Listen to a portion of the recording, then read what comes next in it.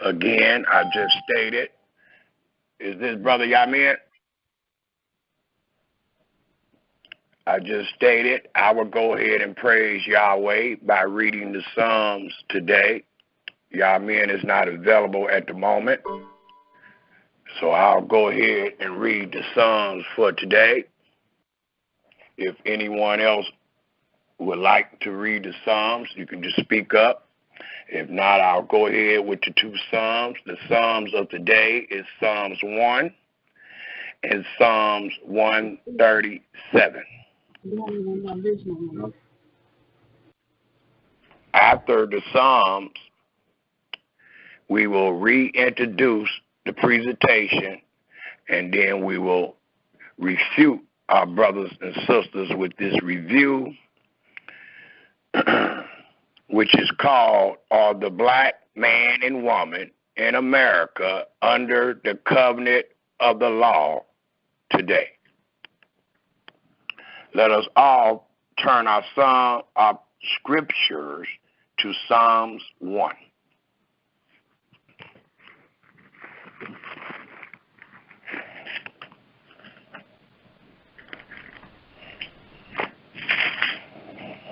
And it reads, Blessed is the man that walk not in the counsel of the un-Elohimly, nor stand in the way of sinners, nor sitteth in the seat of the scornful. But his delight is in the law of Yahweh, and in his law does he meditate day and night.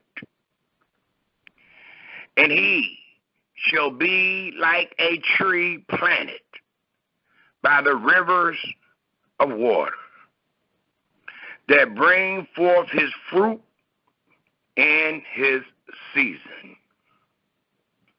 His leaf also shall not wither, and whatsoever he does shall prosper.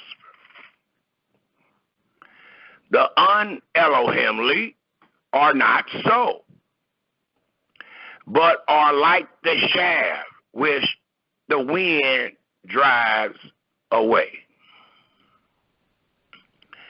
Therefore, the reason why the un-Elohimly shall not stand in the judgment, nor sinners in the congregation of the righteous.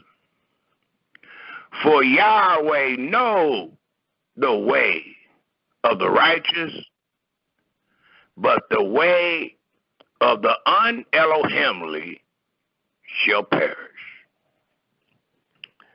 The second psalm that I will read is found, I think I might have said 137, but we are actually reading Psalms 147. Psalms 147.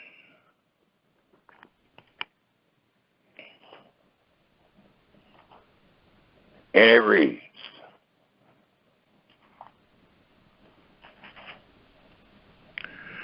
Hallelujah, praise ye Yahweh, for it is good to sing praises unto our Elohim.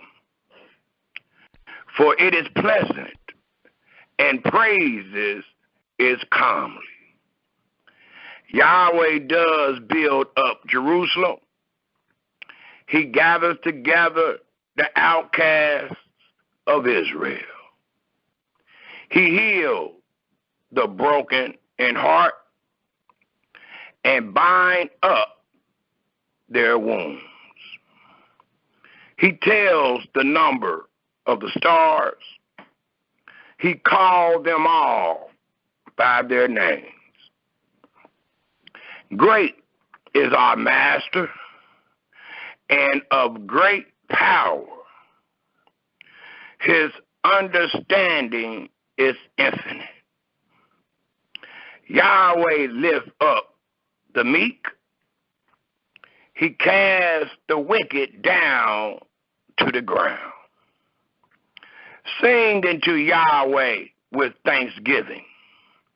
Sing praises upon the harp unto our Elohim, who covers the heavens with clouds, who prepare rain for the earth, who make grass to grow upon the mountains. He gives to the beasts his food, and to the young ravens which cry. He delights not in the strength of the horse. He takes no pleasure in the legs of a man. Yahweh take pleasure in them that fear him, and those that hope in his mercy.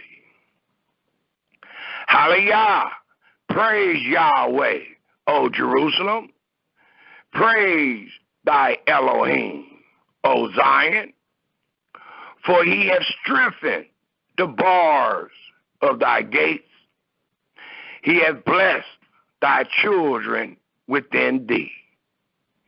He makes peace in thy borders, and fill thee with the finest of the wheat. He sent forth his commandment upon earth. His word runs very swiftly. He gives snow like wool. He scattered the hoary frost like ashes. He casts forth his ice like morsels. Who can stand before his cold? He sent out his word and melt them. He caused his wind to blow, and the waters flow.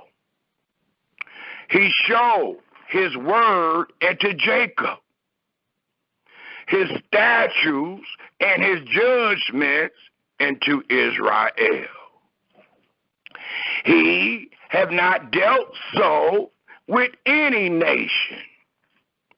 And as for his judgments, they have not known them.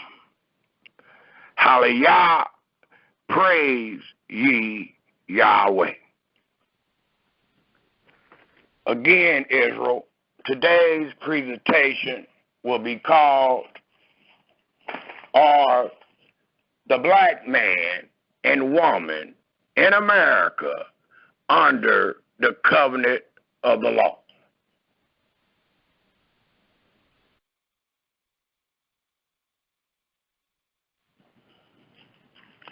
This will be another review of the debate between myself and Brother Elisha, and we are bringing this review forth because I have heard that there was a challenge made, that there is one that is willing to debate the house of Yeshurun on if the blacks in America and abroad is under the covenant of the law today.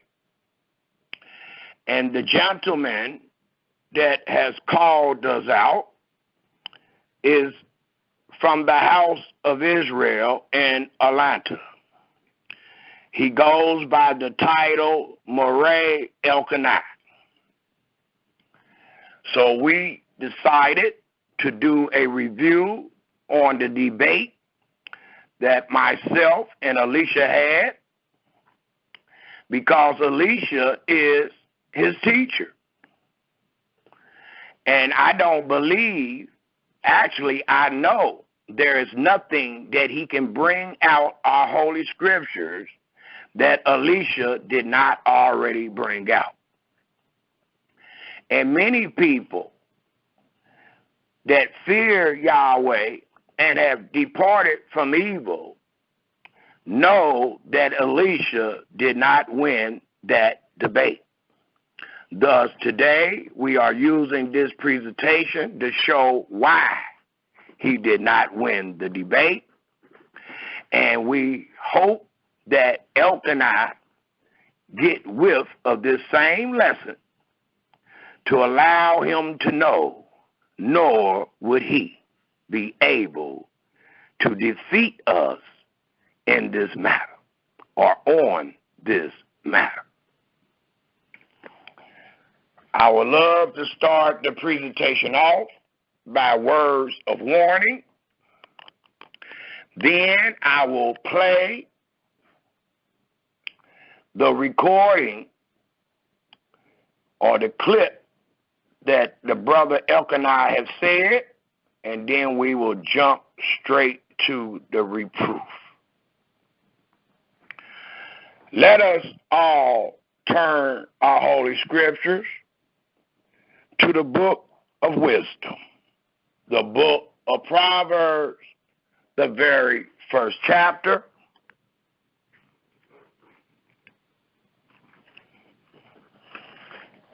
And let us pick up at the 7th verse.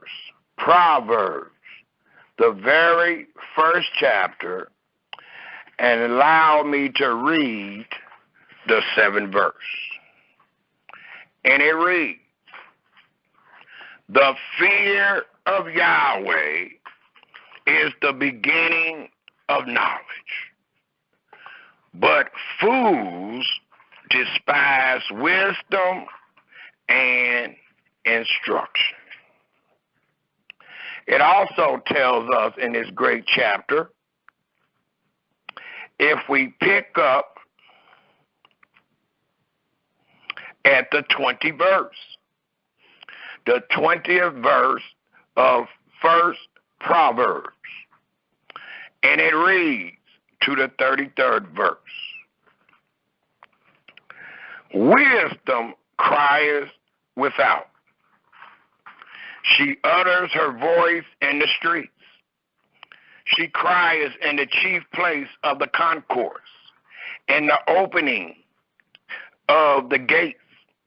In the city she utters her words, saying, How long, ye simple ones, will ye love simplicity? And the scorners delight in their scorning. And fools hate knowledge. Turn you at my reproof. Behold, I will pour out my spirit into you. I will make known my words unto you, because I have called, and ye refused. I have stretched out my hand, and no man regarded. But ye have set at naught all my counsel, and would none of my reproof. I also will laugh at your calamity. I will mock when your fear comes. When your fear comes as desolation, and your destruction comes as a whirlwind. When distress and anguish come upon you, then shall they call upon me, like many of you are doing this day. But I will not answer. They shall seek me early, but they shall not find me. For that they hated knowledge, and did not choose the fear of Yahweh. They were none of my counsel. They despised all my reproof, as they are being reproved this day. Therefore shall they eat of the fruit of their own way, and be filled with their own devices. For the turning away of the simple shall slay them, and the prosperity of fools shall destroy them. But whoso hearken unto me shall dwell safely, and shall be quiet from fear of evil. It also tells us, if we take a look in the third chapter of Proverbs, and what we find in the third chapter of Proverbs, the 3rd verse to the 7th verse, is these great words, and it reads, let not mercy and truth forsake thee. Bind them about thy neck. Write them upon the table of thy heart. So shall thou find favor and good understanding in the sight of Elohim and man. Trust in Yahweh with all thy heart, and lean not into thy own understanding. In all thy ways acknowledge him, and he alone shall direct thy paths. Be not wise in thy own eyes. Fear Yahweh and depart from evil. It also tells us, if we take a look in the 16th chapter of Proverbs,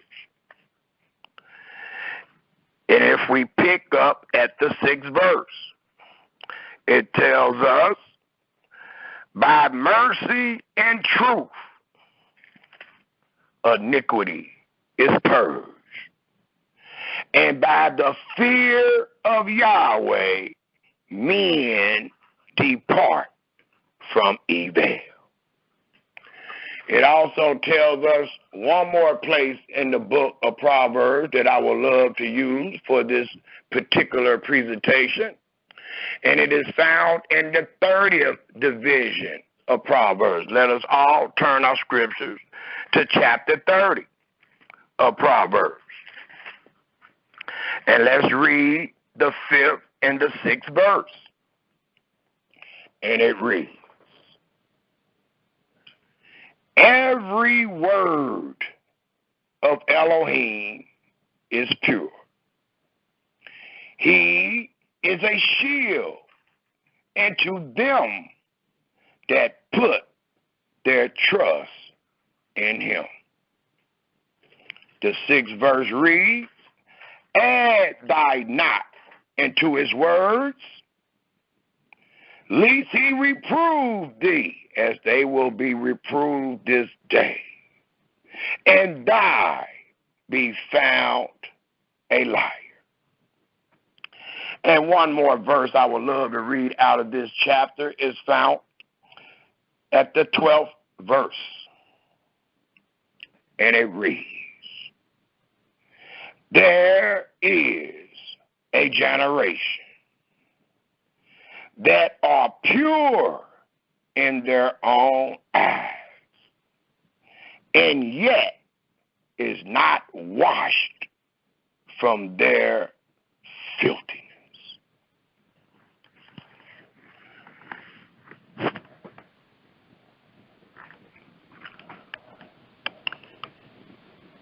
Before we continue on in this great presentation, I would love to give praise to the Creator of the heaven and earth and everything therein is by saying hallelujah. And we would love to ask Yahweh to allow the words of our mouth and the meditation of our hearts to be acceptable in his sight. Yahweh, our strength and our Redeemer. Before I begin or continue, I would like to play the clip that Moray Elkanah stated a week ago, because I would love for this his comments to be recorded. That way nobody can ever say he did not say it. Thus, we will record the clip from Brother Elkanah, and then we will reprove what Brother Elkanah has said and what his teacher said in the debate that we had several years ago.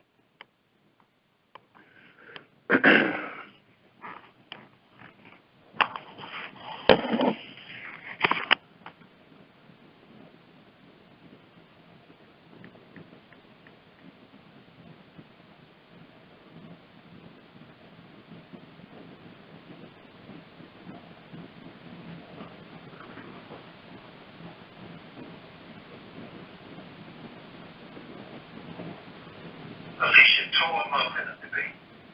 And then, of course, people decided to go and start hearing other folks. And some of the people that was close to Alicia, like one of them brothers, I can't remember his name, he was real close to him, and now he one of the biggest ones that's saying he got to keep the law.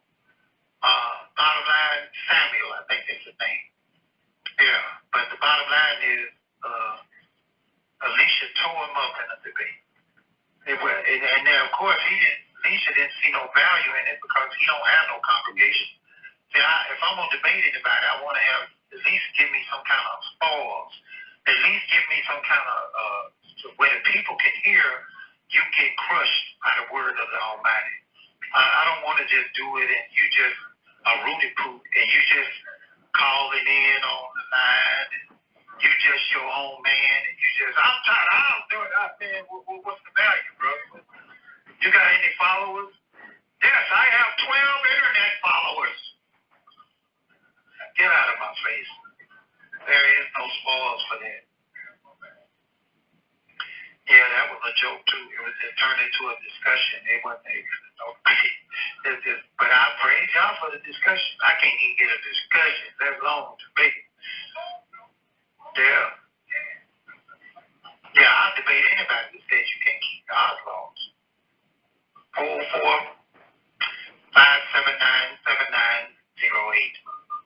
And I better not ever hear that I heard that you whoop your children. What you whooping them for? They get this on you. You ain't gotta keep no law. They get this on. They can kill slap you. But I guarantee to you, some of them same leaders that's going around teaching them, that's why they ain't got no order for their own families. Because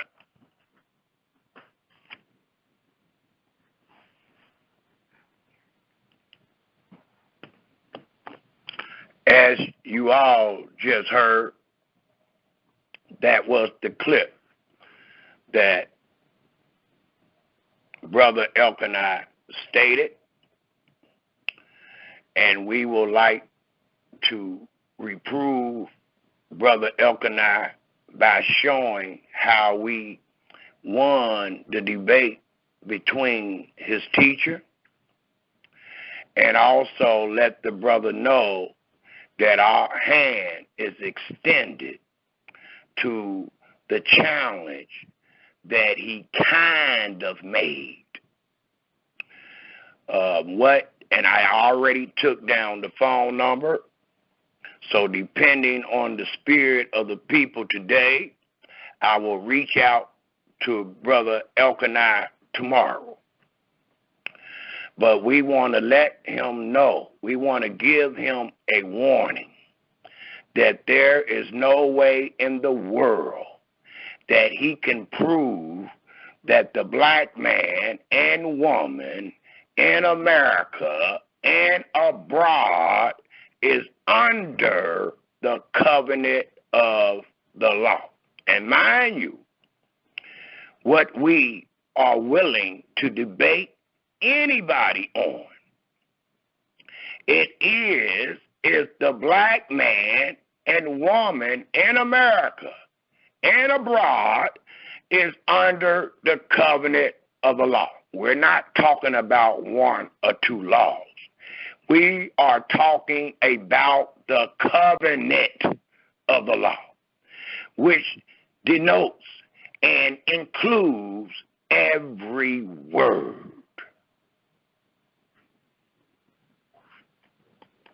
So let's get started. And I would love to bring forth one thing that is found in the law, especially for all those that teach they are under the law. Let us turn our scriptures to Leviticus, the 19th chapter. Leviticus, the 19th chapter. And the wisdom that we find in Leviticus, the 19th chapter, takes integrity. You must fear Yahweh to be able to stand firm and reprove your brothers. Thus we find in Leviticus, the 19th chapter, the 17th verse, these words. Thou shalt not hate thy brother in thy heart. Thou shalt in any wise rebuke thy neighbor, and note, and not suffer sin upon thee. In many of your holy scriptures, it might have read, and not suffer sin upon him. But when you look it up in Hebrew, you will find the him is you.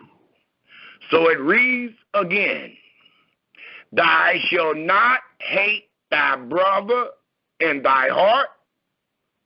Thou shalt in any wise rebuke thy neighbor, and not suffer sin upon him. Thus, we have brought forth this presentation to rebuke our brothers. Many of you have heard the debate between Samuel and Elisha Israel,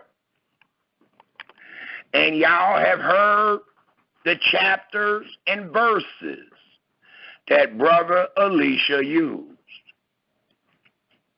Well, today you will hear them again. But this time you will hear them being rebuked. You will hear them being corrected. And the reason I am doing it this way today, because I need the people to know what to look for when one adds or takes away, or when one uses the benefit of a doubt. All three of them are ways to lose a debate, because Yahweh has said that the Israelites are to know, believe, and understand. Yahweh has said that the Israelites was to confirm every word and do them. And we just seen out of the book of wisdom that it said that every word of Elohim is pure, and he is a shield to them that put their trust in him. Add not into his words. There's no need. Yahweh is perfect. Thus it says, add not into his words. lest he reprove thee, as you will be reproved this day, and thy shall be found a liar.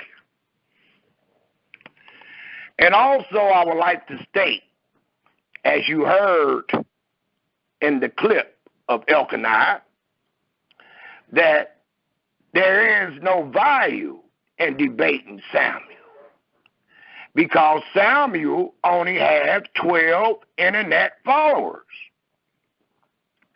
Well, we start this presentation by using the book of wisdom. And what we find in the book of wisdom is the ways to win souls. Thus, it allows us to know that our brother Elkanah is not that keen upon the book of wisdom. For according to his words, 12 souls don't mean nothing, nor is there any value. Well, when a man fear Yahweh and depart from evil, and he truly understands the words of the holy, he truly understands how valuable one soul is when it comes to Yahweh Elohim. Same as you know how one sinner destroys much good. So I just want y'all to keep that in mind as we review the chapter and verses that the house of Israel used to teach one that they are under the covenant of the law today. And that's exactly what they did. Even though they might try to put their comments toward one or two laws, what their brother is reproving them on is that we, the black man in America and abroad, is not commanded to be under the covenant of the law today. Thus, we find and we have heard with our own ears that Alicia Israel started the presentation off with Psalms 1. After he read Psalms 1, he started off with Ecclesiastes, the 12th chapter, the 13th verse. And let us all please turn there. Ecclesiastes, the 12th chapter, the 13th verse. And as we reprove our brothers and sisters today, we will do so using every word and confirm every word as they are written and according to time and place. That way, we should truly understand who Yahweh was talking to. Ecclesiastes, the 12th chapter, please. And let's take a hard look at the 13th verse. For this is the verse that he used. And it reads,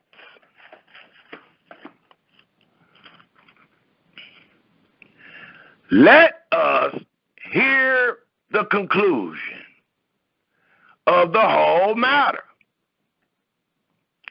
Fear Elohim and keep his commandments.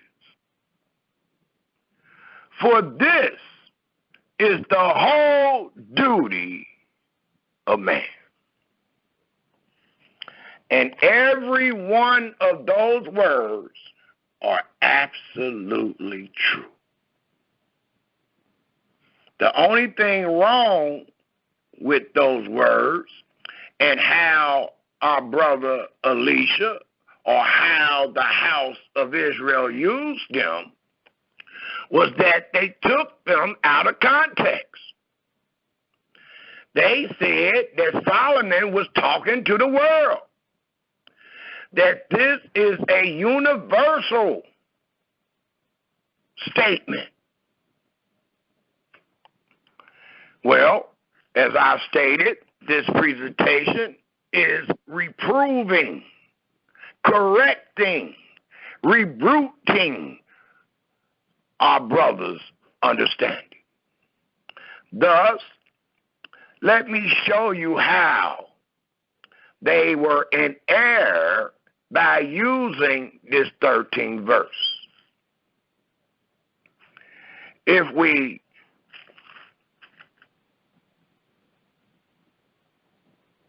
take a look at the 11th chapter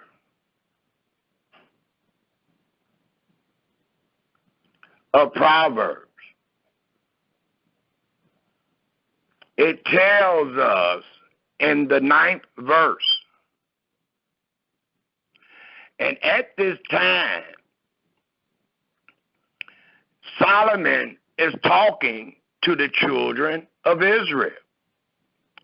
If we remember, according to First Kings, the 3rd chapter, Solomon got on his knees and prayed to Yahweh and asked him for wisdom, knowledge, and understanding, that he may rule over such a great people as this. So based on Solomon's words and based on the answer from Yahweh, Solomon told these words to Israel. As I stated and read in Psalms 147, it boldly tells us that he showed his laws, his judgments into Israel and no other nation. So when we read the book of Proverbs, when we read the book of Ecclesiastes, when we read the book, the Song of Solomon, those books denote what the preacher taught the children of Israel. Unless you take away from what those chapter and verses have already said. It tells us in the 9th verse of the 11th chapter,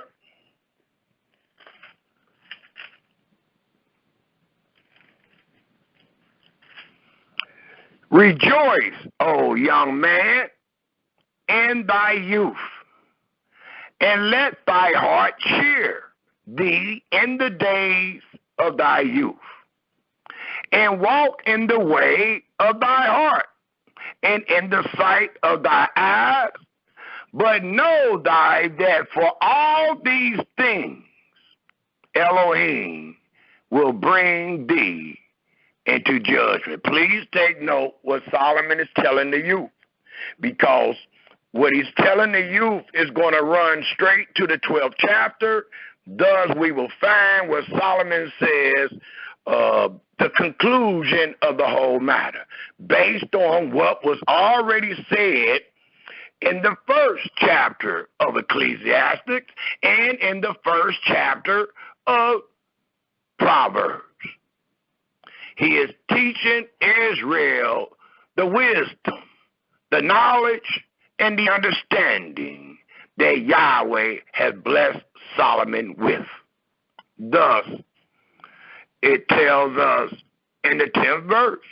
Well, let me finish that last sentence of the 9th verse. Elohim will bring thee into judgment. Therefore remove sorrow from thy heart, and put away evil from thy flesh. For childhood and youth are vanity. Then the 12th chapter, the first verse reads, remember now thy Creator. In the days of thy youth, please note what this is saying. It gives us a time. It allows us to know who he's talking to. For it says, while the evil days come not. Well, we're under the evil days. They weren't. And they were being warned by words of wisdom. Thus, we will read in the 13th verse the conclusion of the whole matter. It continues to tell us, nor the years draw night, when thou shalt say, I have no pleasure in them. While the sun or the light or the moon or the stars be not darkened, nor the clouds return after the rain, in the day when the keepers of the house shall tremble, and the strong men shall bow themselves, and the grinders cease, because they are few. And those that look out of the window be darkened, and the doors shall be shut in the streets, when the sound of the grinding is low, and he shall raise up at the voice of the bird, and all the daughters of music shall be brought low. Also, when they shall be afraid of that which is high, and fears, as we read in Proverbs 1, shall be in the way, and the almond tree shall flourish, and the grasshopper shall be a burden, and desire shall fail, because man goes to his long home, and the mourners go about the streets. Or ever the silver cord be loosed, or the golden bowls be broken, or the pitcher be broken at the fountain, or the wheel broken at the cistern. Then shall the dust return to the earth as it was, and the spirit shall return into Yahweh who gave it. Vanity of vanities, said the preacher, all is vanity. And moreover, because the preacher was wise, he still taught the people. Please take note who he teaching, who these words was to. According to the debate, they taught that these words was for everybody. It says again in the 9th verse, and moreover, because the preacher was wise, he still taught the people knowledge. Yea, he gave good heed and sought out and set in order many proverbs. The preacher sought to find out acceptable words, and that which was written was upright. Even words of truth. And please take note how you must look at the words of Yahweh and see if your brothers and sisters are lying or not. Because according to the wise man, it tells us in the 10th verse, the preacher sought to find out acceptable words, and that which was written was upright. Even words of truth. And that's how we're going to establish this presentation today. with that which is written, and knowing that these are the words of truth. The words of the wise are as galls, and as nails fastened by the masters of assemblies, which are given from one shepherd. And further, by these, my son, be acknowledged of making many books. There is no end, and much study is a weariness of the flesh. So he's telling them that they don't need nothing else. He just said in the 10th verse that he had brought forth the acceptable words, and that which was written was upright, even words of truth. Thus it tells us in the 13th verse, as our brother used and said this was universal, it says, let us hear. Who is us, the world? Or was Solomon talking to the children of Israel according to the prayer that he made with Yahweh? It says, let us hear the conclusion of the whole matter. Fear Elohim and keep his commandment. And mind you, when he is speaking to Israel, they are in their kingdom under the covenant of the law. Thus, what he just said in the 13th verse means the world to them, because it reads, let us hear the conclusion of the whole matter. The whole matter is what you find throughout the 2 books of wisdom. And you will find over and over again in the books of wisdom, fear Yahweh and keep his commandments. And that's exactly what was commanded in the wilderness when the Israelites were brought under the covenant of the law. For this is the whole duty of man. And it was the whole duty of all the Israelites to be able to stay in that great land and be blessed by their Creator. Thus, the 14th verse reads, which they did not use, for Yahweh shall bring every work into judgment with every secret thing, whether it be good or whether it be evil. So I hope you was able to see the distinction that I just brought forth. According to the debate, according to Alicia comments, he said that this was the duty of all men, no matter where you are at, no matter what condition you find yourself in. And we know, according to what I just read, and according to the 14th verse, that was a lie.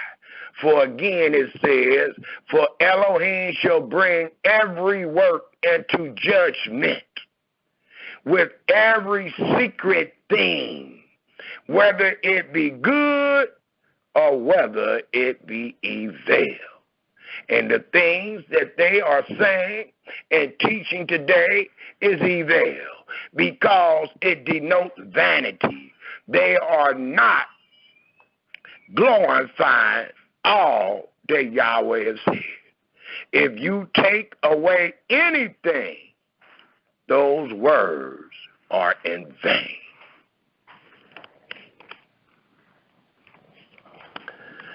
The next chapter and verse that our brothers of the house of Israel used was Jeremiah. The first chapter, the 10th verse. And let us turn there, please. And what we find in Jeremiah, the first chapter, they took us to the 10th verse. And what we find in the 10th verse is these words. See, I have this day, and note the day, note the time and the place. The time is the days of the prophet Jeremiah. The place is Jerusalem. It's in the land of Canaan, their inheritance. And they all find themselves under the covenant of the law. Thus the 10th verse reads, see, I have this day set thee over the nations and over the kingdoms to root out and to pull down and to destroy and to throw down, to build and to plant. That is all that they read. And they said this here denotes that not only was Israel under the law, but the nations and the kingdoms were under the law. And that is totally wrong. Thus, let us start from the first verse of Jeremiah 1, because we are reproving. I'm going to read and tell you what they said, and then I'm going to reprove what they said with the exact same chapters and verses. Thus, it tells us in Jeremiah 1, the very first verse, to allow us to know the day and the time and the place. Thus, it reads, the word, and mind you, stop me when we read something that's talking about a bunch of captives like you and I. The word of Jeremiah, the son of Hilkiah, of the priests that were in Antioch in the land of Benjamin, to whom the word of Yahweh came in the days of Josiah, the son of Ammon, king of Yehudah, in the 13th year of his reign. Please note where these people are at. It came also in the days of Jehoiakim, the son of Josiah, king of Yehudah, and to the end of the 11th year of Zedekiah, the son of Josiah, king of Yehudah, all the way into the carrying away of Jerusalem captive in the 5th month. Then the word of Yahweh came unto me, saying, behold, I formed thee in the belly. I knew thee, and before thou camest forth out of the womb, I sanctified thee, and I ordained thee a prophet unto the nations. Then said I, Master Elohim, behold, I cannot speak, for I am a child. But Yahweh said unto me, say not, I am a child, for thou shalt go to all that I shall send thee. And whatsoever I command thee, thou shalt speak. Be not afraid of their faces, for I am with thee to deliver thee, said Yahweh. Note the difference. Yahweh is with this man. Then Yahweh put forth his hand and touched my mouth. And Yahweh said unto me, Behold, I have put my words in thy mouth. See, I have this day set thee over the nations and over the kingdoms, to root out and to pull down and to destroy and to throw down, to build and to plant. Moreover, the word of Yahweh came into me, saying, Jeremiah, what seest thou? And I said, I see a rod of an almond tree. Then said Yahweh unto me, Thou hast well seen, for I will hasten my word to perform it. And the word of Yahweh came into me the second time, saying, What seest thou? And I said, I see a steam pot, or a boiling pot, and the face thereof is toward the north. Then Yahweh said unto me, Out of the north an evil shall break forth upon all the inhabitants of the land. For lo, I will call all, please take note. For lo, I will call all the families of the kingdoms of the north, said Yahweh, and they shall come, and they shall set everyone his throne at the entering of the gates of Jerusalem. Has nothing to do with us today. Has nothing to do with a bunch of captives. But it has everything to do with a bunch of people that refuse to fear Yahweh and depart from evil. It has everything to do with a bunch of people, as it read in Ecclesiastes 12, verse 13. It has everything to do with fear Yahweh and keep his commandments, which they were not doing. Thus, it reads in the 15th verse, For lo, I will call all the families of the kingdoms of the north, said Yahweh, and they shall come, and they shall set everyone his throne at the entering of the gates of Jerusalem, and against all the walls thereof round about, and against all the cities of Yehudah. And I will utter my judgments against them. Against who? The Israelites, touching all their wickedness, who have forsaken me, and have burnt incense into other gods, and worship the works of their own hands.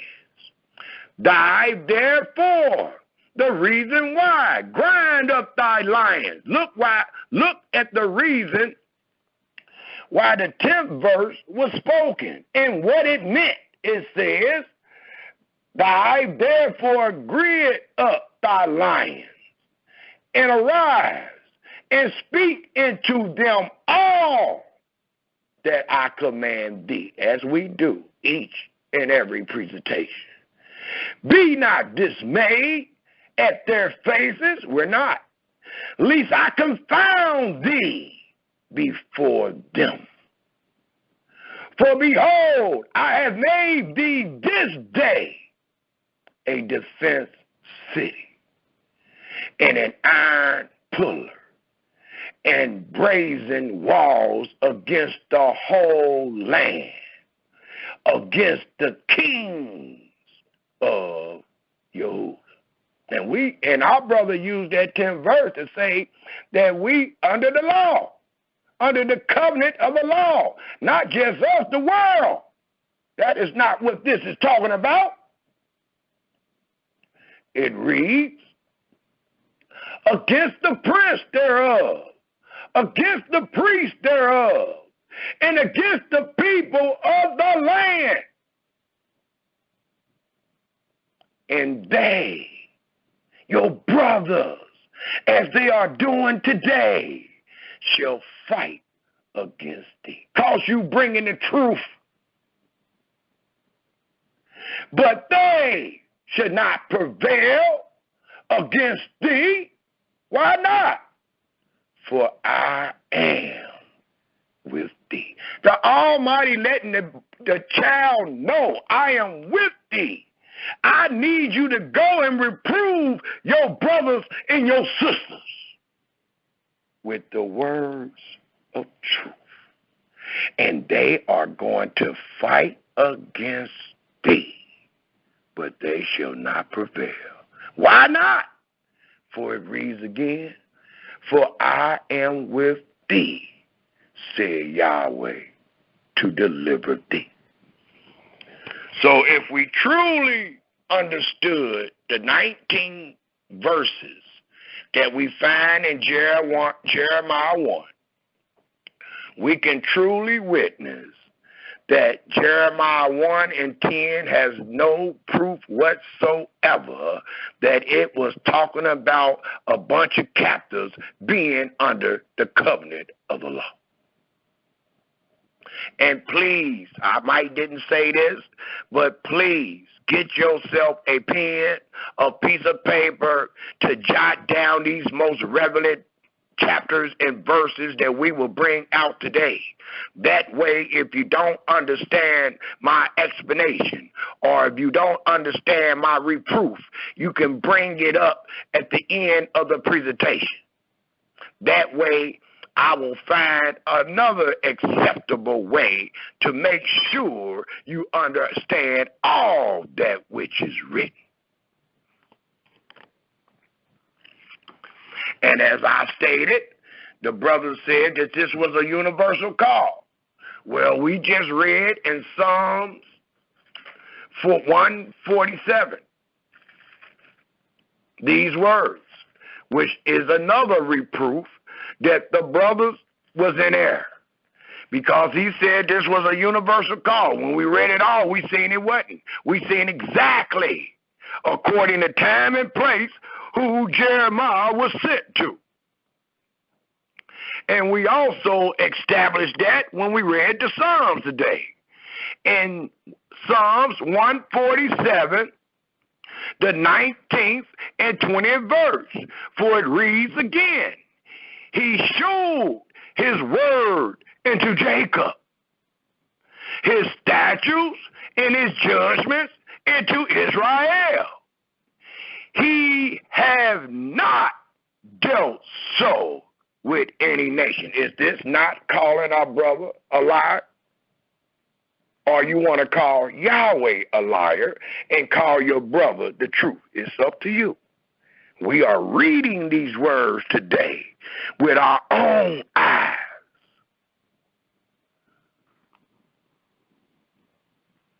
Thus, the 20th verse reads, he have not dealt so with any nation.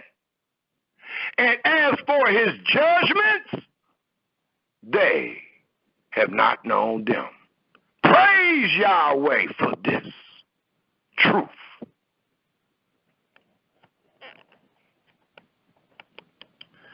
The next chapter and verse that the Israelites used is found in Isaiah, the 24th chapter. Let us go there, please. Isaiah, the 24th chapter. And they just read the 3rd to the 6th verse, which I will read also. Isaiah, the 24th chapter, the 3rd to the 6th verse, and it reads, the land shall be utterly empty. And the way they made this seem as if the land was the whole earth. And when you read this 24th chapter, Yahweh is denoting the judgment on the whole earth. But this judgment on the whole earth come by way of judging his children first and foremost.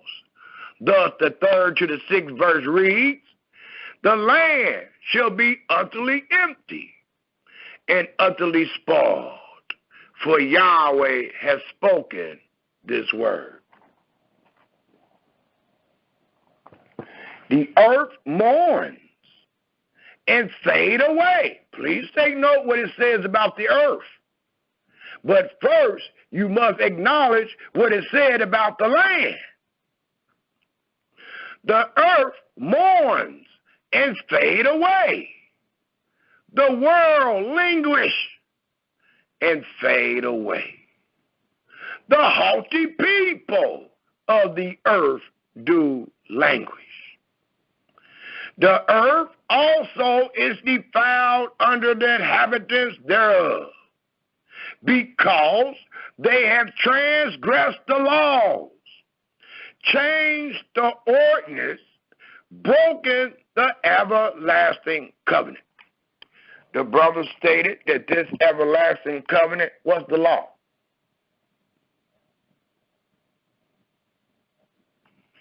And it is totally wrong, because according to Psalms 147, verse 19 and 20, Yahweh said he did not give his law, statutes, nor judgments to the world. So it has to be dealing with another covenant. And the other covenant, which is known as an everlasting covenant, is the covenant that was made with Abraham, Isaac, and Jacob. And that covenant denotes that Israel, the seed of Abraham, would be his children, and that they would dwell forever in the land of Canaan, which is known as the promised land. So that's the promise. That's the covenant. And he came and even said, and Yahweh said he will not break his covenants. And he didn't. There's not one verse in this 24th chapter that says Yahweh broke the covenant.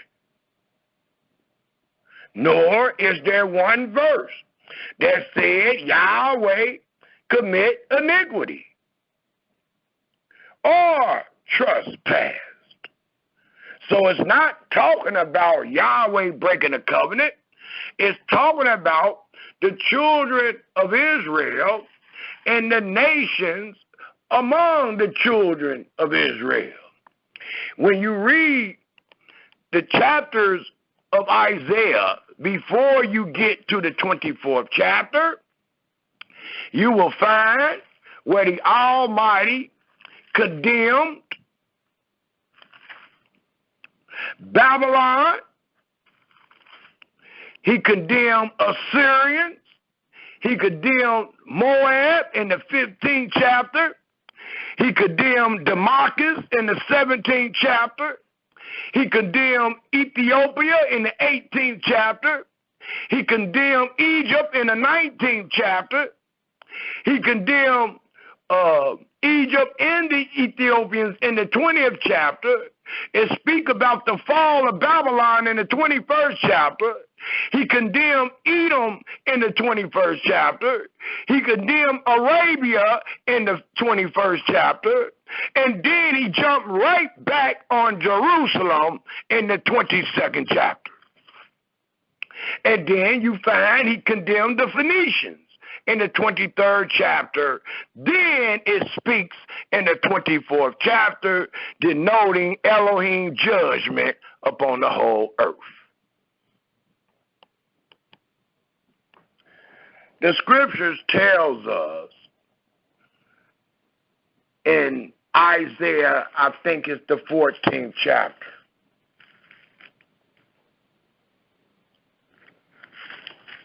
that he made all the nations around Israel to drink of the cup. And this cup denoted his wrath. Well, he also allows us to know that this wrath came upon those nations because he brought that same wrath upon his children, to the extent they wringed it out to get the last sip, the last of it.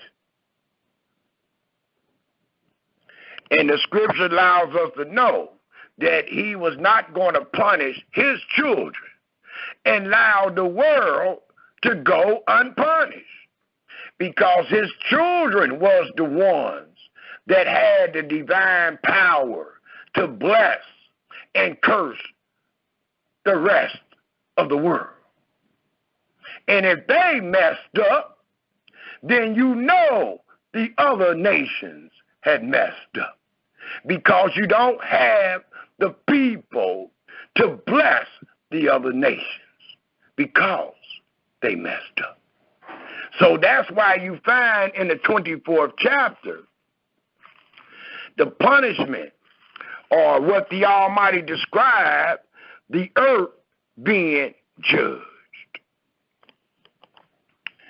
Thus, it continued to tell us, if we pick up at the 17th verse, I'll start at the 16th verse, denotes prophets' judgment of anguish. It says in the 16th verse, from the uttermost parts of the earth have we heard songs, even glory to the righteous. But I said, my leanness, woe unto me. The treacherous dealers have dealt treacherously. Yea, the treacherous dealers have dealt very treacherously. Fear in the pit and the snares are upon thee, O inhabitants of the earth. And it shall come to pass that he who flee from the noise of the fear shall fall into the pit. And he that come up out of the midst of the pit shall be taken in the snares. For the windows from on high are open, and the fountains of the earth do shake. The earth is utterly broken down. The earth is clean, dissolved. The earth is moved exceedingly. The earth shall reel to and fro like a drunkard, and shall be removed like a cottage. And the transgression thereof shall be heavy upon it. And it shall fall and not rise again. And it shall come to pass in that day that Yahweh shall punish the hosts of the high ones that are on high. Note, not because they ain't keeping the law. Note what is the punishment is coming for. And the kings of the earth on the earth. And they shall be gathered together as prisoners are gathered in the pit, and shall be shut up in the prison, and after many days shall they be visited.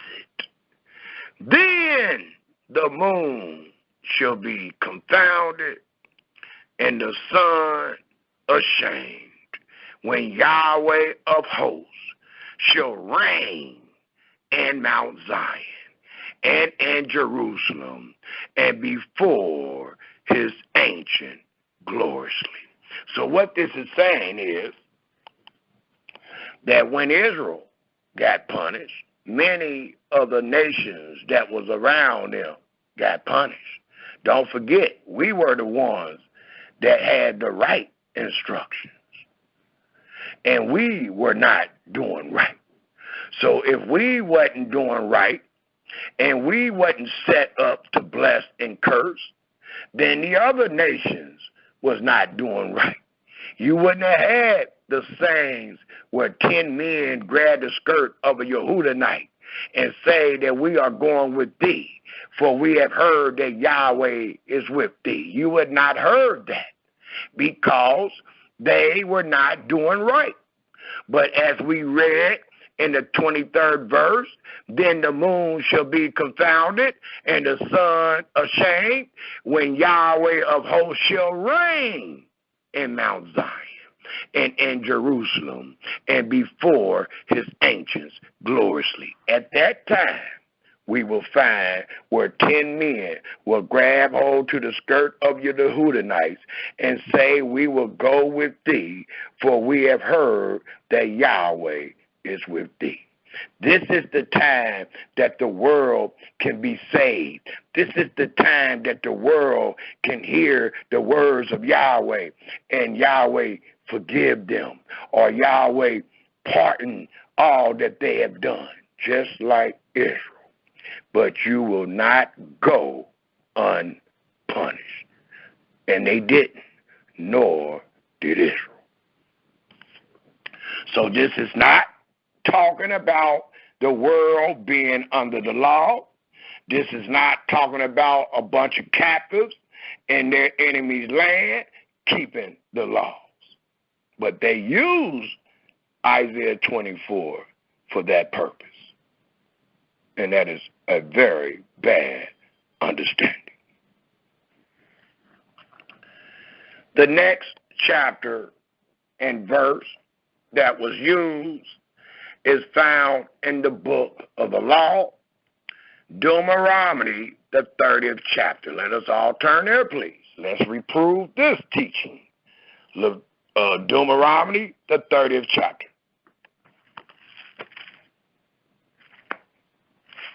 And this is not going to take long, Israel. So we will be opening up very soon for comments and questions.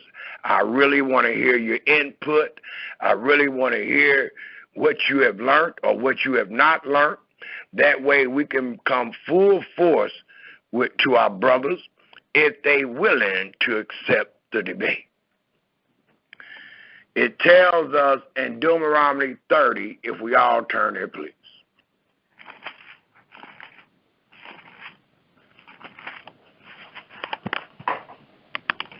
And they are using Deuteronomy 30. And they said that the Almighty told Moses that the children of Israel would find themselves in captivity and that they was to return to Yahweh in captivity. And I'm a believer of every word. So I believe as it is written.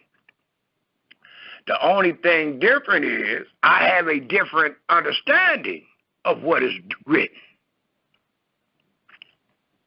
Thus, it tells us in Deuteronomy 30, this is the next chapter he used to establish that the black man is under the covenant of the law.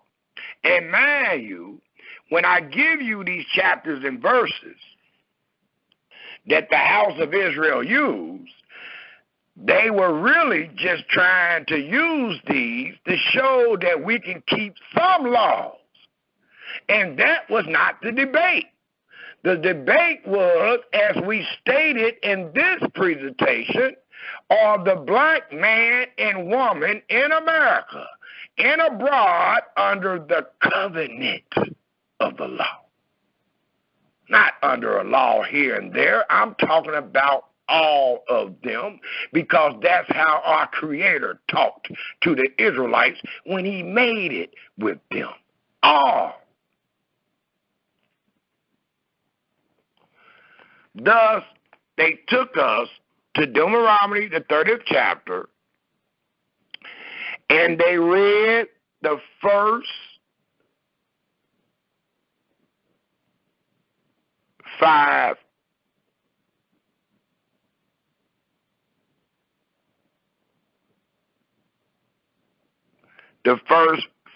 verses. Thus, I will also read it, and it reads,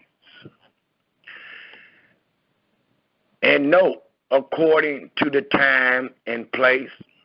And please keep your spiritual ears on where you can understand who exactly Yahweh is talking to. When you find yourself in the book of Deuteronomy, it denotes, according to time, the 40th year of the Israelites' wanderings. Thus it reads, and it shall come to pass, when all these things are come upon thee, talking about a blessed people, a people that is not in captivity, the blessing and the curses which I have set before thee. Note what's supposed to come upon this particular people. The blessing and the curse, which I have set before thee, and that was set before them in Deuteronomy, the 28th chapter. It was also set before them in Leviticus, the 26th chapter. It has never been set before you and I. Thus it reads, and thou shalt call them to mind among all the nations, whether Yahweh thy Elohim have driven thee.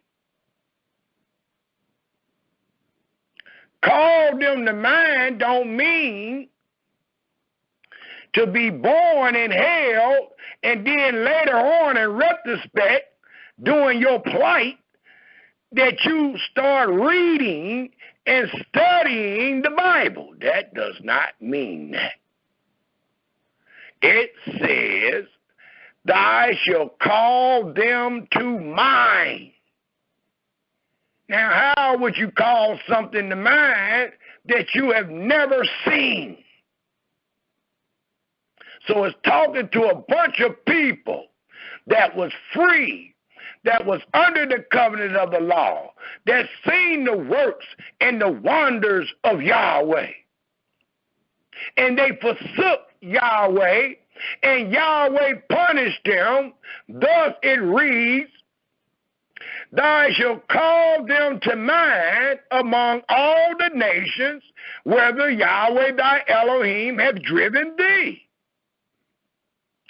and shall return unto Yahweh thy Elohim, and shall obey his voice according to all that I command thee this day, thy and thy children, with all thy heart and with all thy soul. That then Yahweh thy Elohim will turn thy captivity and have compassion upon thee, and will return and gather thee from all the nations, whether Yahweh thy Elohim have scattered thee. If any of thine, please take note, if any of thine be driven out into the uttermost parts of heaven. Look what it says. It don't say there will you be under the covenant. But what it does say, it says, from thence will Yahweh thy Elohim gather thee, and from thence will he fetch thee. To do what? To bring you back into the land. And according to Ezekiel, the 20th chapter, he said he would do Israel like he did their fathers when they came out of Egypt. Well, when we continue to use time and place, we know what he did to our fathers when he brought them out of Egypt. He brought them under the covenant of the law. And he commanded them all that we have read and going to read. It continued to tell us,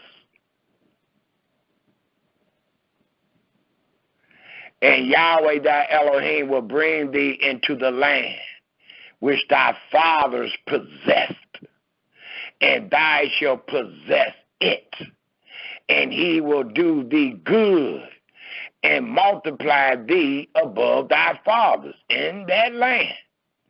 And Yahweh thy Elohim will circumcise thy heart and the heart of thy seed to love Yahweh thy Elohim with all thy heart and with all thy soul. So it allows us to know that Yahweh will be the one that circumcises our heart and the heart of thy seed, of the Israelites, to love Yahweh thy Elohim with all thy heart and with all thy soul, that thou mayest live. And note, we teach, according to Isaiah, the 8th chapter, the 16th verse, and the 20th verse, by the law and by the testimony. If they speak not according to these words, it is only because there is no light in them. And I have asked brothers and sisters over and over again, can you please show us one testimony to justify your understanding of Deuteronomy 30? And to this day, no one has been able to give us one testimony to show us that the Israelites did as it is written in Deuteronomy 30, and they were saved. They were brought back. And the reason why I ask my brothers and sisters to show a testimony, not just to show us that they have light on the matter, but to allow us to know what actually took precedence over what we are reading in Deuteronomy 30. But let me continue reading, because they only read 5 verses out of this great chapter.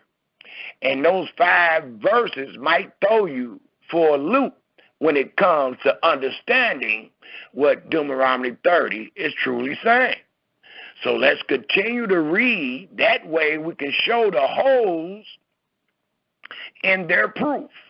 Thus it tells us in the 7th verse of the 30th chapter of Deuteronomy.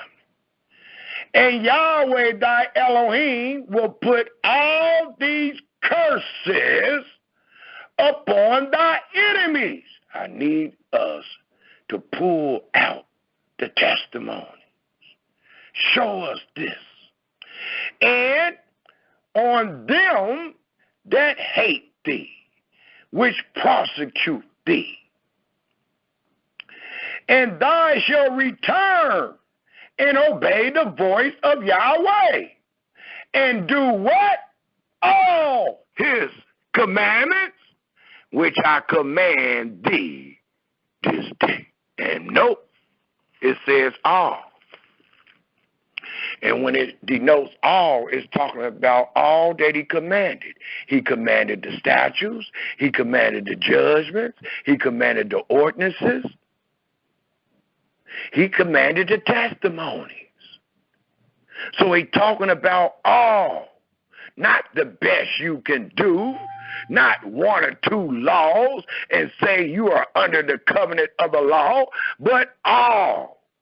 Thus it reads in the 9th verse, and Yahweh thy Elohim will make thee plenteous in every work of thy hand, in the fruit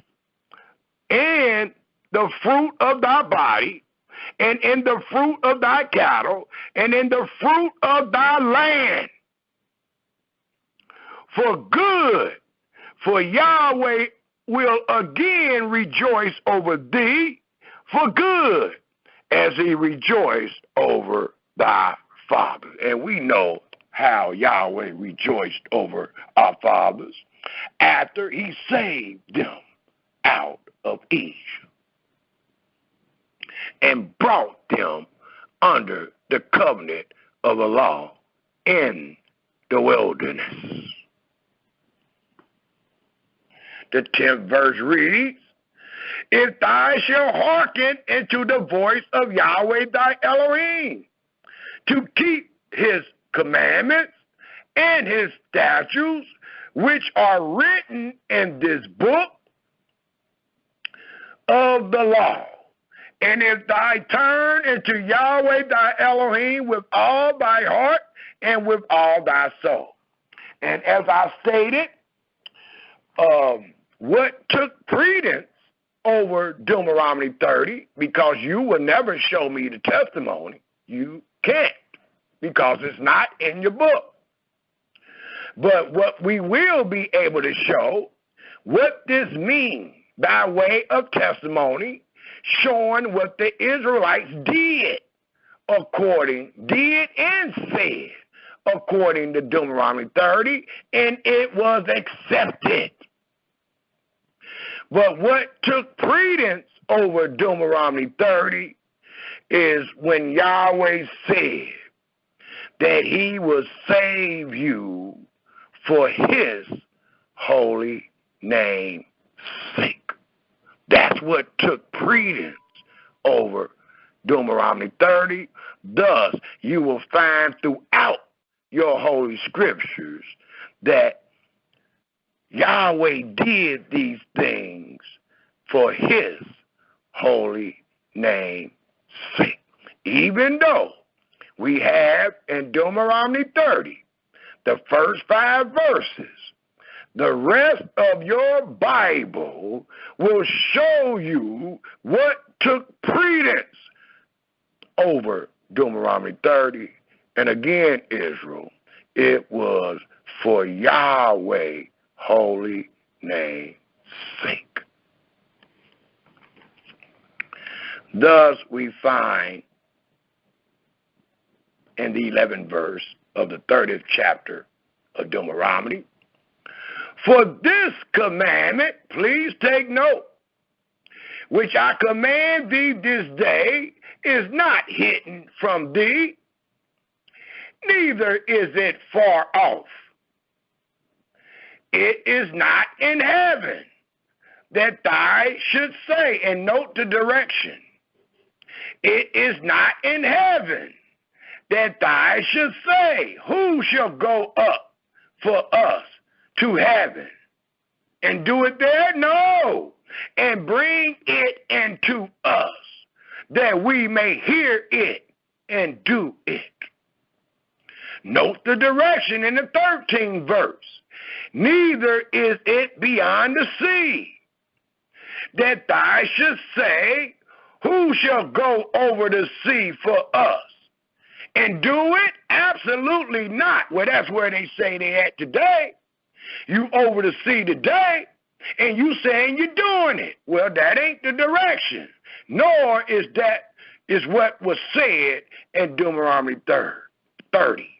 But instead, according to the 13th verse, neither is it beyond the sea, that thou should say, who shall go over the sea for us and bring it back, or it reads, and bring it into us, that we may hear it and do it. But the word is very nigh unto thee, because they were the recipient of the word in the wilderness. The voice of Yahweh was among them. It wasn't in heaven, nor was it across the sea. It was in the midst of them, demanding obedience.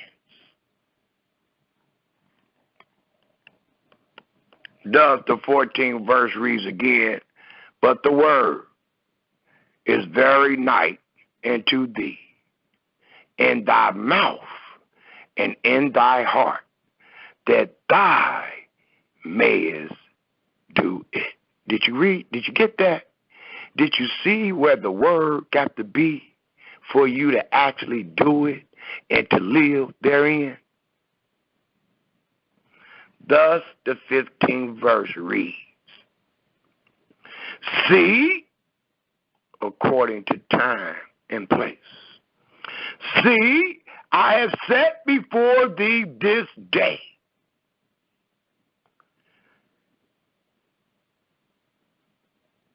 life and good. Note the distinction. Note the difference. And when you truly note it, you will find yourself at the latter. For it reads, life and good, and death and evil. So let me ask the listening audience, when you found yourself under death and evil, was you under the law? Was you keeping the covenant of the law when you found yourself under death and evil? Or was you keeping the covenant of the law when you found yourself under life and good?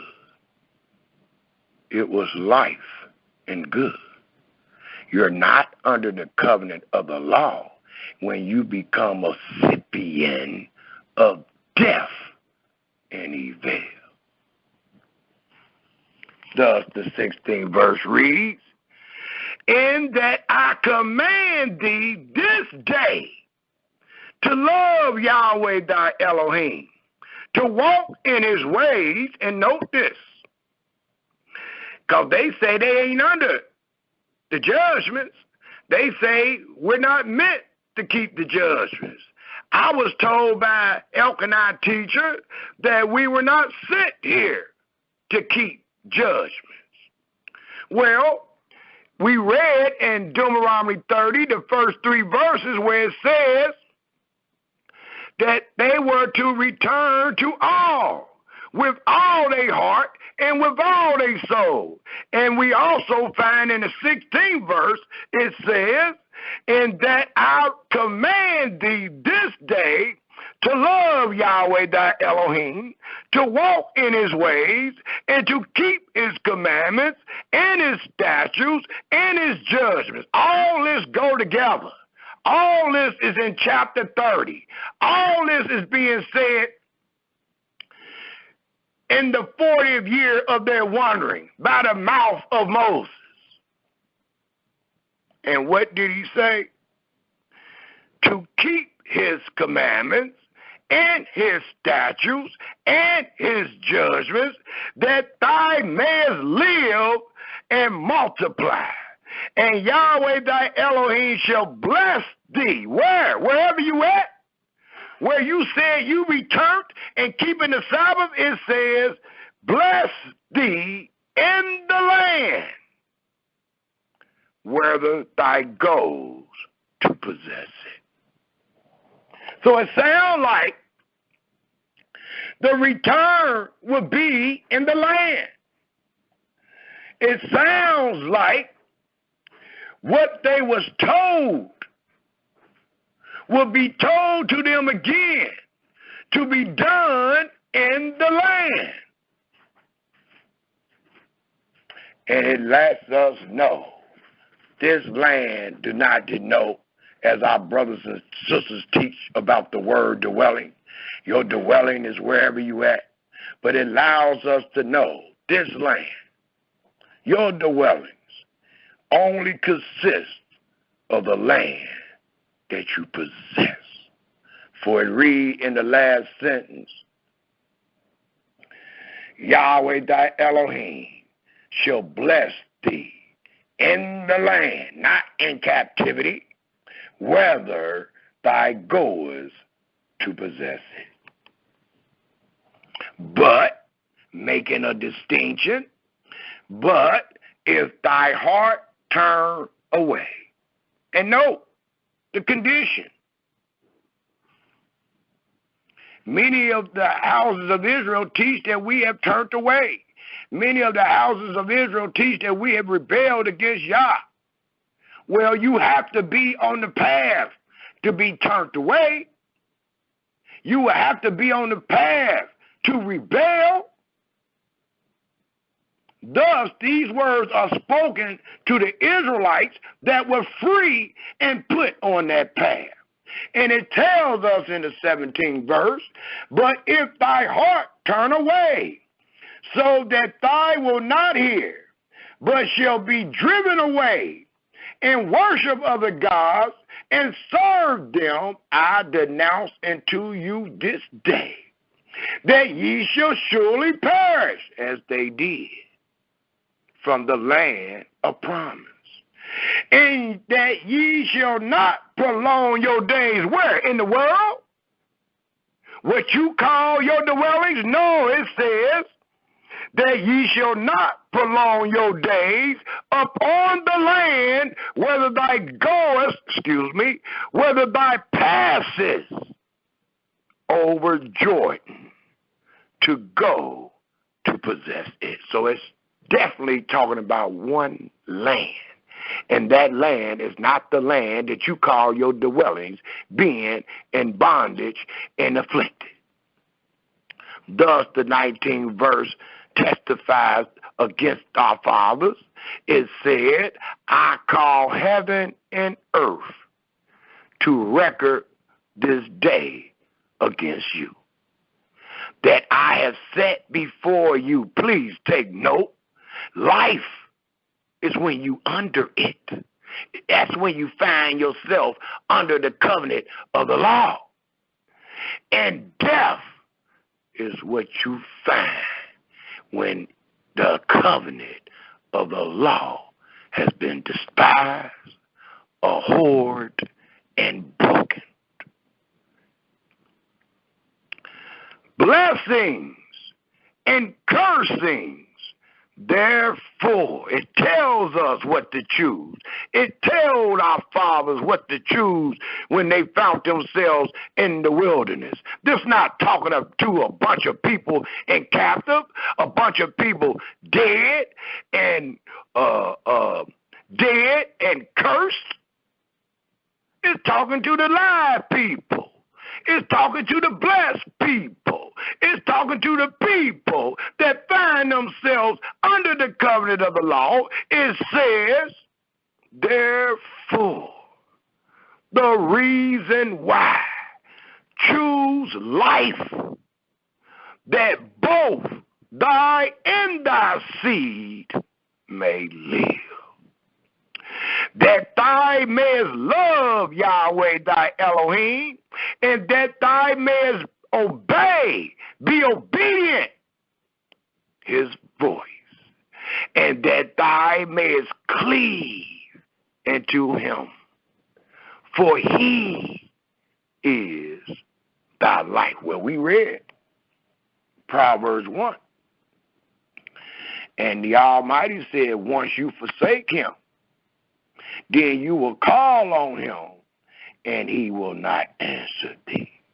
He will hide himself from thee, and he will bring all your fears upon thee, because you would not be obedient, and because you did not fear Yahweh. But he also said in Proverbs 1, let me get there right quick, because I want to quote it exactly as it reads in the last verse. I think it's the 33rd verse of the first chapter of Proverbs. And it says this: for those that fear him, it says, but whoso hearkens unto me should dwell safely and shall be quiet from fear of evil. Well, we just read in the 30th chapter of Deuteronomy, according to the 19th verse, I call heaven and earth to record this day against you, that I have set before you life and death, blessings and cursings. Therefore choose life, that both thy and thy seed may live. We also read in the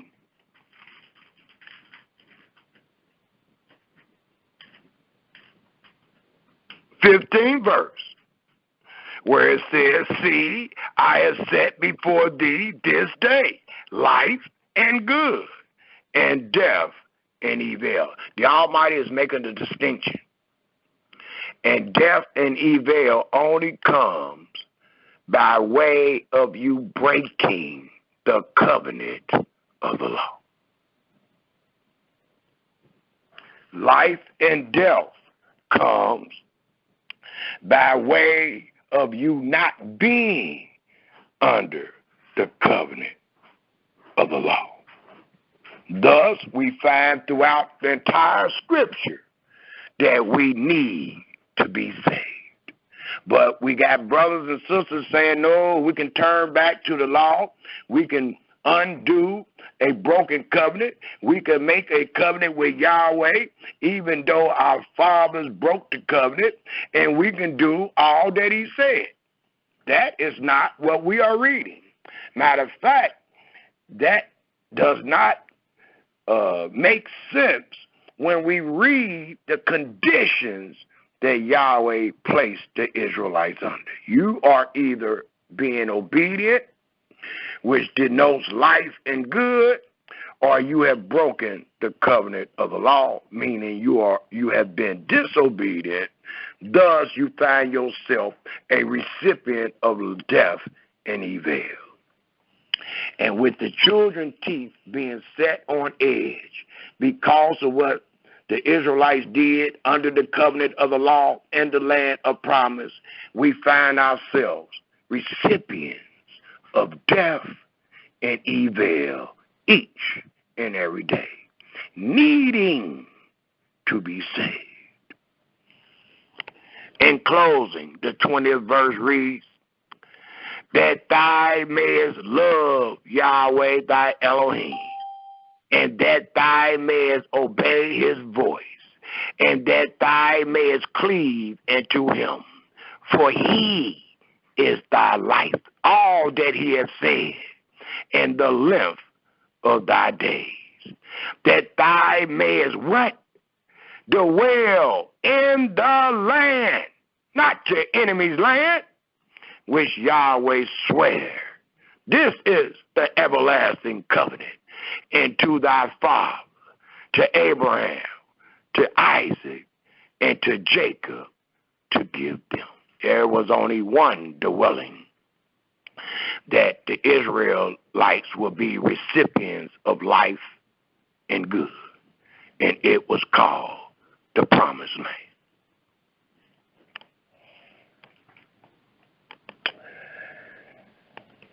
He also stated that before I get to that one, also I would like to use Nehemiah 1, and he stated Nehemiah 1, so I'll go ahead and use Nehemiah 1, or I'll go ahead and read Nehemiah 1, because he used it, Nehemiah 1, right after Deuteronomy.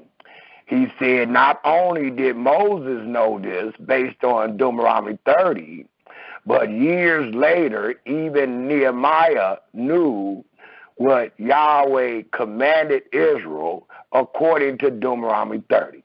So let us all please turn our Holy Scriptures to Nehemiah. They read the first 9 verses. I will read the first 9 verses also, and read a couple more verses, and then we will explain it. And as we go to Nehemiah 1, please mind you, they said that Brother Samuel said he want to see where the scripture says that they were under the covenant of the law and slavery. Well, he said in Nehemiah 1, they are in slavery. So please mind yourself, look at it, and make sure you understand that they ain't. And once you understand that they are not in slavery, that's another add-on or another takeaway that the brother used to try to establish that the black man in America was under the covenant of the law.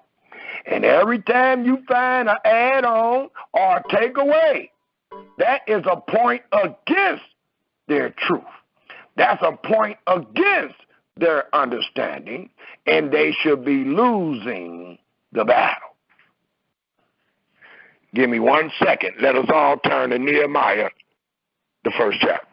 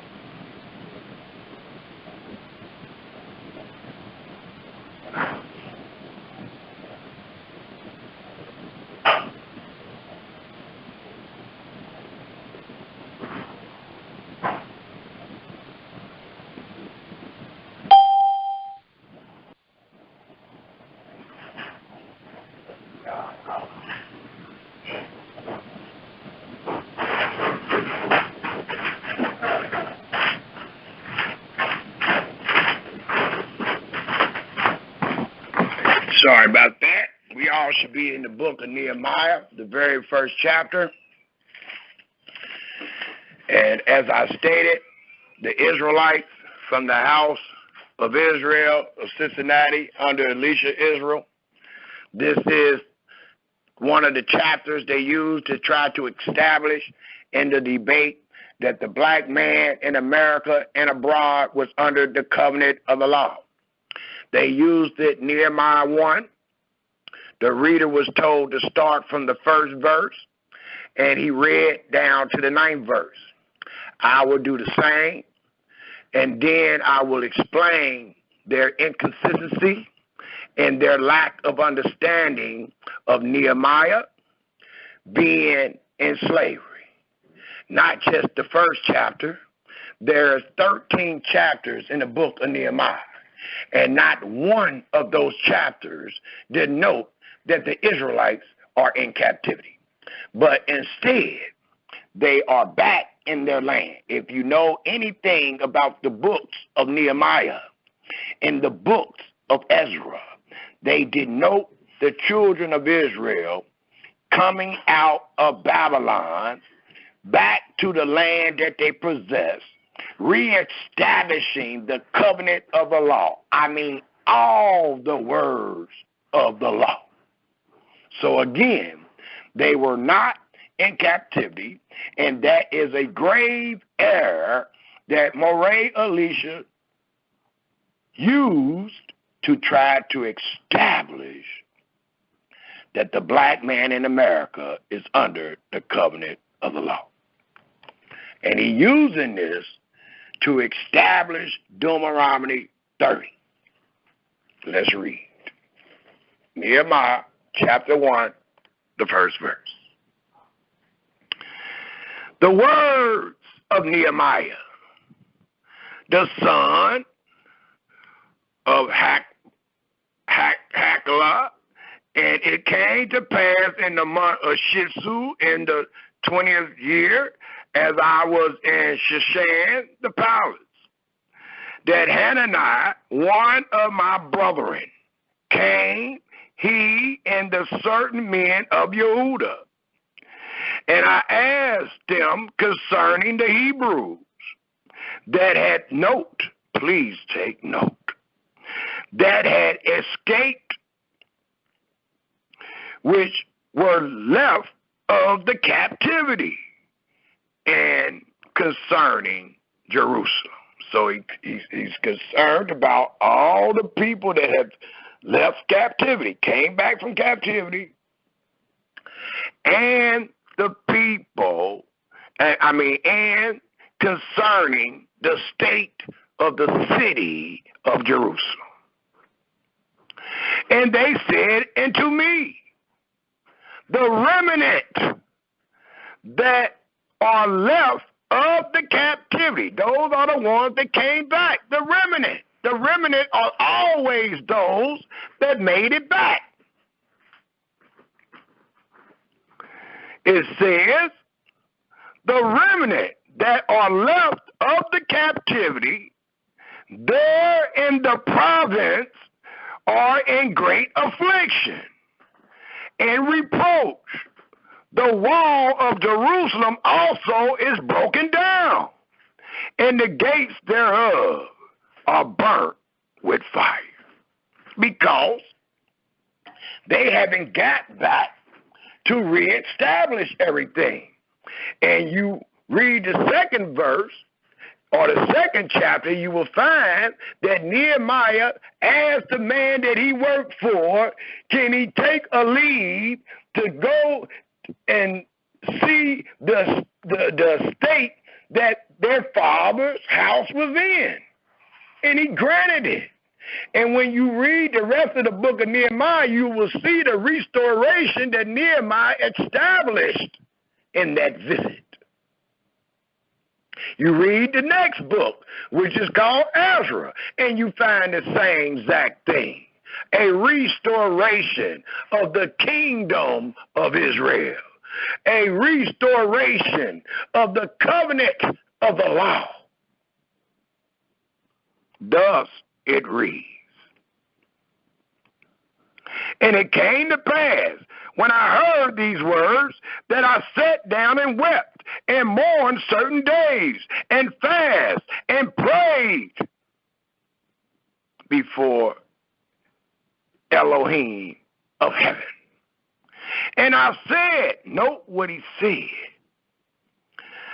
I beseech thee, Yahweh Elohim of heaven, the great and terrible Elohim, that keeps covenant and mercy for them that love him and observe his commandments. Let thy ear now be attentive and thy eyes open, that thou mayest hear the prayer. Note the prayer of thy servant, which I pray before thee now, day and night, for the children of Israel, thy servants. And confess. Look where these things are happening. Well, let's see, do he go and keep the law?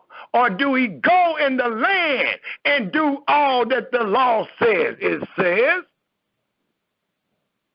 for the children of Israel, thy servants, and confess the sins of the children of Israel.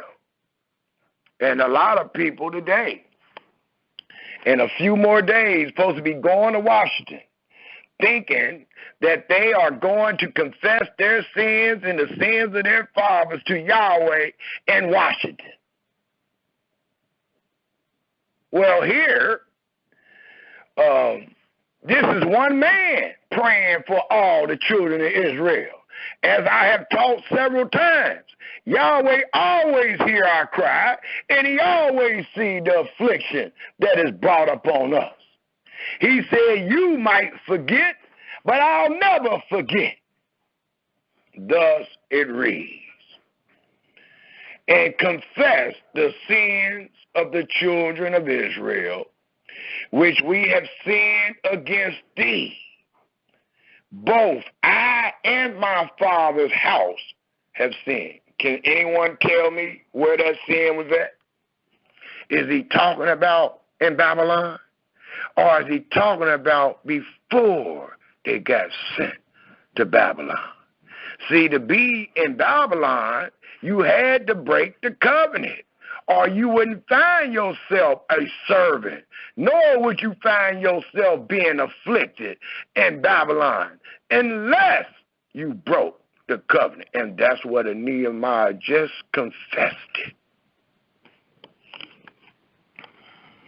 And note, your brother said they in captivity.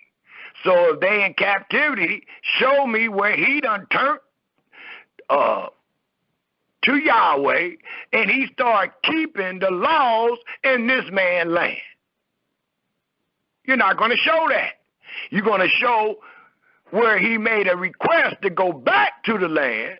And when he go back to the land, I can show you in every chapter he keeping the laws and reestablishing the covenant of the law. But not so in Shushan, not so in the palace of the man that he was working with. In that province, he was not keeping the law.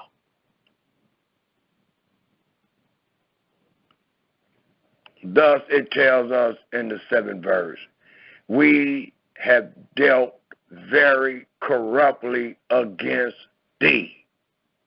Where? In this man's province? In America? Or in the land where Yahweh commanded you to do all the words of the covenant of the law? And it was in the latter, in the land. Thus it reads in the 7th verse, we have dealt very corruptly against thee, and have not kept the commandments nor the statutes. Hold on, because if you tell me that this is captivity, then I got you on another one, because y'all teaching that we're not under the judgments. It says he that defiled the Sabbath day should die. And the Almighty let us know exactly who's supposed to do the killing. But every time we bring that up, you will readily tell us, even Elisha told us, we were not sent here to judge. Well, that let me know that Nehemiah is not in captivity, because it says we have dealt very corruptly against thee, and have not kept the commandments, nor the statutes, nor the judgments, which thy commandest thy servant Moses. Deuteronomy 30, y'all. Don't forget it. And then it says, remember, I beseech thee, the word that thou commandest thy servant Moses. Many people say this is Deuteronomy 30. I usually apply Deuteronomy 4, verse 25 to 27, and Leviticus 26, and Deuteronomy 28.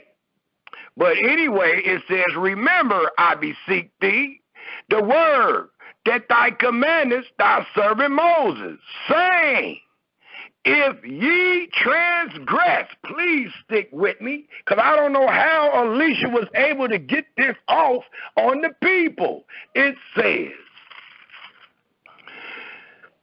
if ye transgress, I will scatter you abroad among the nations. And that's what it says in Deuteronomy, the 30th chapter, the 2nd verse. The 9th verse says, but if ye return, it says if ye turn. It don't say return. It says, but if ye turn into me and keep my commandments. Who is he talking to? A bunch of captives? A bunch of people in slavery? Or is he talking about people in the land under the covenant of the law? It reads, but if ye turn into me and keep my commandments and do them, please read this, please underline this sentence. It says, though there were of you cast out into the uttermost parts of the heaven, yet I will gather them from thence. Did y'all get that?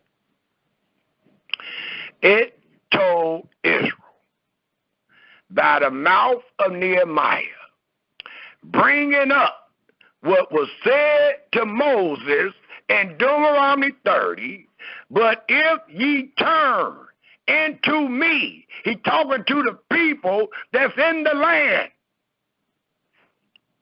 and keep my commandments and do them, though there were of you. That means, say, we in the land, but the house of Israel is sent to captivity. It told us if we turn into Yahweh and keep his commandments in the land of promise, the people that was already kicked out, the people that was already driven away, the people that was already scattered to the uttermost parts of heaven, yet I will gather them from there. Did y'all get that? He told the people, Nehemiah brought up what was told to Moses, and he reiterated and said, if you turn, y'all that's under the covenant, keep the commandments, even though Yahweh already was angry and threw the house of Israel out, the Almighty said, I will go and get them just because of what you are doing in the land. Because you have turned back to Yahweh and kept all that he has said, dealing with the covenant of the law. Let's read that in its entirety one more time. And please underline where it says, though there were of you cast out into the uttermost parts of the heaven, yet I will gather them. No, it didn't say gather you, because you there. You there. You in the land and turned.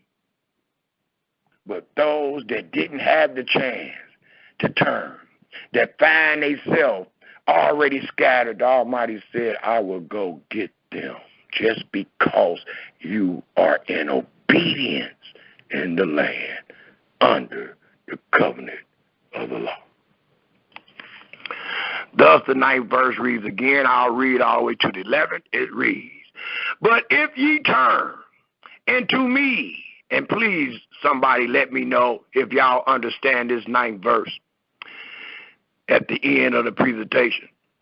But if ye turn into me and keep my commandments and do them, though there were of you. And if y'all listen to the debate again, note how he read right over this. He do not explain this. And my brother Yamin in the debate brought this up. He just let him get away, but he actually brought it right back up.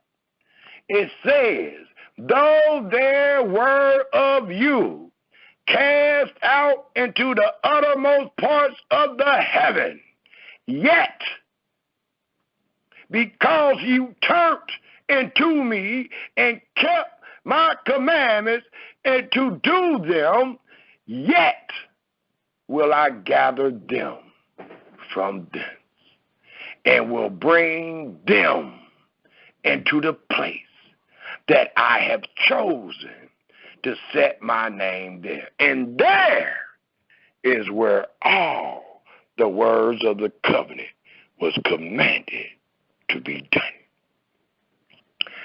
Thus the 10th verse reads, now these are thy servants and thy people, whom thou hast what?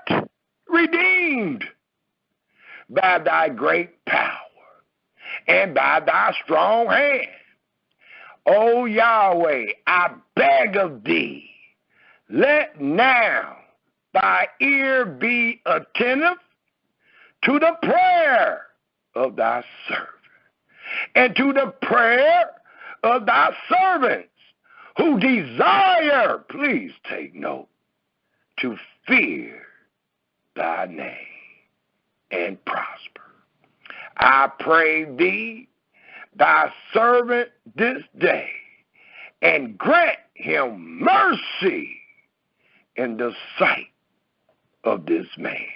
No, he even let you know what he doing among this man. He at work. It says, for I was the king cupbearer.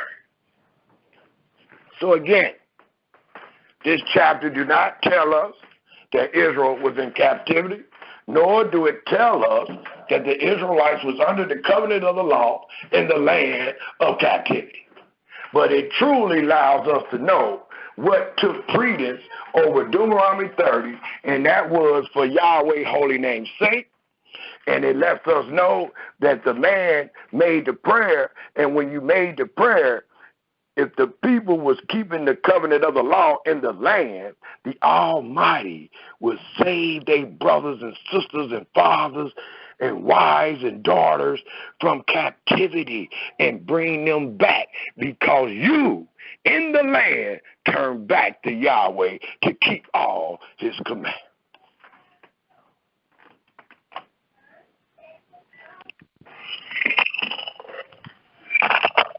It was not talking about no captives doing anything.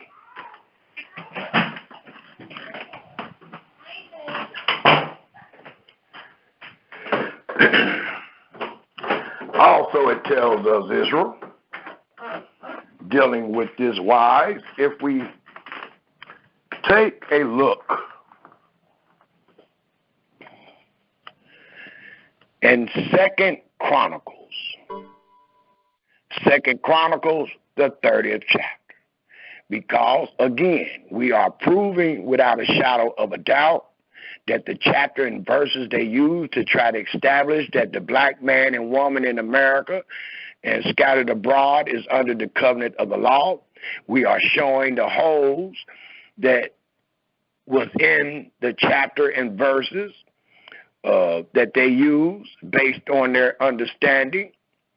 And we are showing that which preceded Deuteronomy 30, which denoted for Yahweh's holy name's sake. Let us all turn to 2 Chronicles, the 30th chapter, that we can give you another insight, a testimony to Deuteronomy 30, and a testimony to Nehemiah 1.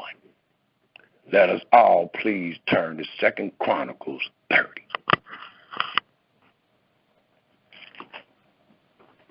And what do we find here? One of the greatest testimonies in our Holy Scripture that denotes Deuteronomy 30 and Nehemiah 1. 2 Chronicles, the 30th chapter.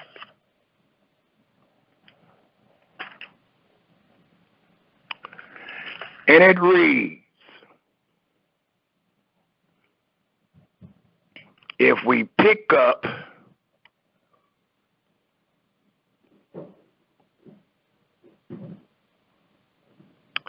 let's pick up at the 6th verse,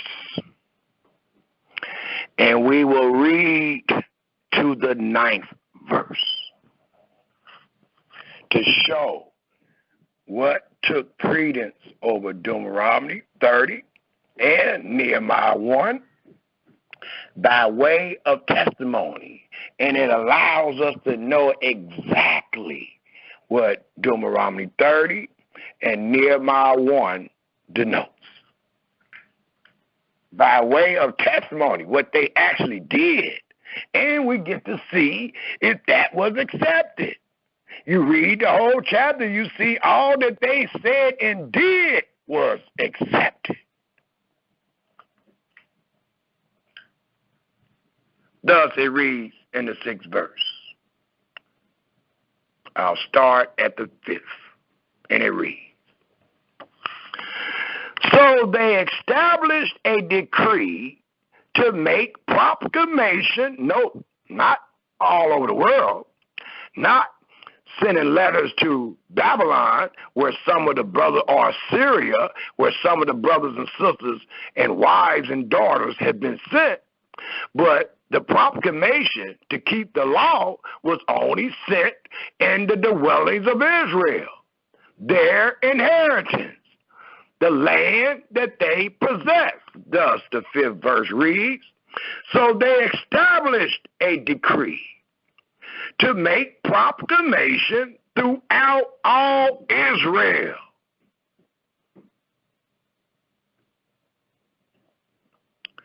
And they give you a geographical location by saying from Beersheba even to Dan. Beersheba was known to be in the south. Dan was known to be in the north. That they should come to keep the Passover and to Yahweh Elohim of Israel. Oh, so they couldn't keep the Passover outside the geographical land of promise because no proclamation is sent to them. The king ain't even concerned with them. He's concerned with the people in the land under the covenant of the law during this feast. And it continued to tell us that they should come to keep the Passover and to Yahweh Elohim of Israel at Jerusalem as commanded. For they had not done it of a long time in such sort as it was written. There's only one way and there's only one place.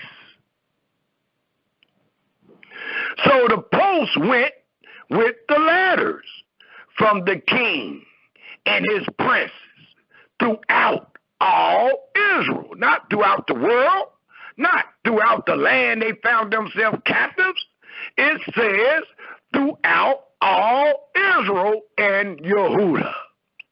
And according to the commandment of the king, saying, ye children of Israel, turn again the exact same words, verbatim, that is found in Nehemiah 1 and Deuteronomy 30.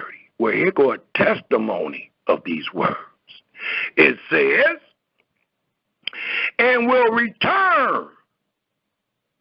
Excuse me, let me get back to my point. It says, ye children of Israel, turn again into Yahweh Elohim of Abraham, Isaac, and Israel, and will return, and talking about Yahweh, and Yahweh will return to the remnant of you. That are the same words, y'all, that are escaped out of the hand of the king of Assyria.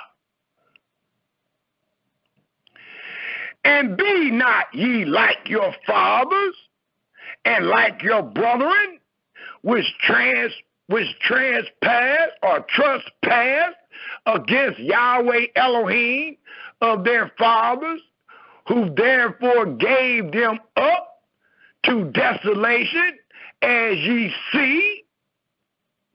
The 8th verse reads, now be ye not stiff-necked, as your fathers were, but yield yourselves into Yahweh in the land under the covenant of the law, and enter into his sanctuary.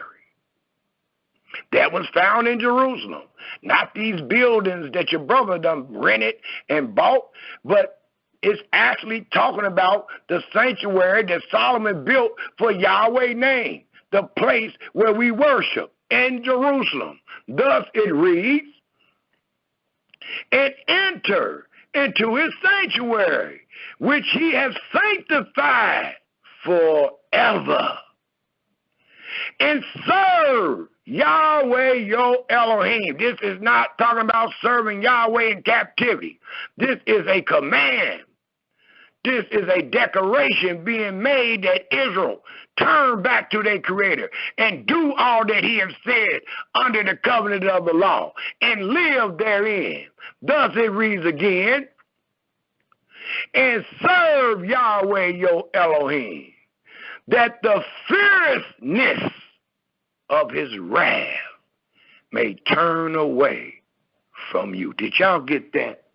The brother told us in the debate that we deserve, that they deserve the blessings, that they deserve to be saved because of what they're doing in America. Well, that ain't what the king has said. And this king was a great king. This is King Hezekiah. That ain't what the king said. That's not what the king saying to all the people in the land of Canaan. But that's what our brothers have taught based on Deuteronomy 30 and Nehemiah 1. Well, the king is about to explain it all. For it continue to tell us,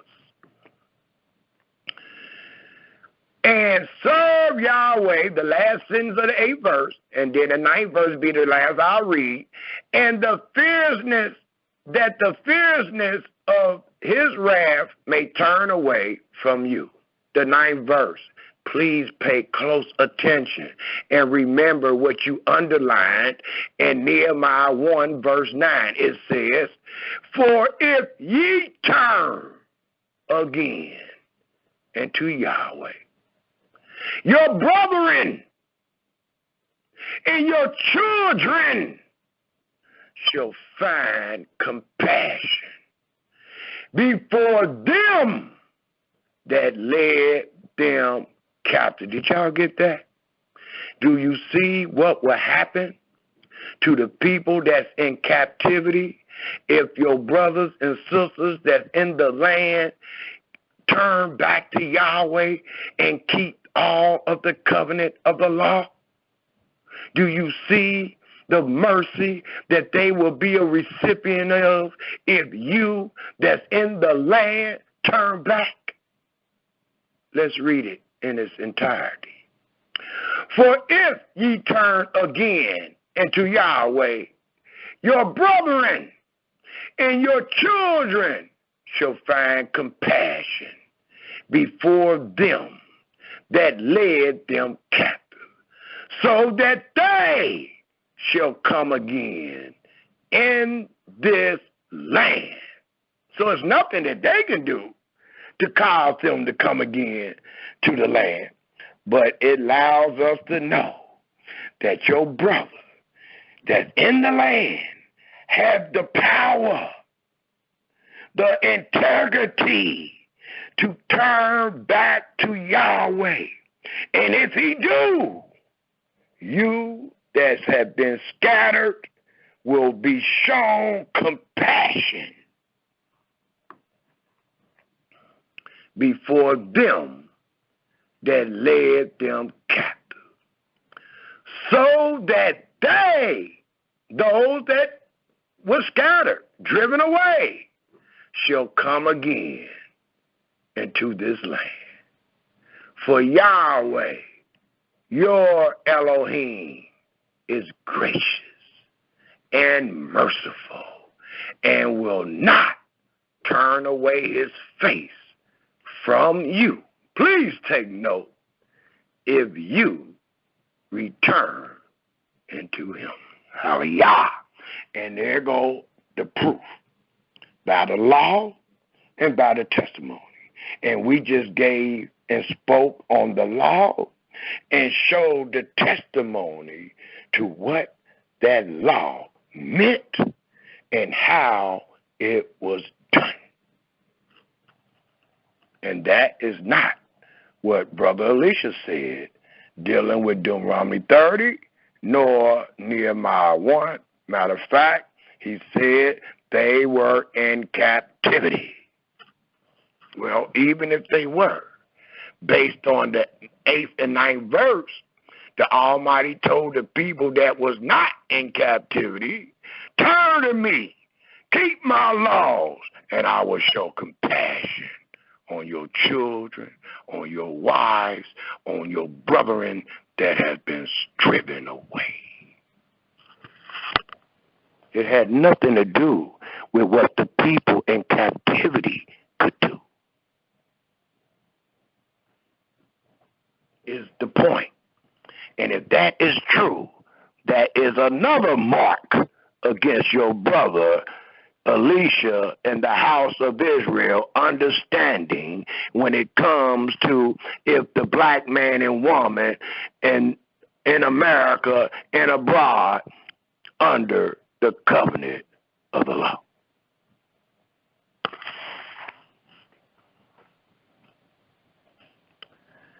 The next thing our brother said, and when he said what he said dealing with Deuteronomy 30, he said all his commandments, and then he said such as the Sabbath, tithes, the dietary law. Well, he should have said everything, because the Almighty has not made an exception. The children of Israel that was scattered would only found compassion if they returned to all of the words of the covenant of the law. So you can't just pick a couple laws out and say the Sabbath, tithes, and the dietary. And the Sabbath and the tithes is two laws that truly was never commanded in the land of your enemies. But they used it. Y'all heard the presentation. The brother used the Sabbath, the tithes, and the dietary law. Going with Deuteronomy 30 when it said return. The next chapter and verse that our brother used, and I'm going in order, I wrote them down as he spoke them, is Ezekiel, the 20th chapter. He took the people to Ezekiel, the 20th chapter, to show that the Israelites were under the covenant of the law in captivity. He even took the people to Ezekiel 20, the 5th verse to the 8th verse, and said that the Israelites were under the law in Egypt. And if that ain't a bad understanding, I don't know what you call it. Because all of us that have meditated in this book day and night, we know where the Israelites became under the covenant of the law. It was in the wilderness.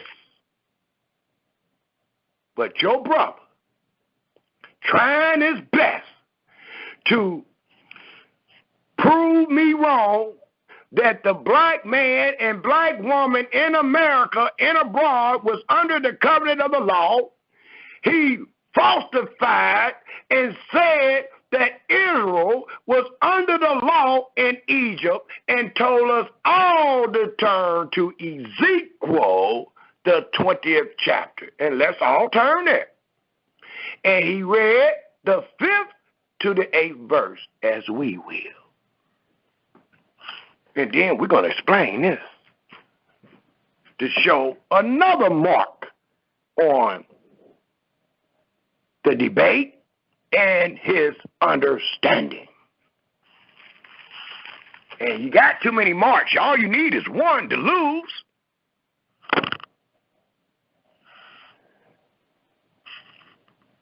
Ezekiel, the 20th chapter.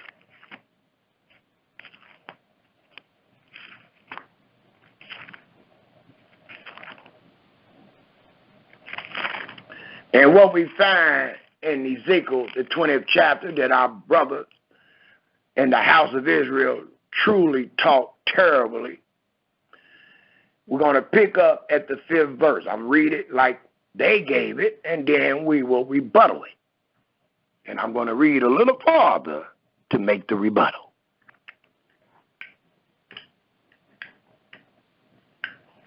And it reads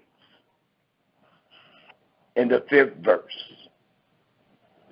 for he gave us the 5th to the 8th.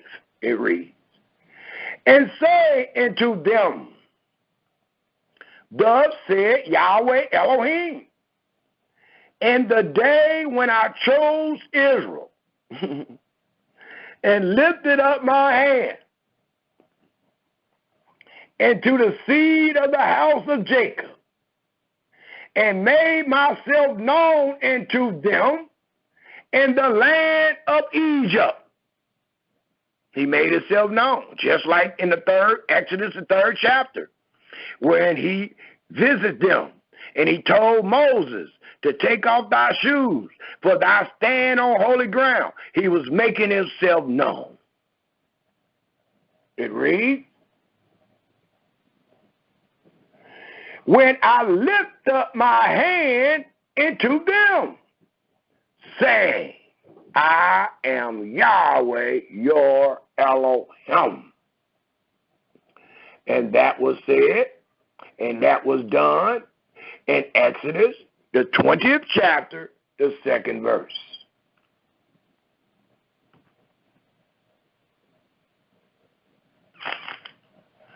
It continued to tell us in the 6th verse, in the day that I lift up my hand into them, to bring them forth. Note, he didn't lift up his hand and we just stayed in Egypt year after year after year. No, it says, in the day that I lift up my hand into them, to bring them forth of the land of Egypt, into a land that I had espied for them, flowing with milk and honey, which is all of your dwellings. It reads, which is the glory of all lands. This right here shall kill any man that teach the Israelite dwellings is wherever they are at. And the way it kills them is the Almighty made it singular. The Almighty made a distinction out of all the lands in the world, even where you find your butt at today. The Almighty made a distinction that he is only talking about one land, and he called that one land the promised land, the glory of all lands. That is the end of that dwelling mess. Then said I unto them, cast ye away every man the abomination of his eyes, and defile not yourselves with the idols of Egypt, because you were serving the idols when you were in Egypt. I am Yahweh, your Elohim. So he's letting you know I'm the one. So all that they taught you, let it go, because I have come to save you. Not only have I come to save you, but I have come to sanctify you, to make you my children, and I your Elohim, by a way of a covenant of the law.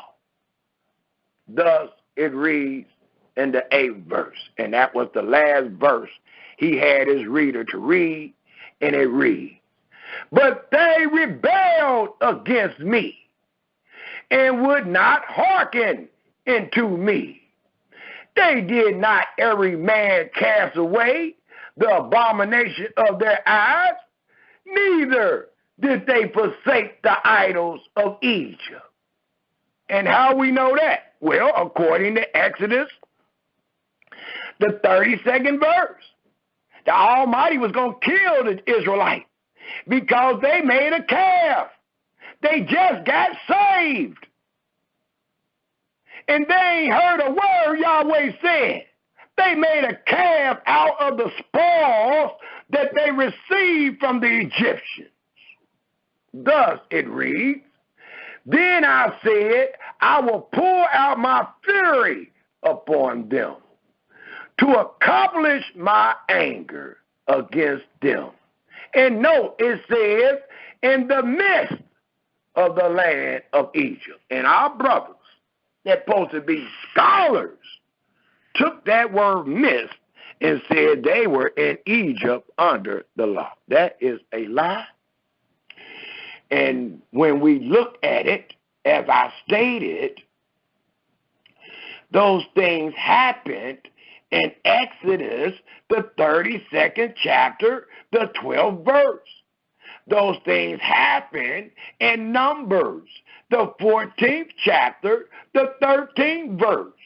Those things happened in Deuteronomy, the 9th chapter, the 28th verse.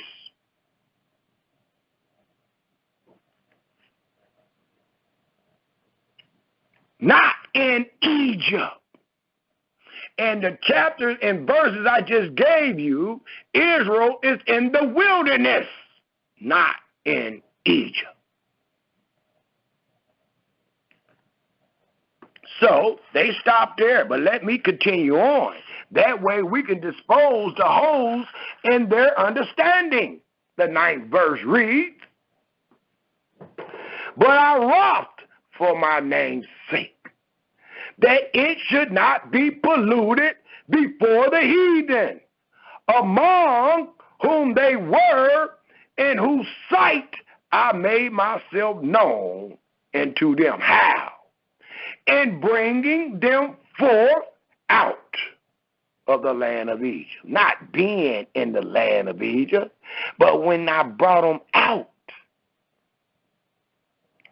Wherefore I caused them to go forth out of the land of Egypt. Again, he's telling you, you out. And brought them into the wilderness. Okay, now we're getting somewhere, because we're about to find out where Israel was put under the covenant of the law. Was it in captivity? Or was it in the wilderness? That denote a land not inhabited.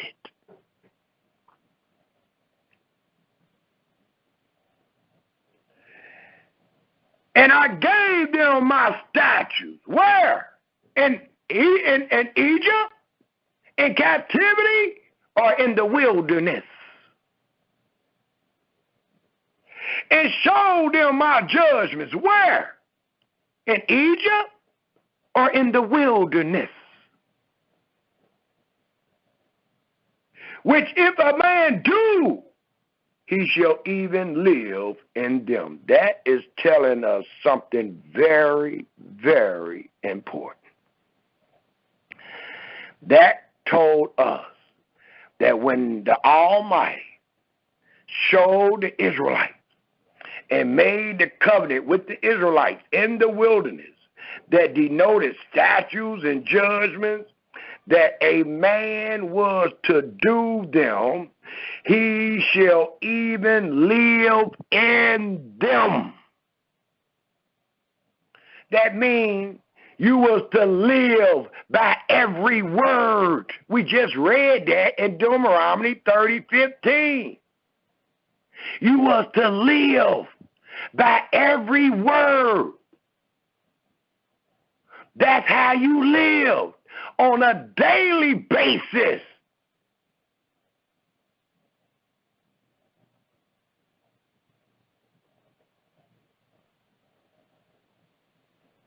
The 12th verse reads, moreover, also, not only that, I ain't finished telling you how Israel got the law and where they got it and where the Almighty commanded them to keep it and how they were supposed to keep it. They were supposed to keep it to where they live therein. Moreover, also I gave them my Sabbaths. We got people teaching they was keeping the Sabbath in Egypt. That's a lie. Or are you calling Yahweh a liar? Which one you choose? To be a sign between me and them, that they might know, believe, and understand that I am Yahweh that sanctified them. What? What does sanctify mean? For all you so-called law keepers, what do the word sanctified mean? Do it not mean set apart? Absolutely. Well, how was they set apart? In the midst of them or from being taken from them? By being taken from them. You can't be set apart. You can't be sanctified being in the midst of your enemy. So the Almighty took them out and sanctified them and gave them the covenant of the law that they should live therein. But letting us know how they rebelled in the wilderness. Elisha said they rebelled in Egypt. The scriptures tells us, according to the 13th verse, but the house of Israel rebelled against me. Where? In Egypt? Absolutely not, son. But it tells us in the wilderness. They walk not in my statutes in the wilderness. And they despise my judgments in the wilderness. Which if a man do, he shall even live in them. In my Sabbaths, they greatly polluted them. Where? In the wilderness. According to Exodus 16, according to Numbers 15, in the wilderness. Then I said, I will pour out my fury upon them. Where at? In captivity, y'all? No. In the wilderness. Because that's where you came under the law. The Almighty never put Israel under the covenant of the law in the enemy's land. Never. To consume them. But I wrought for my name's sake. Did y'all hear that? Your brothers teach that what took precedence over Deuteronomy 30 is what you find throughout your entire scripture dealing with, for my holy name's sake will I save you. Thus it reads in the 14th verse, but I wrought for my name's sake, that it should not be polluted before the heathen, in whose sight I brought them out. Yet also I lift up my hand unto them in the wilderness, that I would not bring them into the land which I had given them, flowing with milk and honey. Almighty never told you that in the land of your enemies. He only told us that. He only told the Israelites that when they were in the wilderness, under the covenant of the law. Let's read that 15th verse again. Yet also I lift up my hand unto them in the wilderness, that I would not bring them into the land which I had given them, flowing with milk and honey, which is, again, Israel, all of your dwellings. It is known as the glory of all lands. Now, why would you say your dwelling is any other place? That is foolishness, and it shows your lack of trust in Yahweh. The 16th verse reads, because they despise my judgments and walk not in my statutes, but polluted my Sabbaths, for their heart went after their idols. Nevertheless, my eyes spared them. Where? In Egypt? No, in the wilderness, from destroying them. Neither did I make an end of them. Where at, Yahweh? In the wilderness. But I said it to their children.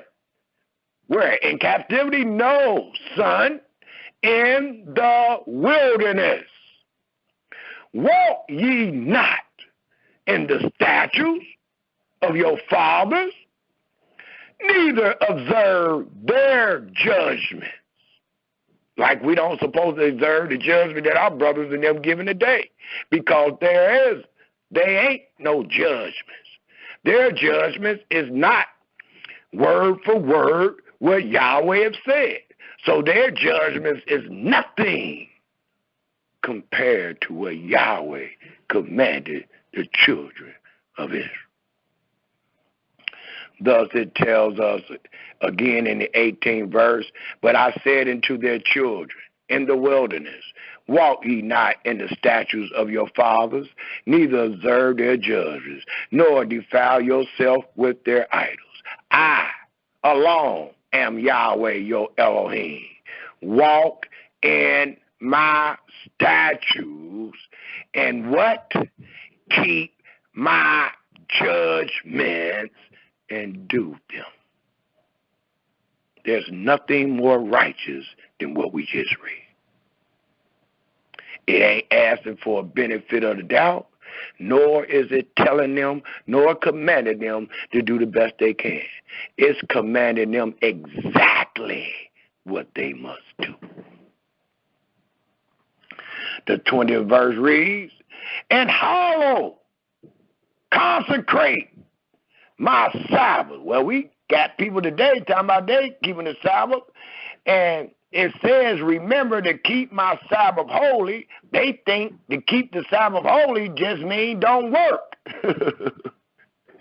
It's beyond that.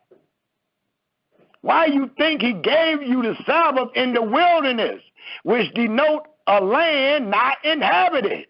Why you think he commanded you to keep the Sabbath in your kingdom? Because you will be set apart from all the other kingdoms and people. Not so today.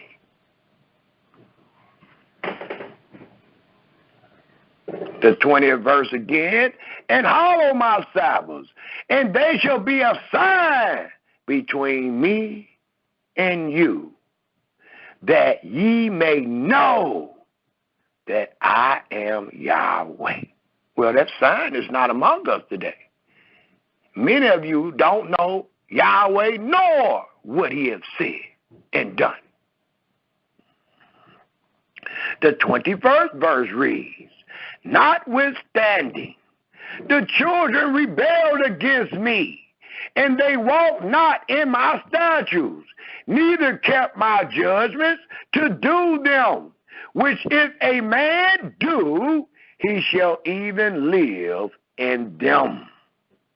They polluted my Sabbath. Then I said, I will pour out my fury upon them. Where? In captivity? Absolutely not. He ain't never said that about Israel in captivity. But he did say that about Israel in the wilderness and in their land being under the covenant of the law. Thus, let me read that 21st verse again. Notwithstanding, the children of Israel rebelled against me. They walked not in my statutes, neither kept my judgments to do them, which if a man do, he shall even live in them. They polluted my Sabbaths. Then I said, I will pour out my fury upon them to accomplish my anger against them. Whereat? In captivity? Absolutely not. In the wilderness.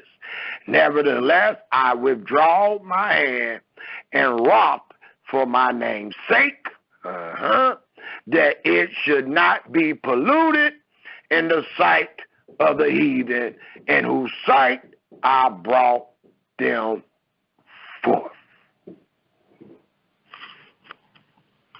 So far as what our brother Elisha in the house of Israel used it, Ezekiel 25:8, to teach that Israel was under the covenant of the law in captivity. Here is another lie.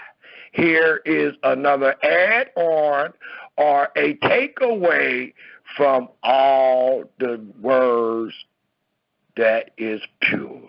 The scripture told them, especially them, since they say they under the law, cursed be he that confirm not all the words of the law and do them. And all the people said, as we are saying this day, amen.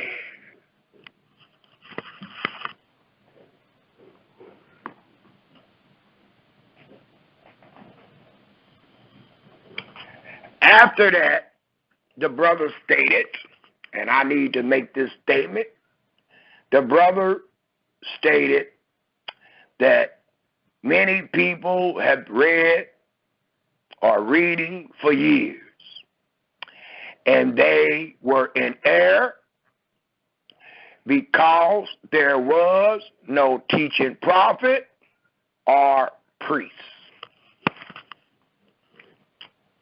Let me say that again, because I think many of you missed that quote on the debate from your brother, Elisha Israel. He said, many people have read this book for years, and they have been in error because there was no teaching prophet or priest. So he's using that to establish why he teach that the black man in America and abroad is under the covenant of the law. He said the people thought they wasn't because there was no teaching prophet nor priest. We can refute this one real easy. I ask you today, you that is of the listening audience,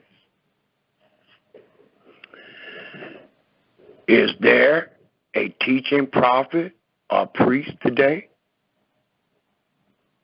Was there a teaching prophet or priest several years ago when me and Elisha had the debate? No, it wasn't, nor is it today. But the brother said the reason why people couldn't understand this, that they were under the law today in captivity because there was no teaching prophet or a teaching priest.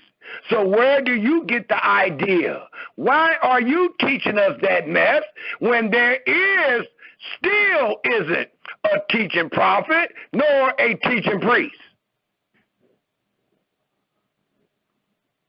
You just indicted yourself when you said that, because there still isn't a teaching prophet nor a teaching priest.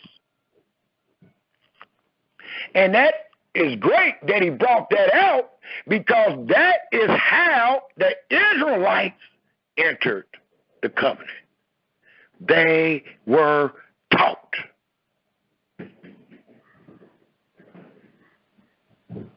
Just like he used Jeremiah 1 from the womb, they was taught.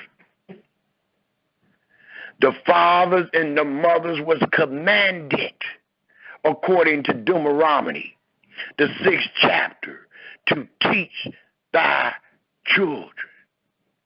When thou risest up, when thou layest down, when thou walkest by the way, you was to constantly meditate day and night and teach the children all that Yahweh has said. The book of wisdom says, train a child in the way they should go, and when they are old, they shall not depart. Thus Yahweh commanded the Israelites to teach their children. Well, today we find ourselves in captivity. And we find ourselves, many of us, Johnny come latelys, meaning what we learned and know today came by way of at least 10, 20, 30, 40, and 50 years of our flight before we even got to where we at today. So how was you under the covenant of the law? And we know that there are many houses of Israel. There are many doctrines of what Yahweh said. Even among our own self, who call ourselves Israel, we have different doctrines. We see the scriptures different because none of us have truly been taught by a priest nor a prophet. So the only thing we have to hold firm to is the word. And we don't supposed to let nobody add to it or diminish from it. That's the only light that we got.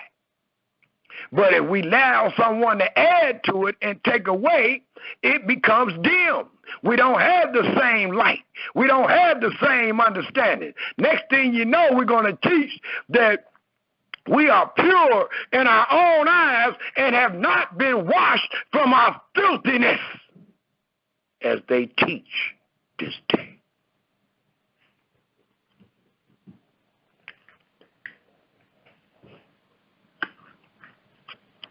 Another chapter and verse that our brother used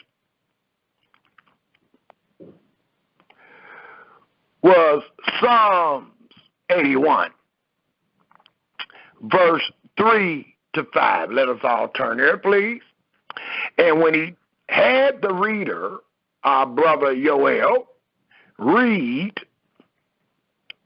this psalm, he stated, if you don't know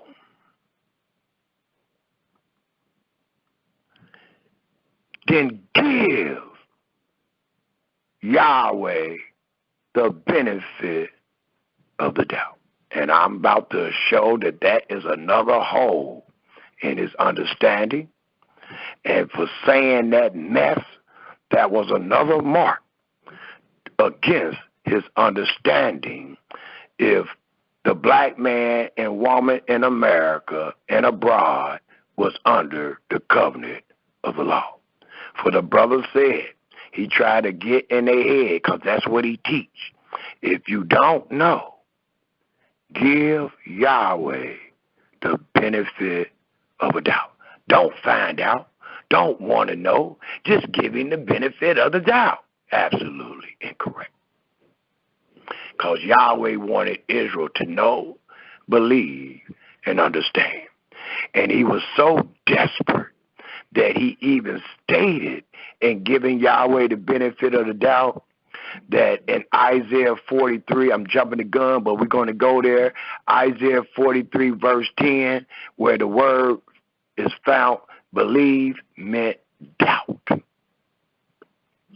Straight, bold, face, lie. And one of the 7 things that Yahweh hates is a liar. So that's definitely another hole in their understanding and another mark against their debate. We should be at Psalms 81. We got a couple of more, and we're going to go ahead and open it up because many of these things that I'm teaching, you know, and many of you done heard the debate, and many of you done heard what his student Elkanah has just said. So, again, there is nothing that he's going to be able to pull out the Bible that Elisha didn't already try. That's his teacher. He ain't never been sagacious as Elisha.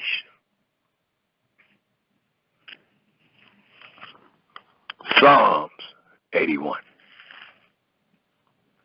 And it tells us in Psalms 81, as he had the reader to read, they picked up at verse 3.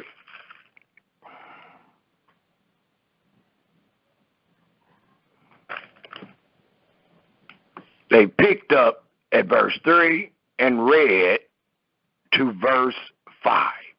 And this is what it says, and then I will reread it and show you that Psalms 81 have nothing to do with us, nor do it have anything to do with somebody in captivity, because he said that he was keeping the Sabbath. And how he denoted he was keeping the Sabbath in Egypt. Let's read. Blow up the trumpet in the new moon.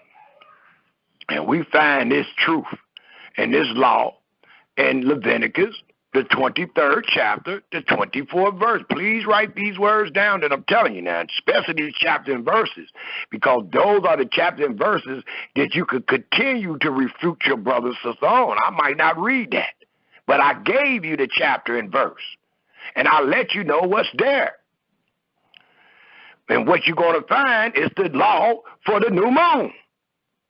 It reads, blow up the trumpet in the new moon, in the time appointed, on our solemn feast days. Well, that sounds like something already established.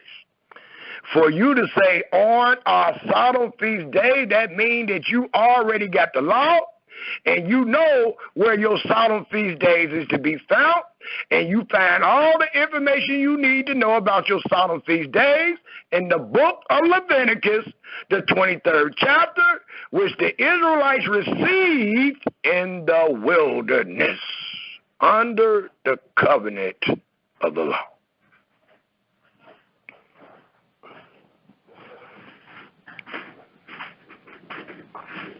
The 4th verse reads, for this was a statute for Israel and a law of the Elohim of Jacob.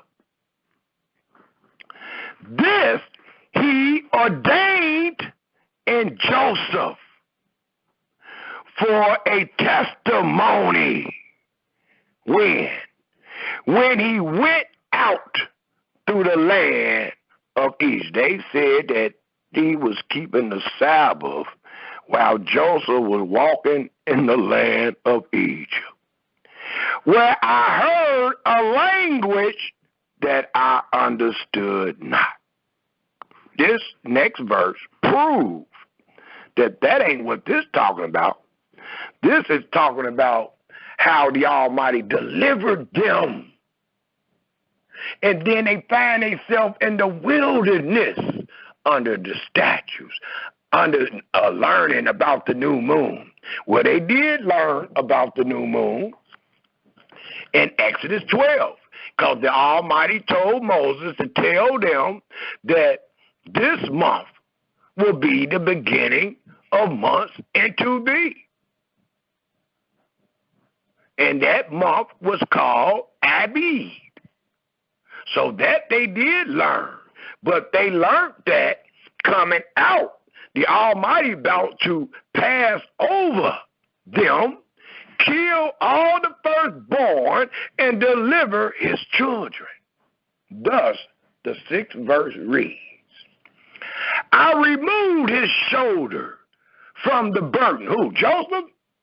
No, Israel. His hands was delivered from the pots. We know that to be true, because it says that how we was under rigorous servitude in Exodus 1, verse 14, and what it tells us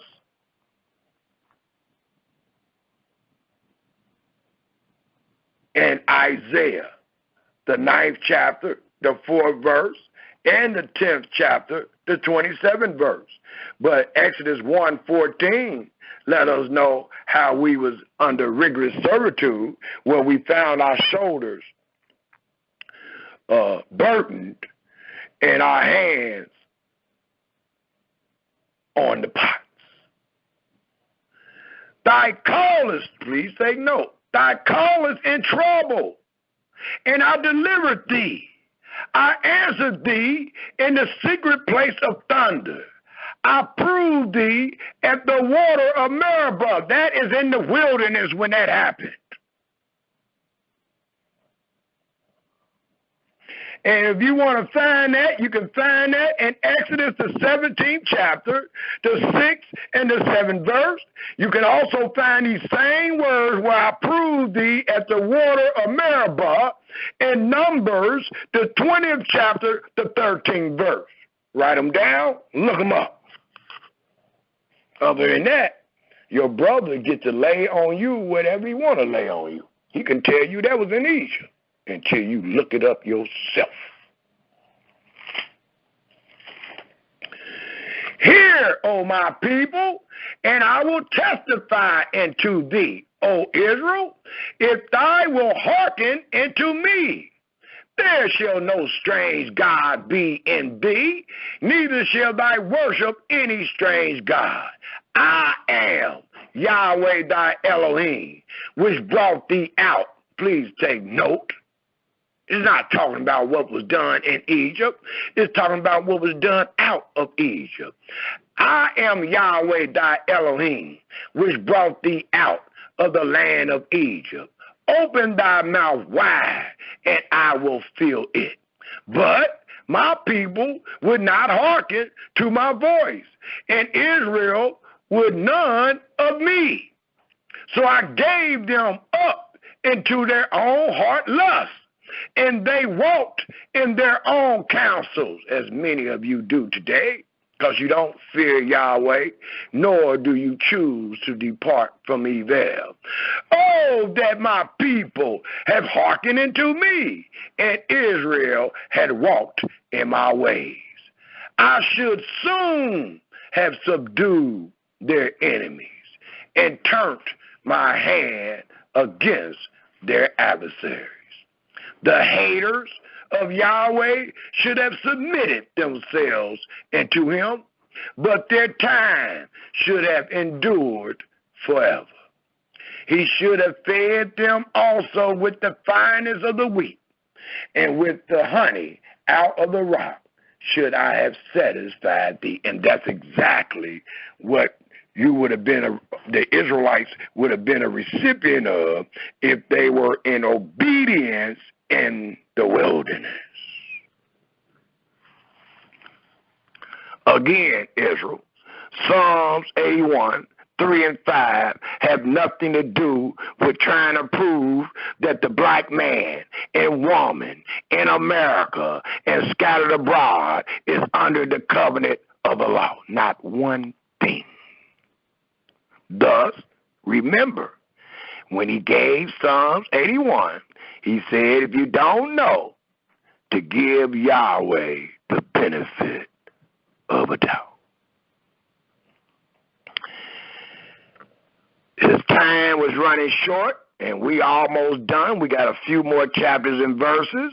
Right after Psalms 81, he was going to speak on Psalms 26. He realized he only had a few minutes, so he went to Daniel, back to Proverbs, and finally went on with Daniel. And where he took the people was Daniel, the first chapter. And let us all turn there, please.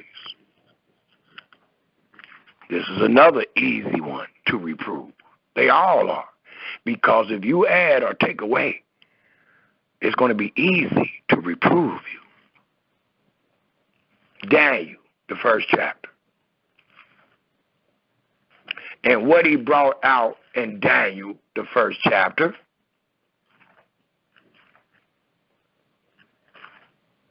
was that he say that when you in captivity, you're not under the covenant of the law.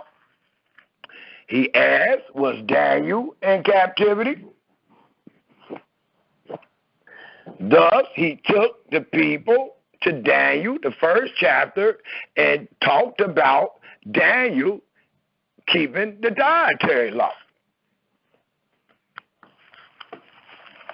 He did more talking than having the reader to read because he didn't have a lot of time. So he took us to Daniel, the first chapter, and spoke about the dietary law that Daniel was supposed to keep. And he only kept the dietary law because he was under the covenant of the law. That's what my brother said. And then he spoke about the three Hebrew guys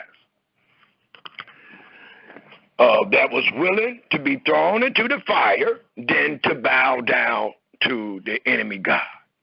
And that's truth. Far as the three Hebrew boys, and what that denoted was, and they don't say, hey, we under the law, we can't do that. It denoted their integrity. It denoted their fear, and it denoted them departing from evil. That's what that denoted. That did not denote that they were under the covenant of the law. And mind you, when you deal with this story, Daniel only consists of 12 chapters. Mind you, when you deal with this story, it's only talking about 4 people, Daniel and the 3 Hebrew boys. Well, it was more than Daniel and the 3 Hebrew boys that went to Babylon. And there is no record in the entire scripture that says the other people was doing what Daniel and the 3 Hebrew boys was doing.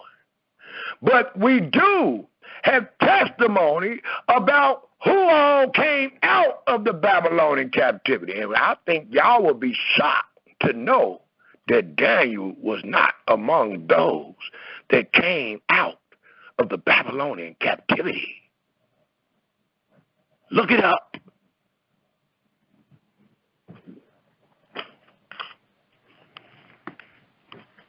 But everybody else that was called the remnant, that survived the captivity, they returned with Nehemiah and Ezra out of Babylon because their time was up.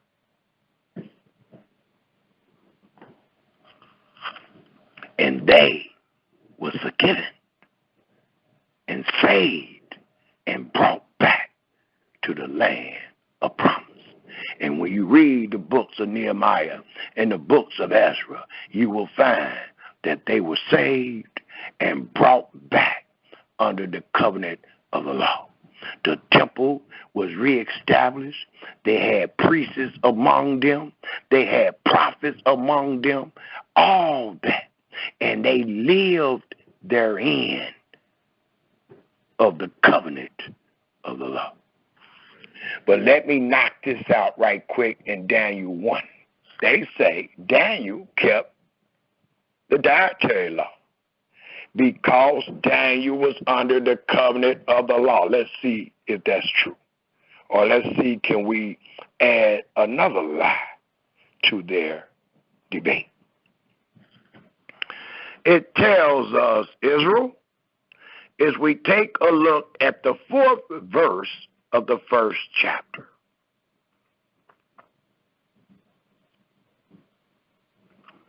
And it reads, children in whom was no blemish, but well favored and skillful in all wisdom and cunning and knowledge and understanding, science, and such as had ability in them to stand in the king's palace, in whom they might teach the learning. Please take note. The ones they chose, they didn't only do well for the king, but they was used to teach the other slaves. They was used to teach the other captives, not just their ways, but even their language. And Daniel, don't forget what Daniel was set up. He was set second in charge. It reads, whom they might teach the learning and the tongue of the Chaldeans. And the king appointed them a daily provision of the king's meat. Note this now. And of the wine which he drank. So nourishing them 3 years, that at the end thereof they might stand before the king. So this decree that is sent out by the king is to nourish the captives, these men that had no blemish and was well favored and skillful in all wisdom and cunning and knowledge and understanding science, and such as had ability in them to stand in the king's palace, and whom they might teach the learning in the tongue of the Chaldeans. The king wanted these people to be nourished, big and strong before him. The 6th verse reads, now among these, Daniel ain't the only one, but now among these were of the children of Yehuda, Daniel, Hananiah, Mishael, and Azariah, and to whom the prince of the eunuchs gave names. Already changed their name. No. Already changed their name. But we say we're in captivity, we change our name out where they changed their name. It don't show where Daniel and them rechanged their names, but it lets us know that the enemy changed their names. Well, we come in America, they change our names, we go downtown and change it back. That's different than what we're reading. Let's read. It says,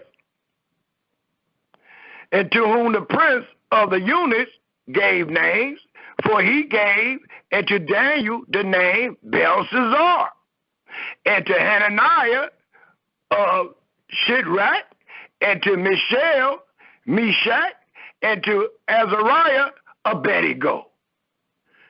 But Daniel, please take note of Daniel's integrity. But Daniel proposed. What do the word propose mean? It says, but Daniel proposed in his heart that he would not defile himself. That's integrity. That's just like us today. We propose in our hearts, and we use our integrity, and we find out that certain foods is defiled and we don't eat them. That's the same thing that we are reading right here.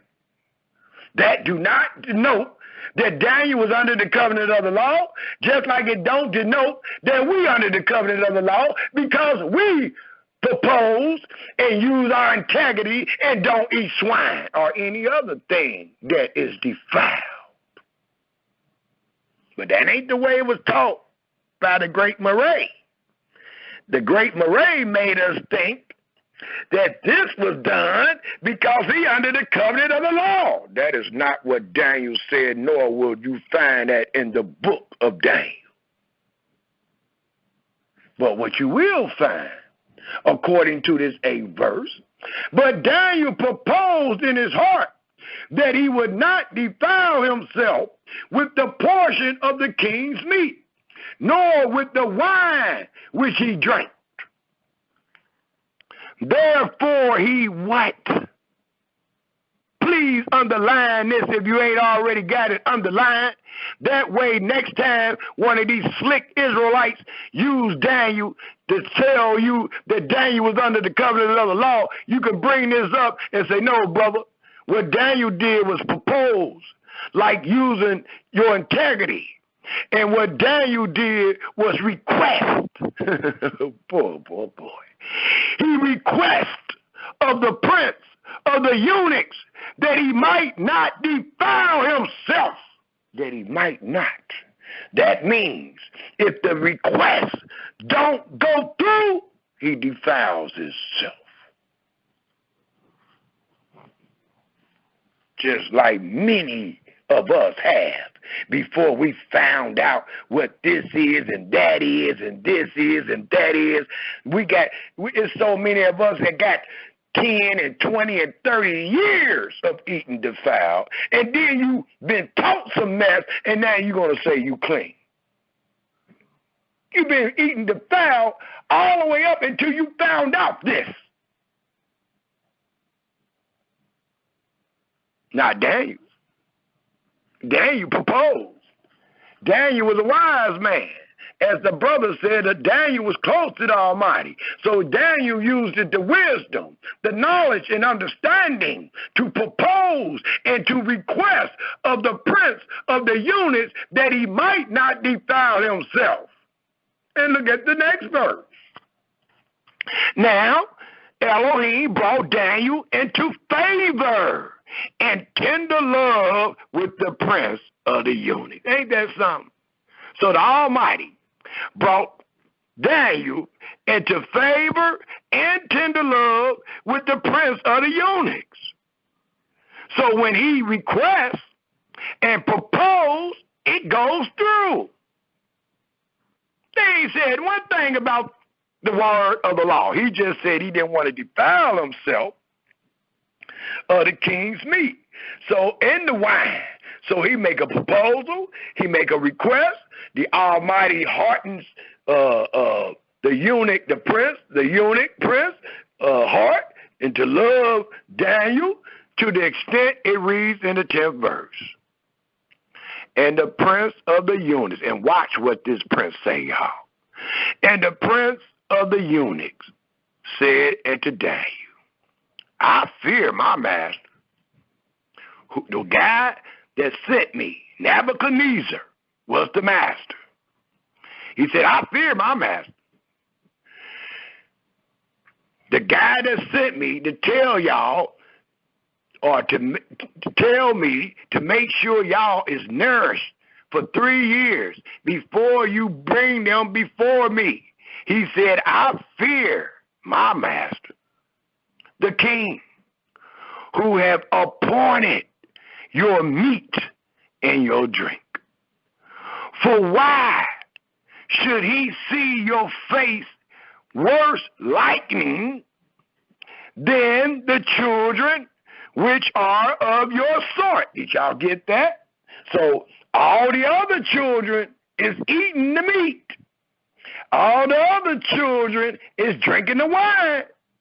Daniel and the 3 Hebrew boys is the ones that have made a proposal and a request that they do not eat the king's meat nor drink the king's wine, and we will be just as fit as the other people of our sort that did eat the king's meat and that did drink the king's wine. Thus it says, then shall you make me danger and danger my head to the king. So he said, the eunuch said, I love y'all. The Almighty done put a spirit on me to love y'all, but I'm letting you know now, I'm endangering myself if I don't make y'all eat this meat and drink this wine. Thus, it reads in the 11th verse. Then said Daniel to Melchizedek, whom the prince of the eunuch has set over Daniel, Hananiah, Mishael, and Azariah. The 12th verse says, prove, test thy servants, I beg of thee. 10 days. Just give us 10 days. Test us, look over us, examine us. Just give us 10 days. And let them give us pulse.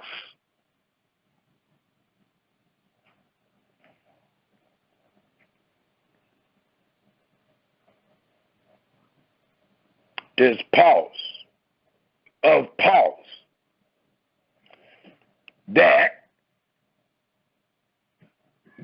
I lost my space. It says, prove thy servant, I beg of thee, 10 days, and let them give us pulse to eat and water to drink. 10 days. And we will get, basically he's saying, test us, prove us, and see if we don't look as good or better than the other slaves of our sort who eat the king's meat and drink his wine. The 13th verse says, then let our countenance be looked upon before thee, and the countenance of the children that eat of the portion of the king's meat, and as thou seest, deal with thy servant. Did y'all get that? Did you get the proposal? Did you get the request from the great Daniel? And I need somebody at the end of the presentation, tell me, show me where Daniel said, I got to do this because I'm under the covenant of the law. Was this a request? Was this a proposal that he defiled not himself? Or was this a demand that he cannot do these things because he under the covenant of the law? You see how they misconstrued this verse and what Daniel actually did?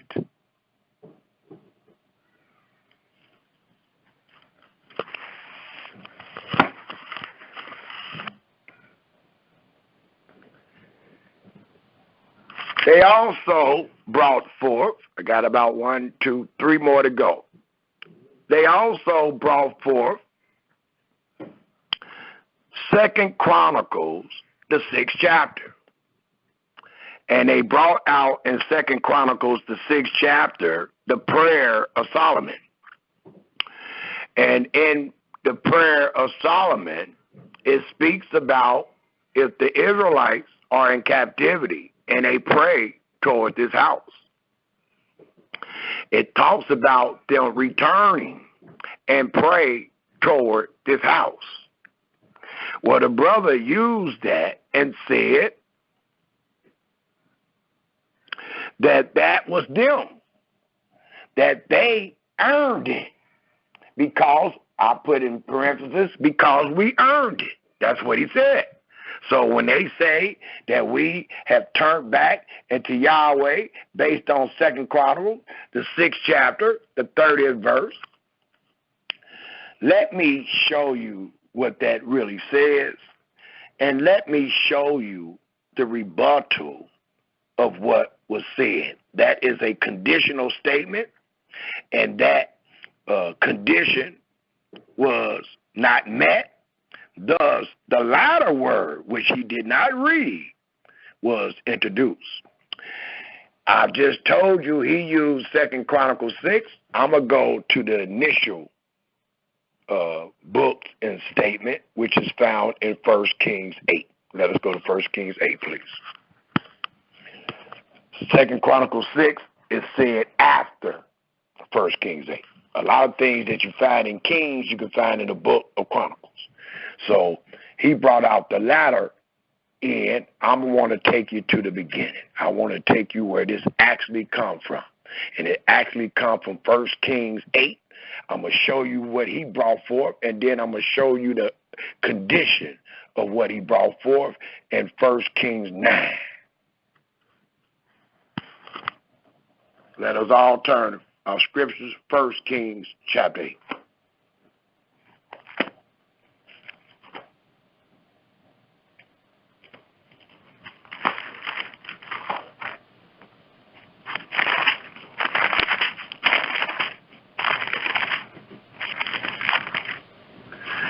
And while we in 1 Kings, let me slide this in right quick. Let's take a quick look, because a lot of you might don't know what I meant about Solomon and dealing with Ecclesiastes 12, verse 13 and all that.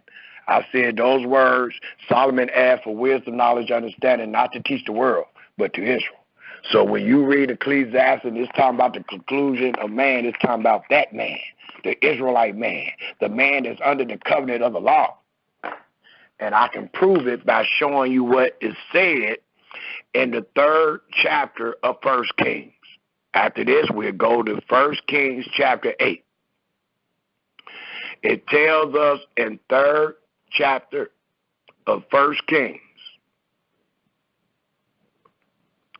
and I'll pick up at the 6th verse and read. It says, "And Solomon said, Thou hast showed unto thy servant David, my father, great mercy, according as he walked before thee in truth, and in righteousness, and in uprightness of heart with thee. And thou hast kept for him this great kindness, that thou hast given him a son to sit on his throne, as it is this day. And now, Yahweh my Elohim, thou hast made thy servant king instead of David my father. And I am but a little child. I know not how to go." Please take note. "I know not how to go out or come in. And thy servant is in the midst of thy people," not the world, "which thou hast chosen, a great people that cannot be numbered, nor counted by multitude." The 9th verse says, "Give therefore thy servant an understanding heart." Why? Why did you want all this wisdom, knowledge, and understanding? It says, "an understanding heart to judge thy people, that I may discern," which many of you don't have.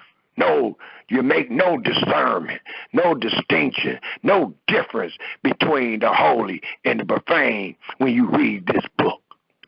Because you saying you can do what is holy in the land of your captivity. Well, Solomon says that I may discern between good and bad.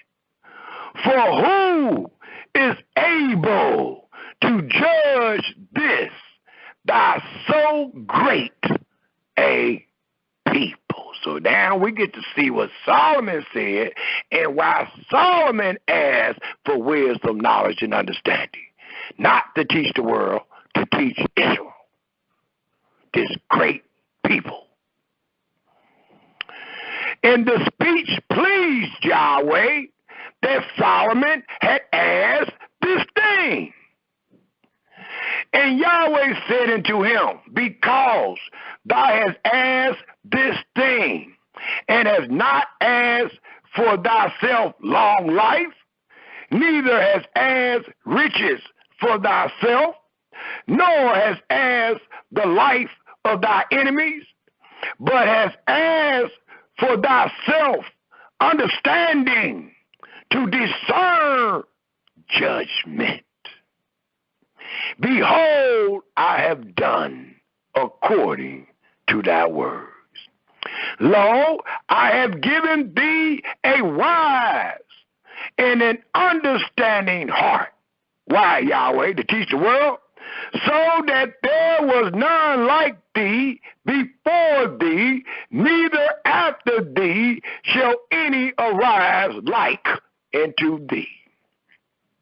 And I have also given thee that which thou hast not asked, both riches and honor, so that there shall not be any among the kings like unto thee all thy days. And if thou wilt walk in my ways, to keep my statutes and my commandments," like he said, hear the end of the conclusion, "fear Yahweh and keep his commandments." Well, that's what was told to him. "And if thou wilt walk in my ways, to keep my statutes and my commandments, as thy father David did walk, then I will lengthen thy days, And Solomon awoke, and behold, it was a dream. And he came to Jerusalem and stood before the ark of the covenant of Yahweh and offered up burnt offerings and offered peace offerings and made a fast to all his servants. So that's why Solomon said what he said to Israel in the book of Proverbs and in the book of Ecclesiastes, because he was displaying the wisdom that Yahweh gave him, that he will always be able to discern true judgment. Let us all turn to 1 Kings 8. And what we find in 1 Kings 8 is what our brother tried to use in 2 Chronicles 6. And he misconstrued this also, saying that the Almighty will come and get us because they returned to the law. Well, in 1 Kings 8, it says, when Solomon addressed it to people, it tells us in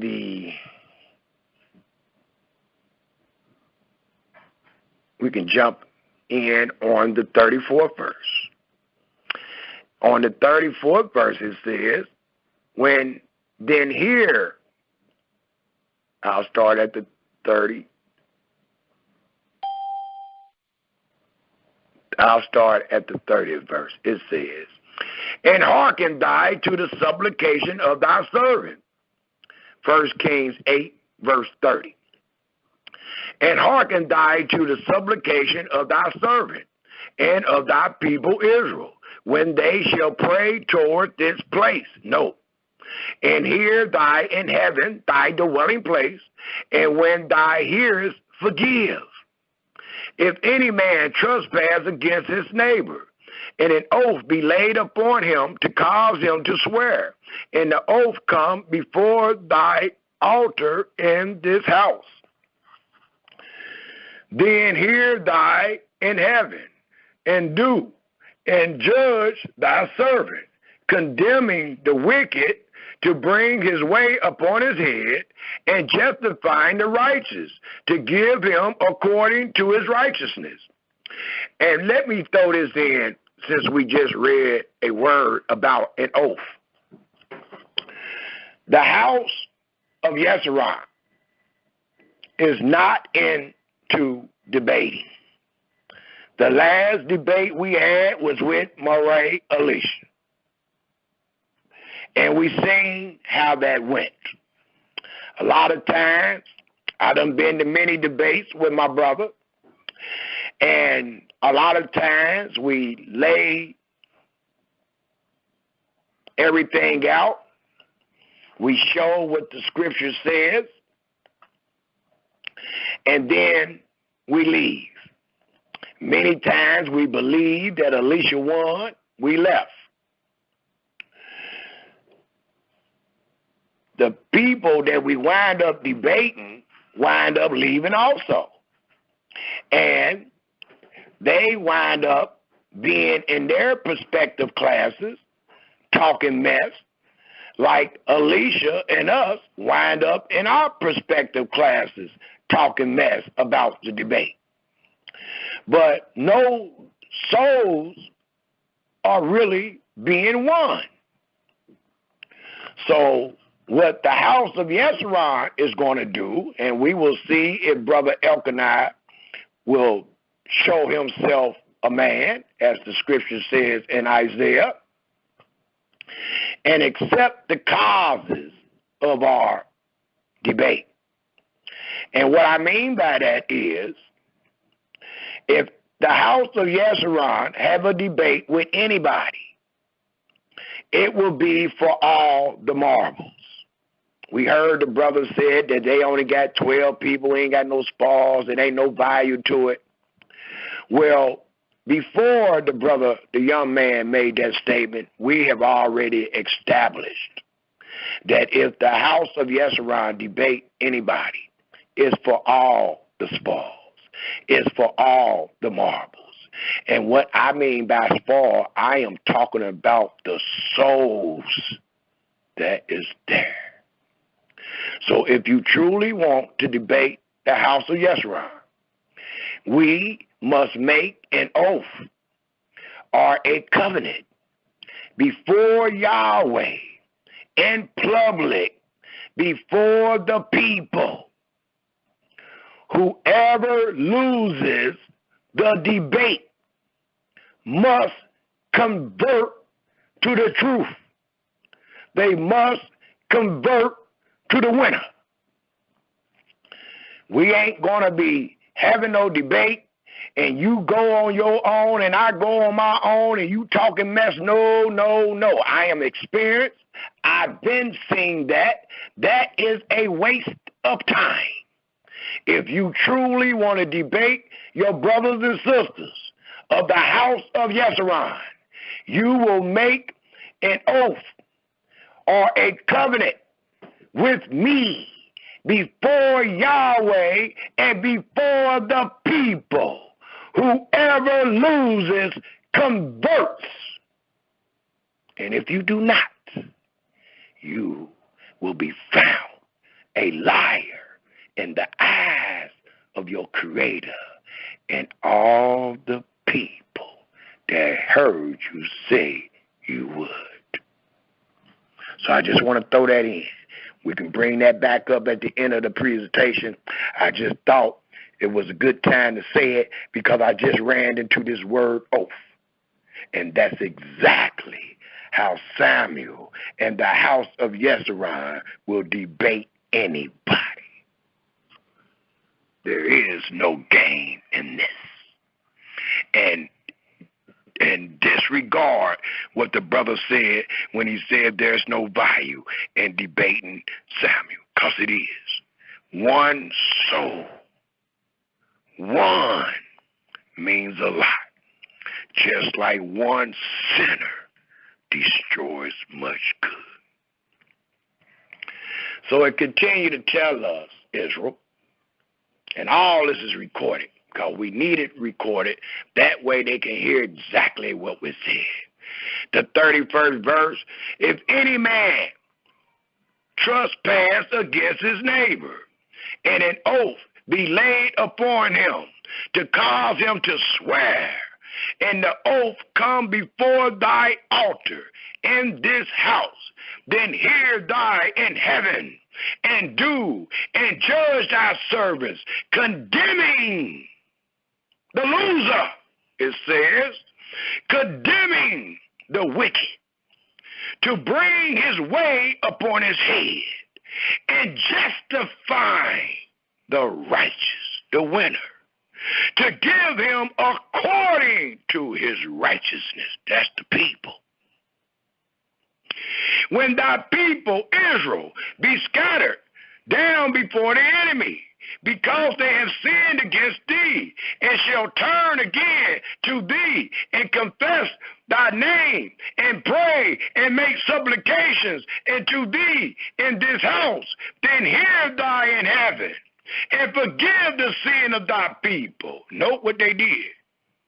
I haven't seen one word talking about practicing the law, nor doing the best they can. I see confession, praying, and making supplication. The 34th verse, then hear thy in heaven, and forgive the sin of thy people, Israel, and bring them again to the land which thou gave into their fathers. Read the whole chapter. It all speaks in that wise. But let's cut the chase and get straight to the point. Let us take a look at 1 Kings 9. For this is the answer to the prayer that we was just reading about in 1 Kings 8 and the prayer that you find in 2 Chronicles 6. And it reads, and it allows us to know This has nothing to do with Israel being in captivity. It has nothing to do telling that Israel or the black man in America is under the covenant of the law.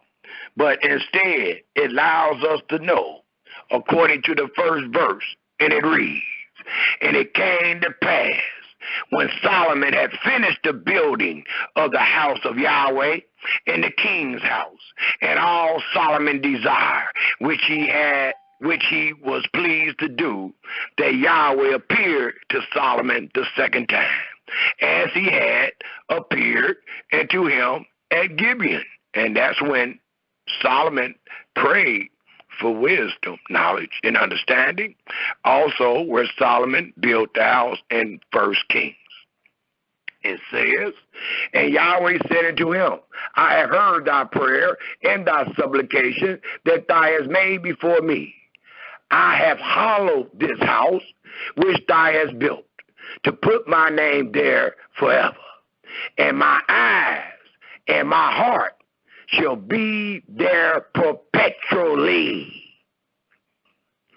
And if thou will walk before me as David thy father walked, in integrity of heart, and in uprightness, to do according to all." And note, there go that integrity of heart again, and that's what it takes to fear Yahweh and depart from evil.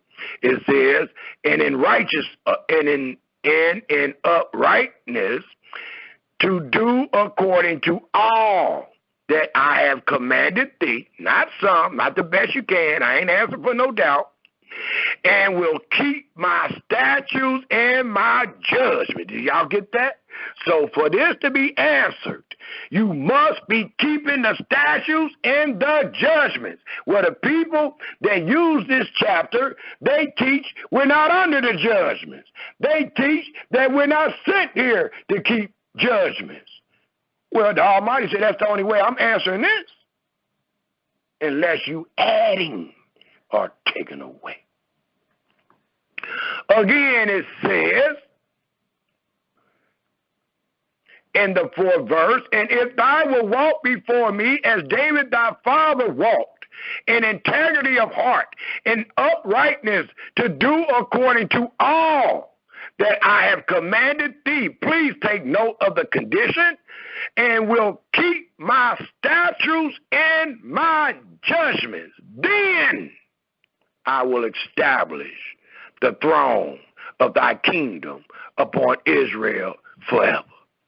As I promised to David thy father, saying, there shall not fail thee a man upon the throne of Israel."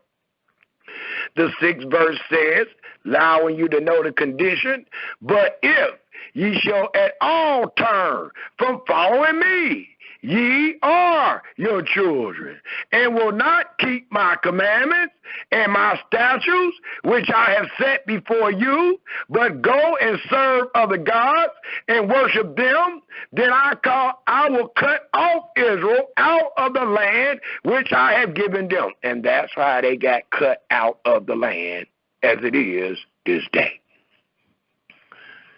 "And this house which I have hallowed for my name will I cast out of my sight." That's why no one can find the house that Solomon built, because Yahweh cast it out of their sight, even though it was reestablished under Nehemiah and Ezra after they came out of the Babylonian captivity. It says, again in the 6th verse, "But if ye shall at all turn from following me, ye are your children, and will not keep my commandments, my statutes, which I have set before you, but go and serve other gods and worship them, then I will cut off Israel out of the land which I have given them. And this house which I have hallowed for my name will I cast out of my sight, and Israel shall be a proverb and a byword among all people. And at this house which is high, every one that pass by it shall be astonished, and shall hiss, and they shall say, why have Yahweh done thus into this land and to this house? A lot of people want to say, well, we can still pray to the house. Why? The Almighty destroyed the house. You can't find it. Well, we're supposed to pray toward the house. We're supposed to pray toward the land. Why? The Almighty destroyed the land and the house. You were supposed to pray toward the land and the house when you was under the condition. Once the condition was broke, you were not. Thus it reads. The 9th verse. And they shall answer, because they forsook Yahweh their Elohim, who brought forth their fathers out of the land of Egypt, and have taken hold upon other gods, and have worshipped them and served them. Therefore, the reason why have Yahweh brought upon them all this evil. Don't forget, you either got life and good, or you got death and evil. Once you break the covenant, you're under death and evil. There is no way that you can get out of the death and the evil without Yahweh forgiving you, pardoning you, and saving you. Then, as it reads in Ezekiel, the 20th chapter, the 34th verse to the 40th verse, then Yahweh will save you, bring you in the wilderness, and bring you back under the bond of the covenant. As it says in the 35th verse, like I did your fathers when I brought them out of the land of Egypt. Yahweh changes not. Our brothers and sisters change like the wind, but Yahweh changes not. So far, we have not found one chapter or verse that teaches that the black man and black woman in America and scattered abroad is under the covenant of the law. But these are the chapter and verses that the so-called scholar of Israel used to try to deceive us and tell us that we were.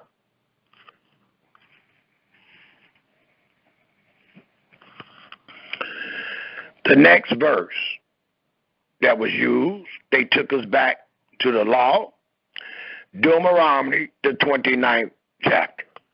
And I've seen one of the houses of Israel, a brother, I can't think his name at the moment right now, but he, in Brother Ishai class, I think, he just posted or responded on one of our posters we posted just recently, and he used it, Deuteronomy 29, trying to establish that we are under the covenant.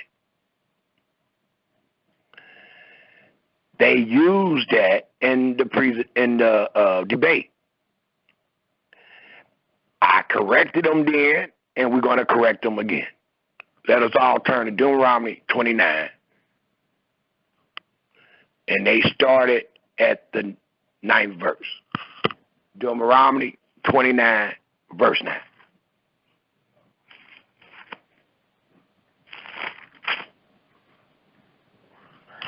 And what I have told them several times, that the 29th chapter is a covenant renewal. A covenant renewal from what was said in Deuteronomy 5, what was said in Exodus 20. This is a covenant renewal.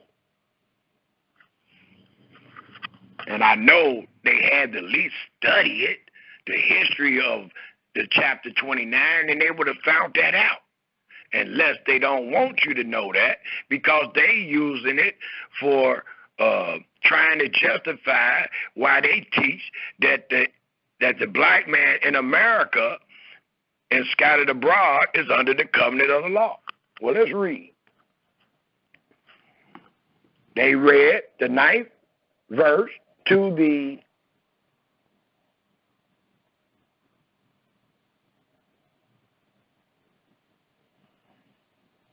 I want to go exactly where they went, and then we will further it on to prove that they misunderstood what they read. They read the 9th verse to the 15th verse. And let's read it as they did. This is the explanation they gave us, trying to show us that the black man in America and scattered abroad is under the covenant of the law. They read this. Keep, therefore, the words of this covenant and do them. Because we know you got to do them. The Almighty said you got to live therein if you under my laws. If you under the covenant of the law, you got to live therein. Thus it tells us, and do them, that ye may prosper in all that ye do.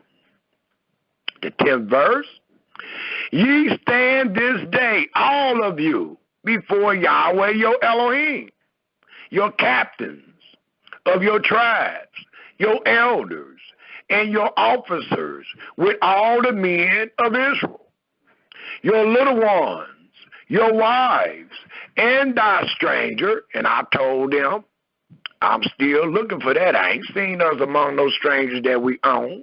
So it can't be talking about us, and it can't be talking about a situation with us being in captivity. When these people are found themselves in the wilderness, been there for 40 years, and they are free and under the covenant of the law. It's talking to that type of people. This not talking to a bunch of captives. It reads again in the 11th verse, your little ones, your wives, and thy stranger that is in thy camp, from the heather of thy wood and to the drawer of thy water. I have never seen that, Israel. I've seen us being the heathers of the wood. I've seen us being the drawers of the water for the slave master, but I have never seen the stranger do it for us. Not here in America.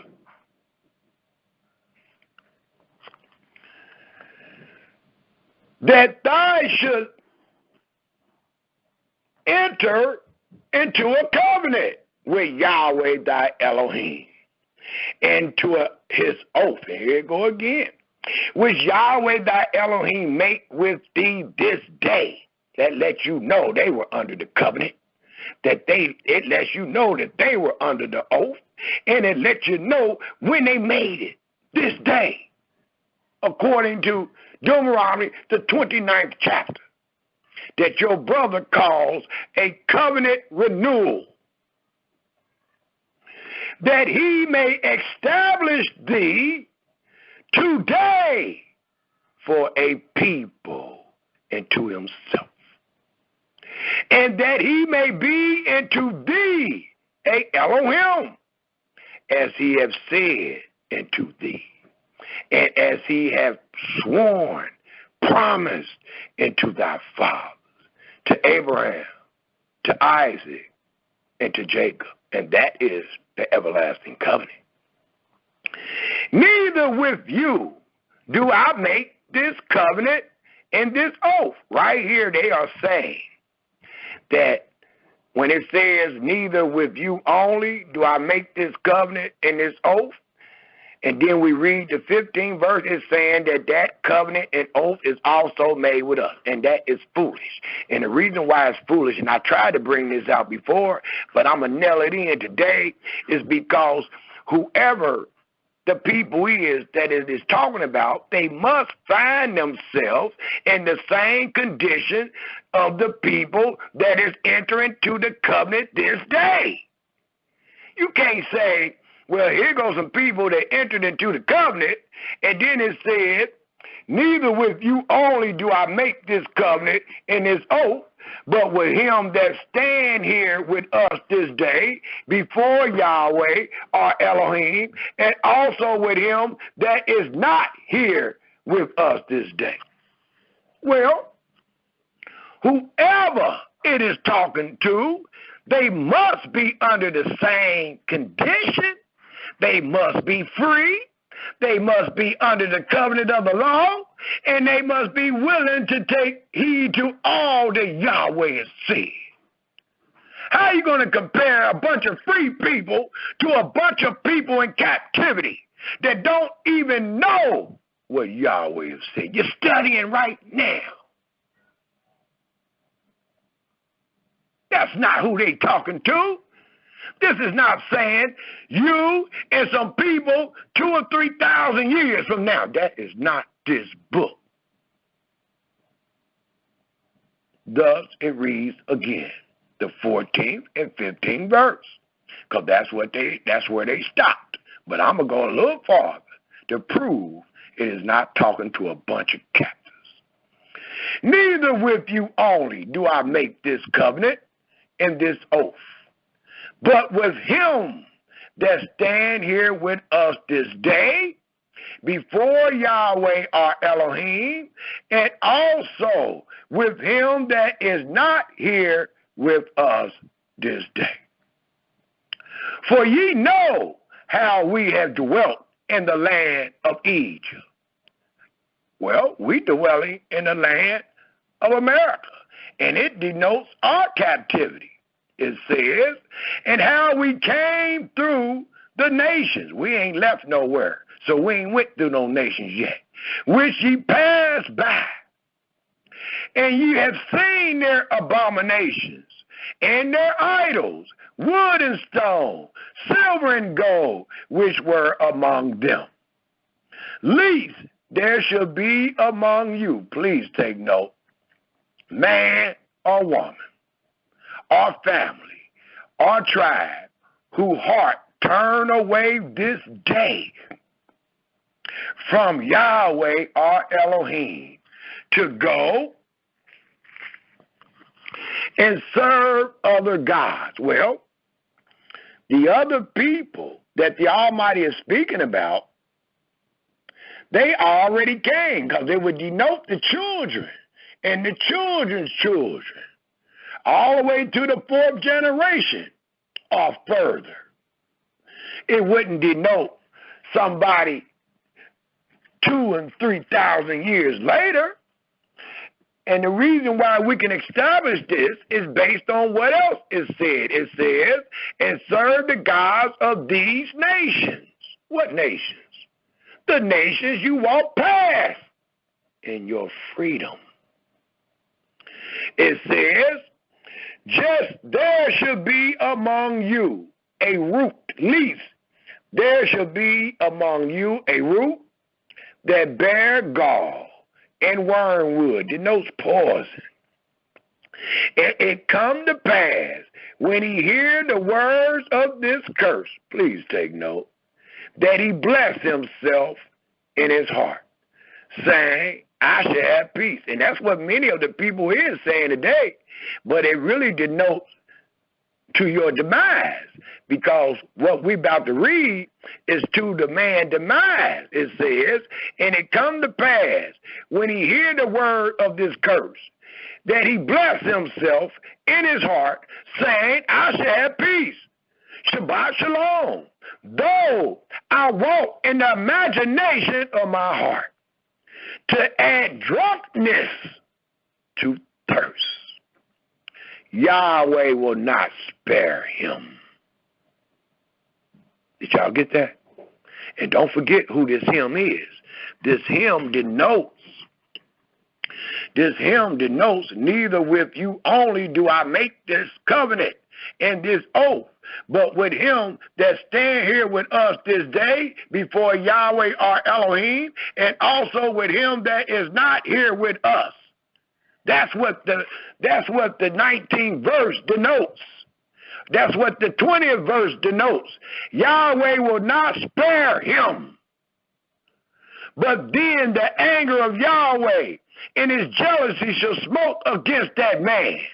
And all the curses that are written in this book shall lie upon him, and Yahweh shall blot out his name from under heaven. And Yahweh shall separate him into evil. Out of all the tribes, please take note, out of all the tribes of Israel, according to all the curses of the covenant that are written in this book of the law. And it's going to be so grievous upon that man, so that the generation to come, no,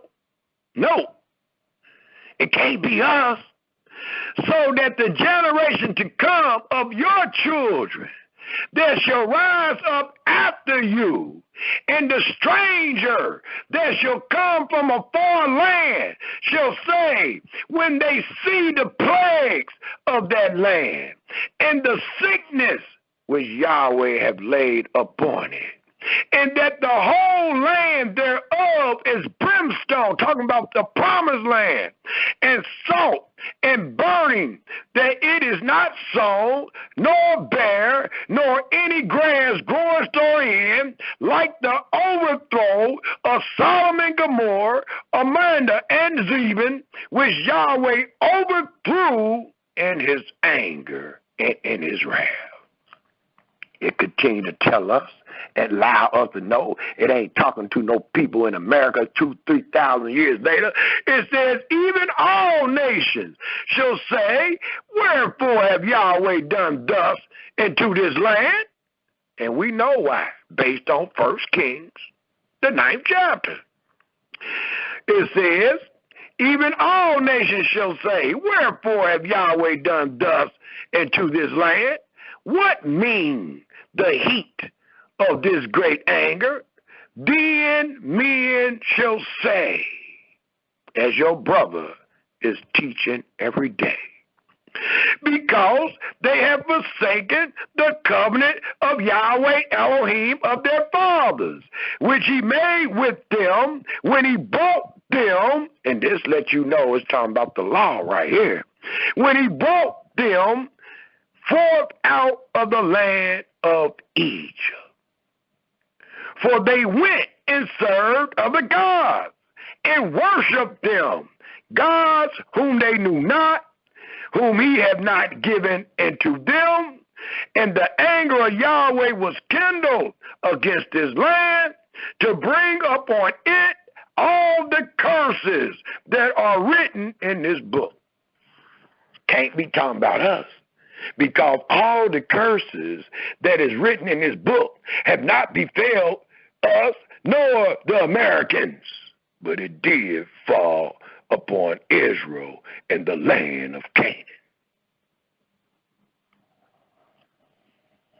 Thus the 27th verse reads, let me read that 26 again. For they went and served other gods and worshipped them, gods whom they knew not, and whom he had not given to them. And the anger of Yahweh was kindled against this land, to bring upon it all the curses that are written in this book. And Yahweh rooted, as he said he would in Leviticus, the 18th chapter, in the 20th chapter. If you commit any of these abominations in this land will spur you out. Well, if it's talking about America, why haven't America spurred us out? The saying is, we've been here for over 400 years. Why haven't the land spewed us out if the Almighty talking about Israel and America? Your brother teach is talking about Israel in the land of promise. And your brother can show by law and testimony that Israel was spewed out, that their dwellings cast them out. As we read in the 28th verse, and it says, and Yahweh rooted them out of their land in anger, in wrath, and in great indignation, and cast them into another land as it is this day. Again, Israel, another error that Alicia and them used in Deuteronomy 29, verse 15. Another error, another mark against their understanding, another add-on, or another takeaway.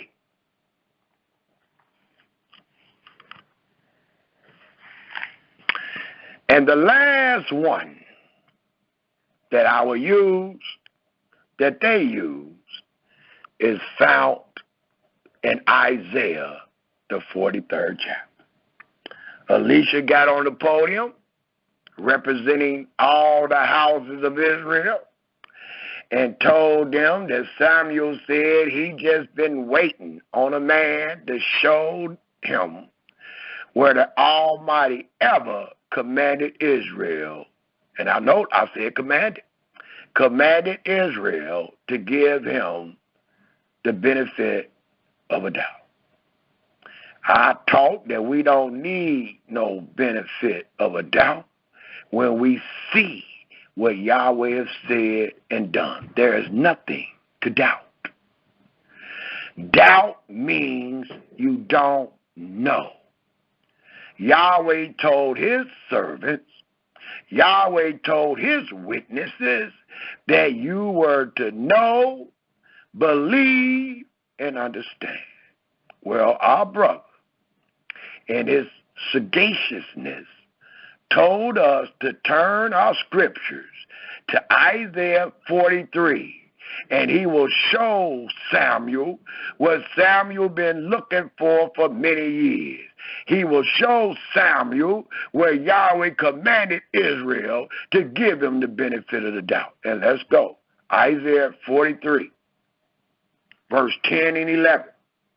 Let's read what he used, and let's show his lack of understanding. Isaiah 43, and I'm going to make this the last. That way we can open up for comments and questions.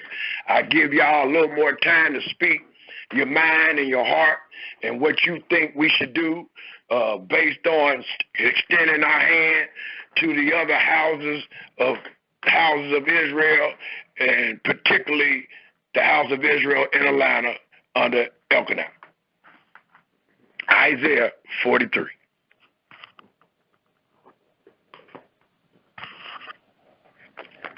And what we find in Isaiah 43 is the truth, and nothing but the truth. Our brothers and sisters just didn't understand this great truth, these great words of the Holy. What was read in Isaiah 43 was verse 10 and verse 11. And it reads, "Ye are my witnesses, said Yahweh, and my servant whom I have chosen, that ye may know." And you want the definition of the word know? You can find that in your Hebrew concordance under 3045. Under 3045, you will find the definition of the word know. And believe. Please write this down. If you want to know what the word believe means, you can find it in your Hebrew concordance under 539. And we're going to show it. I'm not going to teach this and let this go today. We're going to show what it says under 539. Believe me and understand. If you want to know the meaning of the word understand in verse 10, you can find that in 995 of your Hebrew concordance. So it tells us again, ye are my witnesses, said Yahweh, and my servant, whom I have chosen, that ye may know. These people is chosen. Don't forget this part. That ye may know and believe me and understand that I am he. Before me there was no God formed, neither shall there be after me. I, even I, am Yahweh, and beside me there is no Savior. The brother asked, and I think it was set, already planned, he said, anybody got a concordance? the reader, which was Yoel, Israel, hurried up and said, I got one, which that is set up. That's his man, and he's the one reading, so he had the concordance.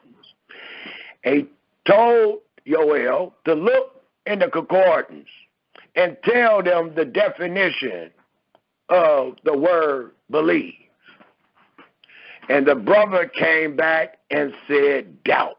Anybody that got the recording, you can hear it for yourself. I am not a liar.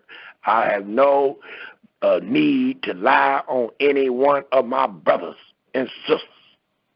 Matter of fact, Yahweh hates a liar. So I'm not going to show my lack of fear of Yahweh and lie on my brothers. There's no need. We're winning anyway. So they asked who had a concordance. Yoel said he did. He looked up there, read something, and then said doubt. And Alicia said, well, here it is. They said they wanted to see where we was to give doubt to the Almighty. If we wasn't for sure, we was to give him the benefit of the doubt. In the debate, I wasn't able to refute this like I have been since the debate and as I will today.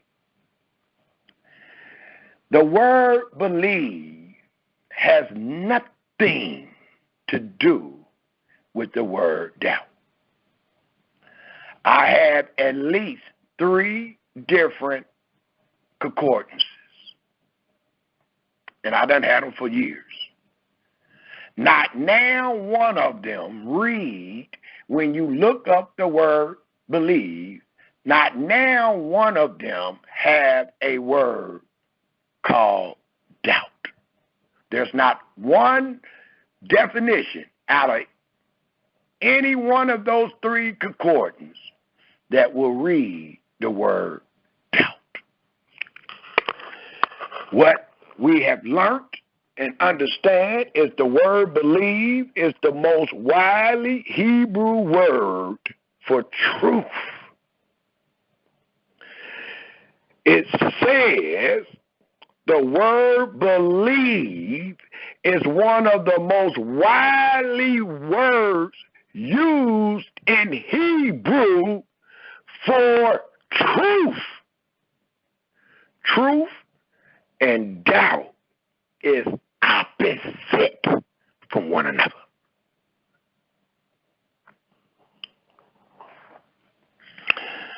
Hold this page. Let me go straight to 539 in a concordance and let your brother read the definition.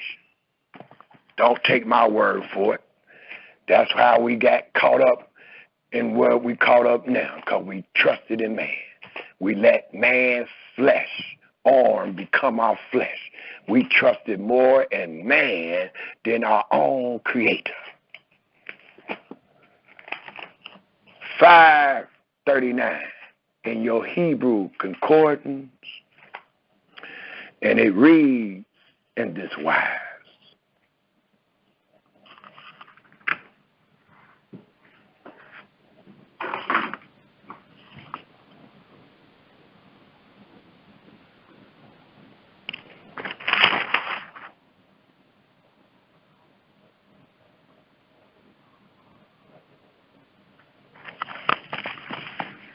The word believe in Hebrew is called aman, A-M-A-N.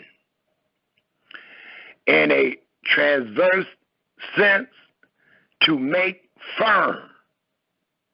And please take note of these definitions, because every one of the definitions will be opposite of the definition that our dear brother gave to try to convince us that we was to give Yahweh the benefit of the doubt, and that the black man and woman in America and scattered abroad is under the covenant of the law.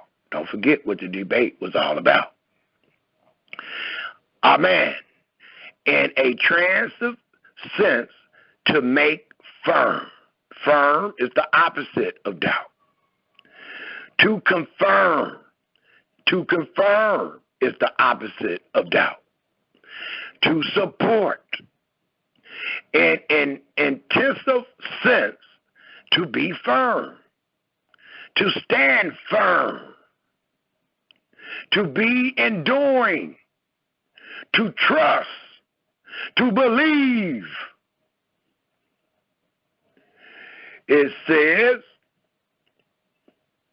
one other place, in the 540 Aman corresponding to the Hebrew Aman in 539, this Arabic word means to trust or to believe in, to be faithful, to be sure, to believe.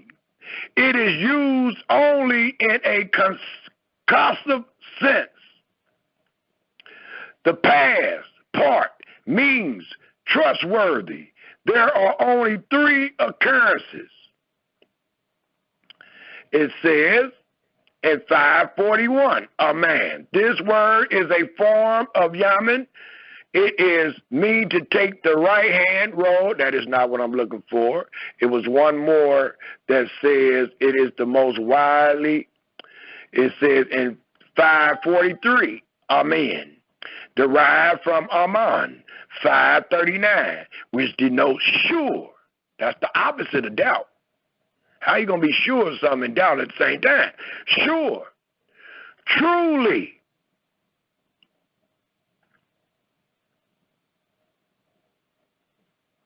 So, again, I just wanted y'all to see that it is the opposite of what our brothers and sisters try to slick us with. They said, and had the brother Yoel read from a fake concordance, and his concordance said doubt. As I stated, I had 3 different concordance. None of them ever denote the word believe mean doubt. So again, here is another great hole, a great mark against Elisha in the house of Israel in their debate and against their understanding. Also, in closing of this presentation, I just want us to know that we also spoke a little bit on tithes and on the Passover. If we debate our brother, if the brother accepts the debate, in the debate, tithes, the Sabbath, the Day of Atonement, and if we are waiting to be saved, will all be in that debate. So they will not only have to show that the black man in America and scattered abroad is under the covenant of the law, but they will also have to show, according to their scripture, where the Almighty ever commanded the black man in America to keep the Sabbath, to pay tithes, and to keep the Sabbath, to pay tithes, and I thought about the Day of Atonement.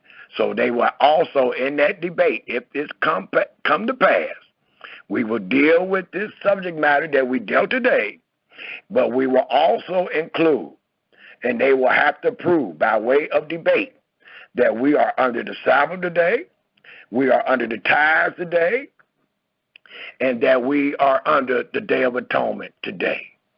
And in concluding, we will ask the question, are we not waiting to be saved?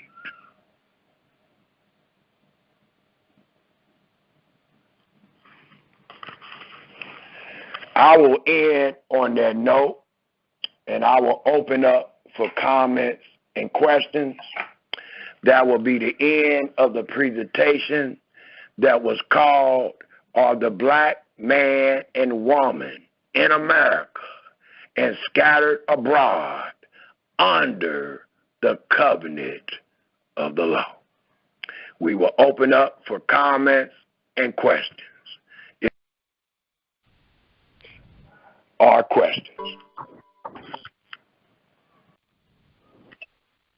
Are there any comments or questions? Shalom, this brother, very, very powerful presentation. Brother, very powerful presentation. I wanted to ask a question. Did you think that also that Daniel, from the time that usually when those in the book of Daniel, when those princes and those kings and stuff, when they have those feasts, they have feasts in the name of their deities. You think that was one of the reasons why Daniel didn't, his integrity, because he didn't want to eat the king's meat because it was probably blessed in the name of their deity? I'm not for sure. I'm going with the word. The word don't really say that, but we know for a fact he didn't want to defile himself, and the scripture tells us that he used his integrity. And we know by studying the word integrity in our scriptures, we know that many wise men used it integrity to fear Yahweh and to depart from evil. So I think it was just his fear. Don't forget, this wasn't a dumb man. Even though he in captivity, this was a prince. This man was wise. He was already wise before he even went in captivity. He was among the nobles. So these people already knew these things. Just like it says in Jeremiah when it talk about that they was not accustomed to the yoke. See, that wasn't what you was accustomed to. You was a free person. You was under the laws of life. So, yeah, you're going to have to get used to that. And that's all that happened. Daniel displayed his integrity, and the Almighty was with that man. And the Almighty made the master to love Daniel, to give Daniel a try. And Daniel ate the pulse, and 10 days later, they found Daniel and the 3 Hebrew boys just as fit as the rest of the slaves that ate the king's meat and drank the king's wine. Nowhere does it say, I ain't eating that or drinking this because I'm under the covenant of the law. But that's how our brothers used it to try to establish that somebody in captivity was under the covenant of the law. And that was a lie.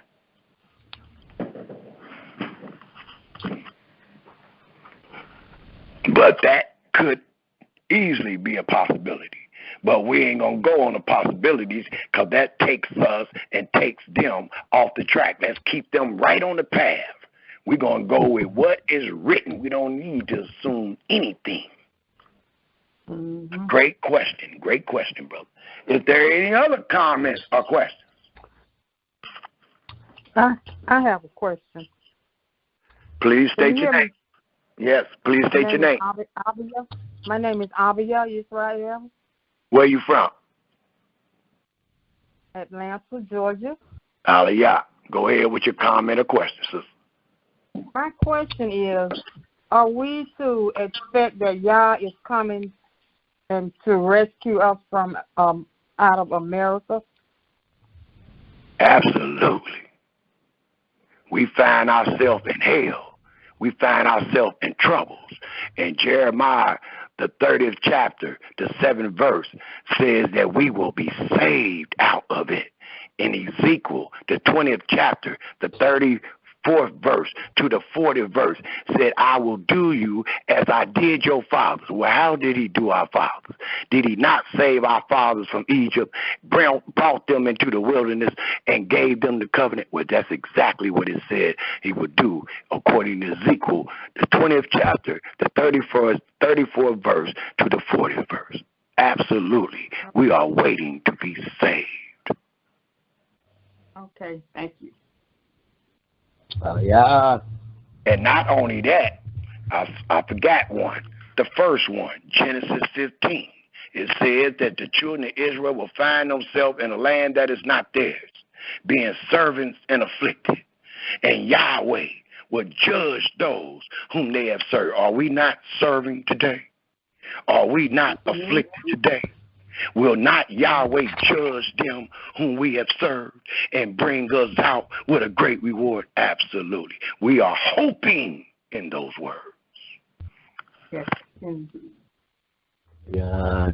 Hallelujah. Great question. Yeah. Is there any other questions or comments? Yes, this is Batia Israel of Atlanta. Just Shalom. want to make a great teaching of truth. Hallelujah. Great to hear y'all truth being taught. Thank you. Hallelujah. Yes. Thank you for lending an ear that you may hear, that you may fear Yahweh and depart from evil. Hallelujah. Hallelujah. Shalom. Everyone. Go ahead, brother. I didn't hear you. Hey, Shalom, Brother Cephas here. Shalom. I was just I'm gonna make a comment and say that the broadcast was outstanding as always. I heard Brother Yamin go to Daniel 9. I'm gonna ask you when Daniel said he didn't want to be defiled by him being in captivity. Wouldn't that already make him defiled anyway? Daniel 1, brother Yamin responded to Daniel 1 dealing with the dietary law. But being in the midst of the heathen makes us unclean. That's why the Almighty separated us from the heathen. So yes, we still unclean, but he did not want to defile himself. That's what it says. He didn't say I didn't want to be unclean. He said I didn't want to defile myself with the king's meat and the wine. So he proposed and he requested, and his proposal and his request was answered, and him eating the paws, him and the 3 Hebrew boys eating the paws and drinking just water, their vision, their conscience was just as great as those that ate the king's meat and his wine. Okay, I understand that. Okay, so there's a difference between unclean and defiled, what you're saying. Say that again? You said there's Absolutely. a difference between being unclean and defiled. Absolutely, brother. Yes, sir. Gotcha. Okay. All right. That's why we got the dietary law. That's why we got a whole dietary law in the 11th chapter of Leviticus. Right. Understood. I just want to ask it for the audience. Somebody else might have the same question, might have the same concern, and I just thought I'd ask it. Absolutely. Great question, brother. Every question is great. We want to know. We trying to discern between the holy and the unholy. We trying to discern between truth and a lie. So ask all your questions. Please don't hold nothing back. Shalom, shalom. Shalom. Let's be a gentleman and let the woman go first, and then come right on after her, brother. Okay. Go ahead, sister. This is Abia Israel again in Atlanta, Georgia. Yes, My ma'am. question is, from my understanding, we're in the land of pollution, just filth. It's like we're filth. So how does that affect us keeping the laws? I mean, we're in a land of just filth. We're surrounded by filth. We ain't keeping the law.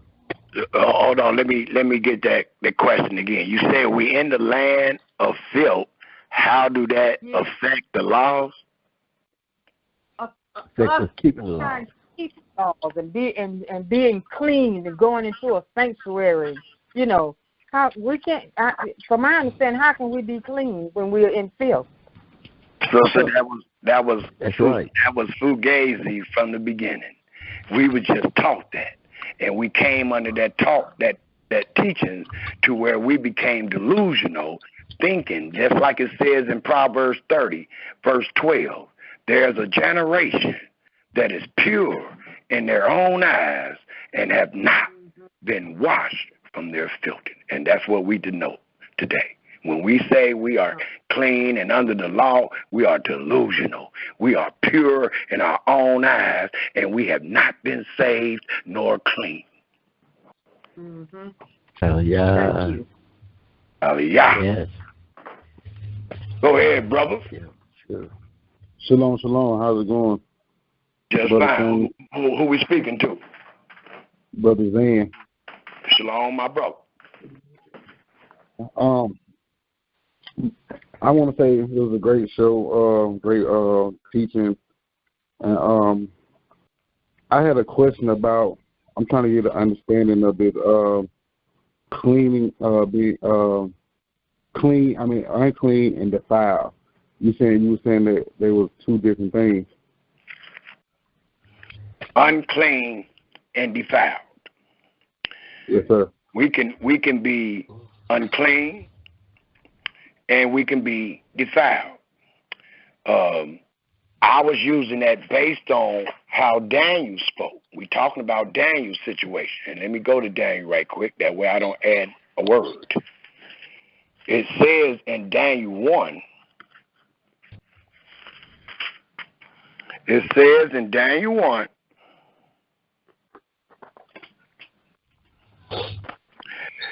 but Daniel proposed in his heart that he would not defile himself. If somebody have a concordance, look up the word defile himself. It's under 1351. Defile himself. Try to look up that word. It's 1351. And then look up the word defiled. And I guarantee you're going to have similar meanings, but they're going to be differently worded. So that's what I'm trying to say. We can be defiled by a dead body. Right. We can be unclean. Hold on, please. We can be defiled by a dead body. We can be unclean by menstruation. Did you get that part? We can be defiled by a dead body. The scripture says one being defiled by a dead body. But it don't say you're defiled by a mistress woman. You are called unclean by a mistress woman, and then the Almighty give you the rights and the regulations that you got to do to be unclean or to be clean again. Same way with being defiled. So they're similar, but they are different. Both of them denote uncleanness, and both of them denote you not approaching your Creator. Both of them do. So they both negative. Ain't now one of them one positive and one negative. They both are negative. It's just two different words that we find in our Holy Scripture that the Almighty tells us that can contaminate us, being defiled and being unclean. Okay. Thank you, my brother. Shalom.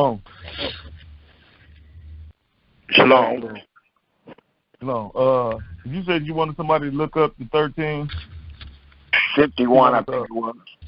Was it 1351? Mm-hmm.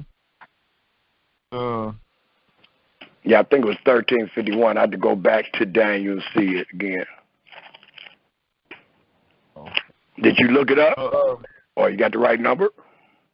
Nah, I don't have the right number. Okay, well let me get there right quick. Yes, it's 1351.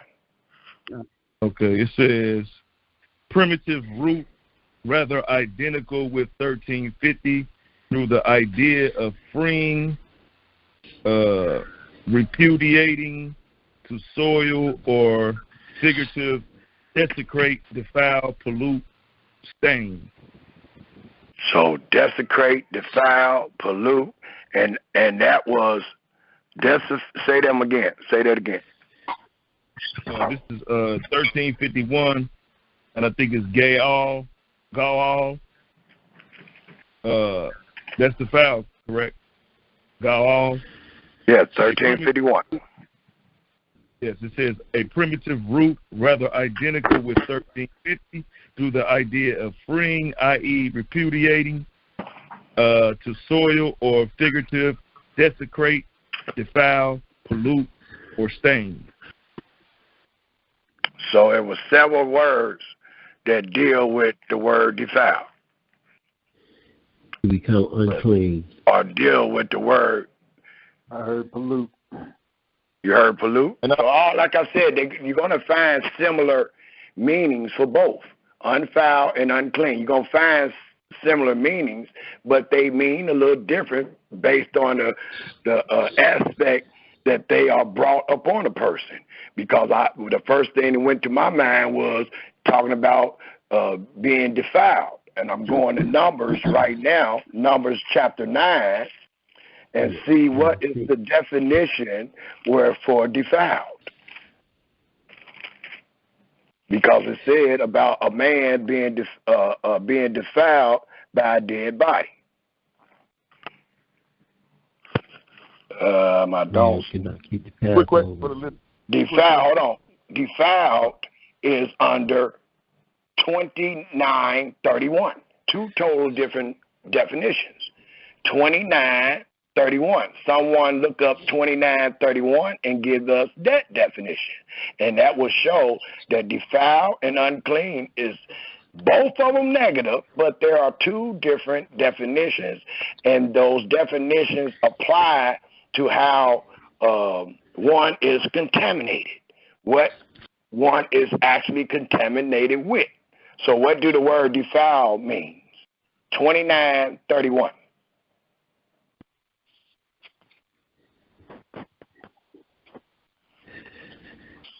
Both of them negative. Both of them you're dirty and you can't approach your creator. Both of them you need to be cleansed from. Both of them.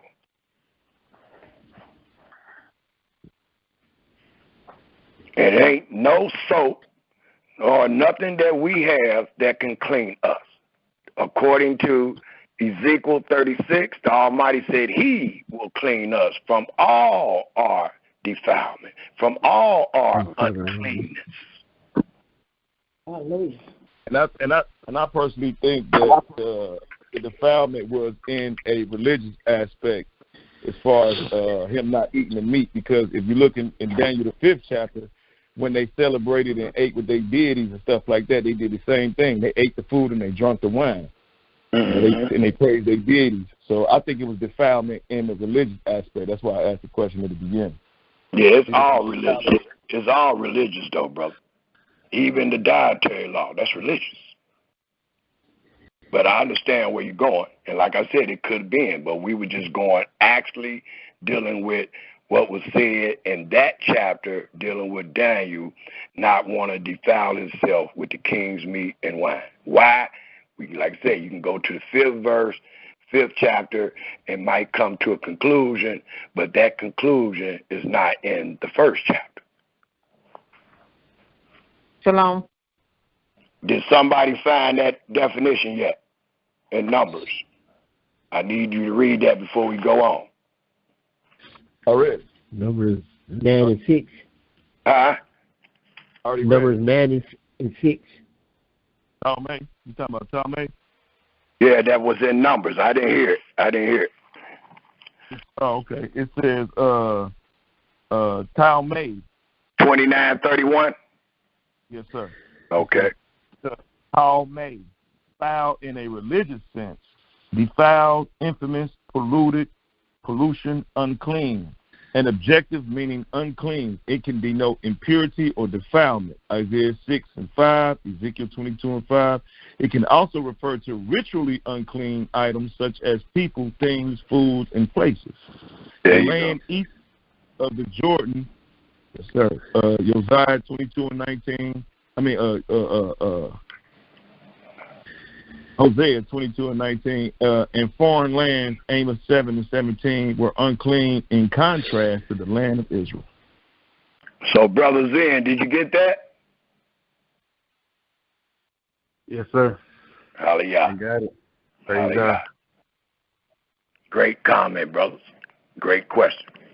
Is there any other comments or questions? Hallelujah. Well, I have another question. Who this? This Abia again. Sure you can. I'm just joking with you. Go ahead, sister. Okay, now when I first started studying, we were taught that when it comes to the unclean, when the wife is unclean, we did not sleep with our husbands, nor did we prepare food. We stayed out of the kitchen. And I maintained this up until I was no longer married. So, and every class I've ever attended since that time, they didn't keep the law like that. The women prepared food and all that. So what's your stand on that? totally agree. I was taught under Alicia Israel, Moray Daniel, and Moray Tyree. And those were the same thing that I was taught. And before I knew the things that I know now, I did it exactly like they taught. I've been married for over 30 years. My wife would tell you that man never got into bed when she was on her menstruation. When she had her children, I slept on the couch many days. And then one day, there was a conversation in the class. We was going on California then. And I found out that many of the leaders were still sleeping with their wives. The wives was talking about it, and my wife was included. That's how I found out. So here I am, sleeping on a hard couch when trying to do what they tell me to do because I didn't have the understanding that we was unclean anyway. I found out that the leaders were still sleeping with their wives. So it proved that we're not under the law. We're under some type of cult or something that they want us to do. We were not doing the law. Not even the head men was doing it. But the students that was in there scared to death, we was. Many of us was. And I'm included. I slept on the couch. The Almighty, my witness. Just like you just said, sister. So it ain't true. Those laws was given to Israel to be done in the land. Not in captivity. And we still in filth. We dirty. Yes, we're dirty. We're waiting to be saved. When we are saved, we will be cleaned up. Don't forget what it says in Ezekiel, the 36th chapter. When we are saved, we will be cleaned up. You're going to sprinkle the clean one, right? Yeah. Brother Israel. Yes, sir. Brother C. Okay, I want to clear up something you just said. You said they was sleeping with their wife. You talk about laying in the bed beside their wife, not sleeping with them. I think that's what you meant. Yeah. Well, I don't know if they got weak or not. I know you was in the bed. No. The question was The question was pertaining to separate yourself and sleeping in the bed with the wife. I'm staying on that topic, So I didn't want to be. I didn't want to think the people to think that we was inclined that they may have, but we was talking about separation part of uncleanness. Absolutely, brother. I would just. And I didn't want them to think that when you said they were sleeping with their wives, some people think sleeping with their wives and having a sexual relationship with them. So I don't really know. Clear that up for the audience, because she was only talking pertaining to being in the bed with their wives during that time. Okay, and you're absolutely correct. And I don't know how the people might have took what I stated, but I answered the sister based on separation, and I said I was just like her. I slept on the couch, but I found out because my wife, Tyree's wife, Shanielle, and a couple more wives was talking about their husbands not separating, and all along I was. Gotcha. And what changed me with that brother Samuel, what changed me was I came to the understanding, and then I think about when I'm at work, you got some bathrooms, the women use the same bathroom as the men. Certain buildings and structures, if you got to go to the bathroom, you got to go, use the bathroom. And if you want to separate from sitting where she sit or lay where she lay, then you messed up anyway. Especially at the hotel. Yeah, you messed up anyway. Yes, sir. They was even saying that we really couldn't defend ourselves. You got to pray. If some of y'all caught the bus to the class, somebody could have been sitting on that bus that was unclean. And so the teachers was kind of teaching that, but in the same breath, they was telling us we under the law. We enforcing the law when we couldn't. We just couldn't. Right. But that wasn't what they wanted to tell us, because they were trying to keep us to do what they wanted us to do. And we found out that they wasn't even doing it. And we talking about the teachers. But I found out too. Any day. Yeah, but it's just a proof, and the Almighty just revealing the light to allow us know that we're not under the covenant of the law. We have never been able to return with all our heart and do all that Yahweh said. That's all that the Almighty is allowing us to learn and know this day. Impossible. We are waiting to be saved. And a lot of people, notice, a lot of people that talk about they under the law, they don't talk about being saved. Because they talking like they pulling their own self up by their own bootstraps. They talk like they can save themselves. Most of them do not teach how Yahweh is going to pardon you, how the Almighty is going to save you and clean you up. They don't teach that because they saying you ain't dirty because you under the law. Right. We waiting to be saved no matter what we find out today. And the next day, we still waiting to be saved. I thought we was. At least that's what I thought. We are. And that's exactly what the book says. We are waiting to be saved. If you find yourself under death and evil, you are waiting to be saved. And that's exactly what we find ourselves in. Jacob's trouble. But the Almighty said they will be saved out of it. And that's what I hope in. I hope in all these words. Hallelujah. Oh, yeah. Great comments, great questions. Keep bringing them. And what do y'all think about what I said about if the house of Israel have a debate? And what do y'all think about us having a debate? I want to hear something about that too. I don't think that's going to happen. I don't either, brother, but I want to hear your comments. I don't either, but I would definitely want to hear your comments. Shalom. Hold on, we got a sister. We got a sister trying to talk. Go ahead, sister. Shalom, this is Sister Danya. Shalom, sister. Shalom. After all I heard today, I'm not even sure what he could debate, but I'm curious to see what he has to talk and say. Absolutely, I'm with you, 100. I don't see what he can debate either. I'm bringing out what his teacher said. I don't think he's more sagacious than his teacher. I bet you that. So I don't know what he's going to be able to debate either. Yeah. He ain't gonna do that. Let me know when it's supposed to happen.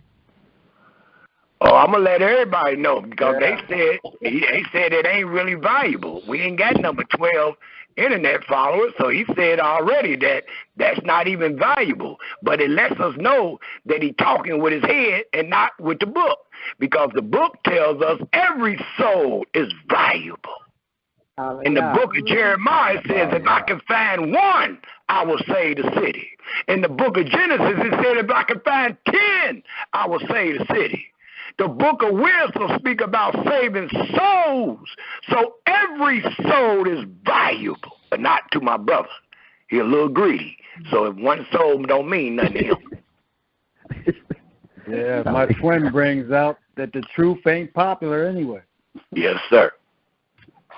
Yeah. Brother Israel, and another thing, Brother Israel, make a comment to Brother Cephas again. You mentioned Deuteronomy chapter 30, and his brother, me and you both comment on this post the other day, yesterday or the other day, I can't remember when it was, but he used to use Deuteronomy chapter 30, verses 1 through 3, I think it was. Yes, and sir. He used to use that scripture to say we must turn back to the covenant of the law. Now he's saying that we got to turn to the covenant of Abraham. So I don't know what this brother be talking about from time to time. He don't either. He don't either. Now that brother, now he's saying we on the covenant of Abraham. He said we back under that covenant. I've been trying to figure out what covenant was he talking about. He don't either. And we always been under the covenant of Abraham. See, a lot of people, and I don't know if I said that in this lesson, but Alicia said the same thing that most of them say. Yahweh ain't broke no covenant. Who said he did? We ain't taught one word that Yahweh broke a covenant. We teaching that Israel broke the covenant. That's why we ain't under it. How are we going to be under a covenant that is broken? And the best question to ask yourself, if we was under the covenant, what is we doing in hell? That's right. That's right. So I think he got a little offended when I told him. You only find yourself in hell when you break the covenant. Well, my question was, when he said we're on the covenant of Abraham, I wasn't quite understand. I mean, I sort of understand what he was saying. I asked him, well, Abraham, I said, now, this, I could be wrong.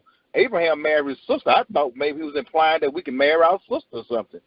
No, when he's talking about the covenant of Abraham, it's talking about the same wordings that we read in Leviticus, the 28th chapter. Leviticus, the 26th chapter, where it says, "I will remember the covenant of Israel, of Isaac and Abraham." That covenant is an everlasting covenant, and it is found first in Genesis 12, and secondly in Genesis 15. That covenant is forever. He made that promise to his friend named Abraham. Okay. We ain't got nothing to do with it. We ain't got nothing to do with it. We just riding with the good words that was given to Abraham, because he will not break them. Well, with you saying that, then apparently he didn't understand it that way, because I don't know what he was talking about. Well, I told you didn't understand. Yes, sir. Brother, I got a question. Who is this? Joseph Israel. Yes, sir. Go ahead. The question, when are you going to air this broadcast? This, Benaniah, Brother Benaniah from Memphis. He probably on here. He could tell you better than me. He is the one that sent out the recordings. Usually it's a day or two after. It'll be out. It'll be posted. Great teaching. Thank you, brother. Hallelujah. Is there any other comments or questions? Yeah. Shalom. Shalom, Brother Yaakov. How you doing, man? Shalom. I'm just great. I was listening to the class earlier today, and with Brother Alkinas, and he Mucks mucks up the scriptures a lot, and he mingles the timeline. He mingles the timeline a lot. Yes, sir.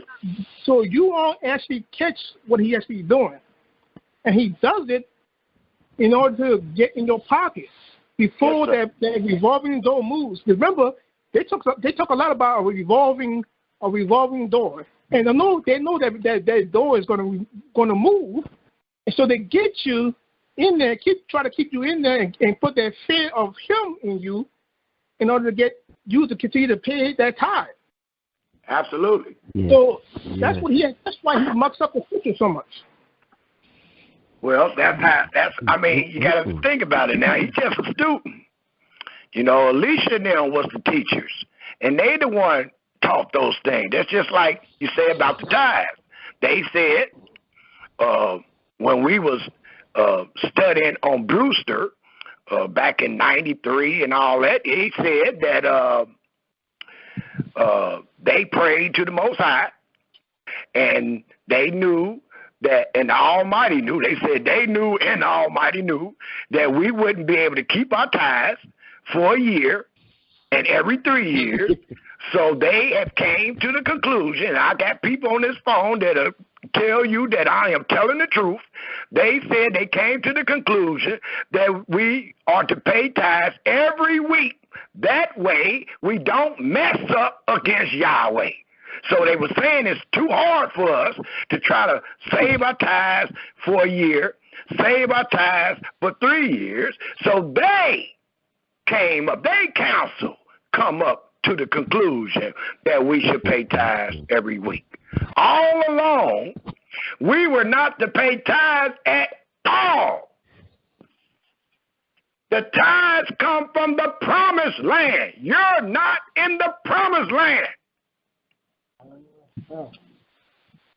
I don't care if you want to say it was food.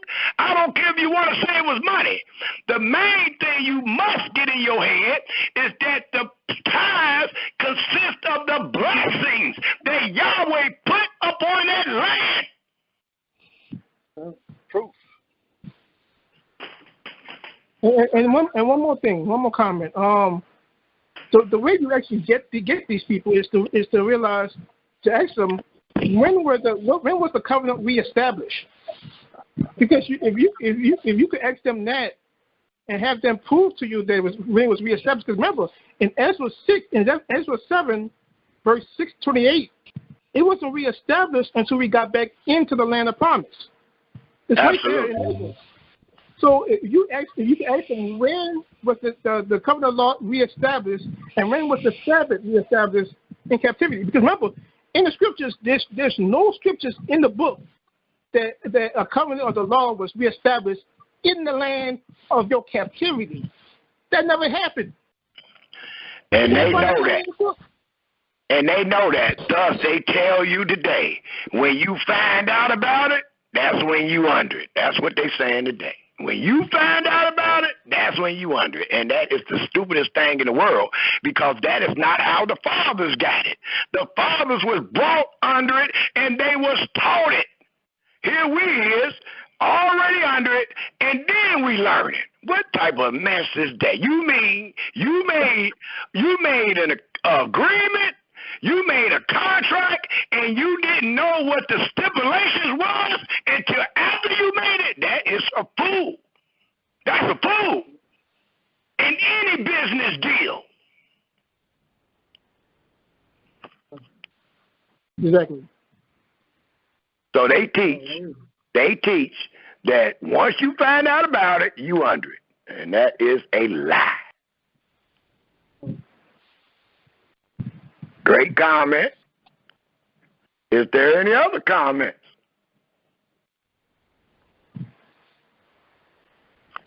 Shalom, brother. Shalom, Samuel, shalom. it's Yohania.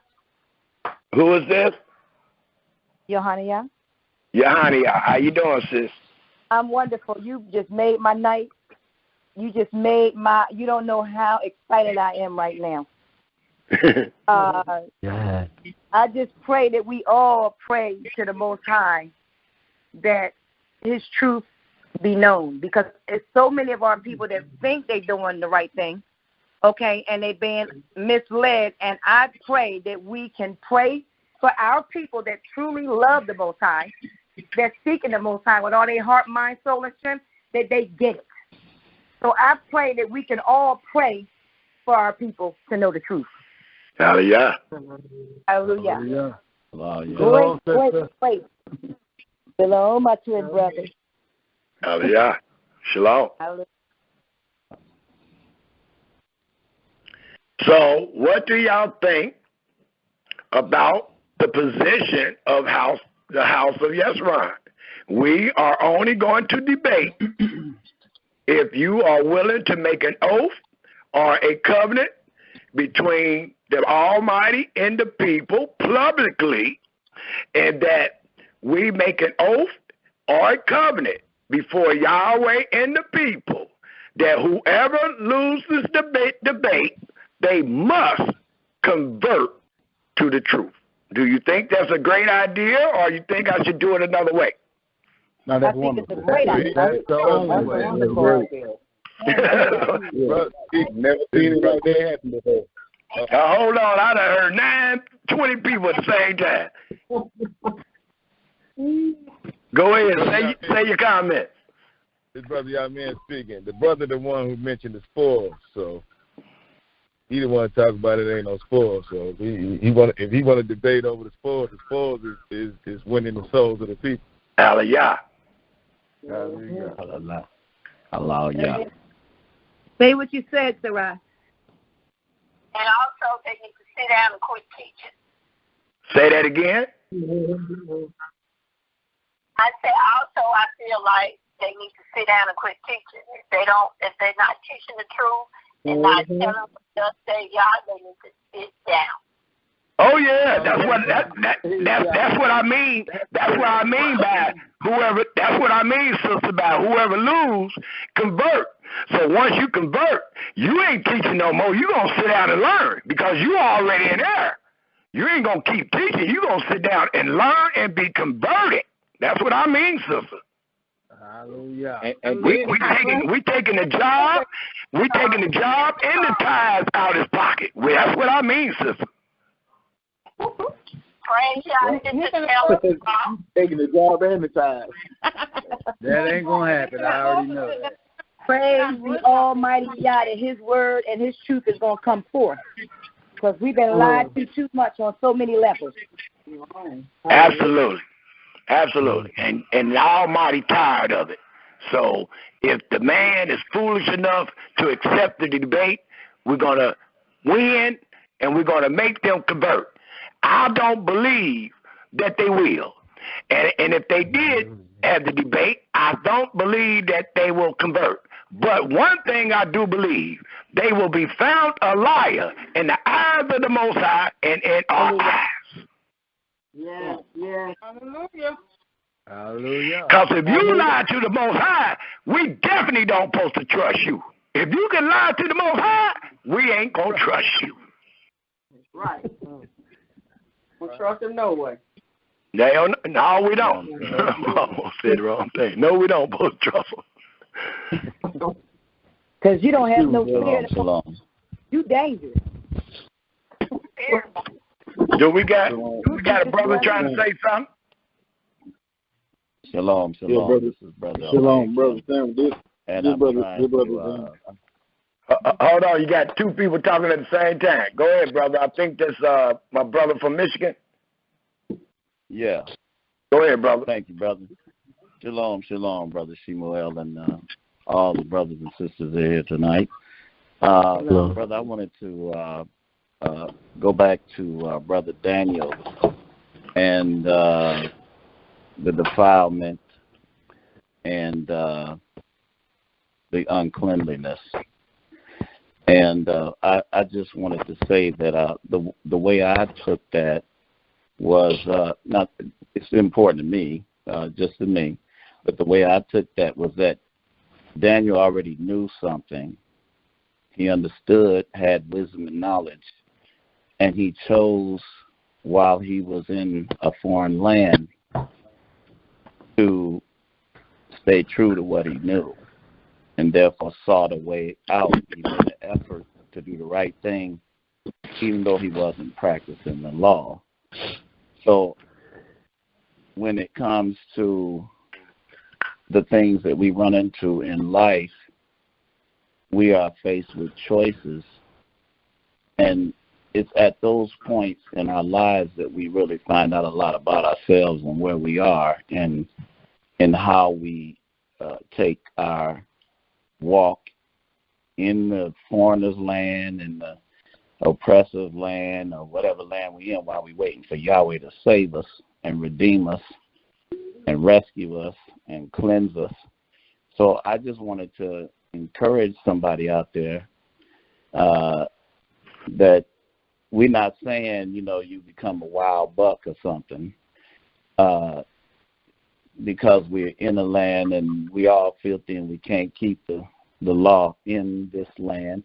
But that's not nobody's endorsing running buck wild and just being anything. We're doing that automatically, even though we are trying to recognize what we know in the light, which is in our everyday. Like I say, what I found, I can't call the chapter and the verse, but what struck me was I found a scripture where it said, in all your ways, cry out to Yahweh for the old path, so that you may see, or you will actually see the way which moves you ever toward Yahweh. So in our walk, that's what we're doing. We're moving ever toward Him. And even though we are in these heathen lands being abused, oppressed, and we can't we're not living by the rules of Yahweh. We can't, not right now. But He has us here. So we're still being tested. We're still being tried. That don't mean you can keep the law, and ain't nobody suggesting that. But you still have integrity. You still be a righteous man, because I'll end it with this. I think, and you can correct me, but I think it was what Yahweh said, though Noah, Daniel, and Job were in the place where his wrath come, their children would not be saved because of them. And so this is a very serious thing, this thing we're in. And to be mindful of those things which Yahweh speak of all throughout his holy word, his scriptures, to us in the land or out of the land, wherever we find ourselves, we still rely on his word and all that it says, which you have always taught. And I just thought I would make a comment on that. Not that anybody needs to hear it, but I felt that I needed to say it. So, shalom. Hallelujah. Hallelujah. And it denotes the same thing that we've been saying. A lot of people, for some reason, love to bring up or think they need to say, well, we're not saying to be buck wild or whatever, or to be evil. We teach for the last 6 years on the house of Yezron to fear Yahweh and to depart from evil. Now, how in the heck can someone get to be buck wild and we doing anything when the people teach to fear Yahweh and depart from evil every day? If you are fearing Yahweh and if you are departing from evil, you ain't evil. You're not doing evil, nor would you be buck wild.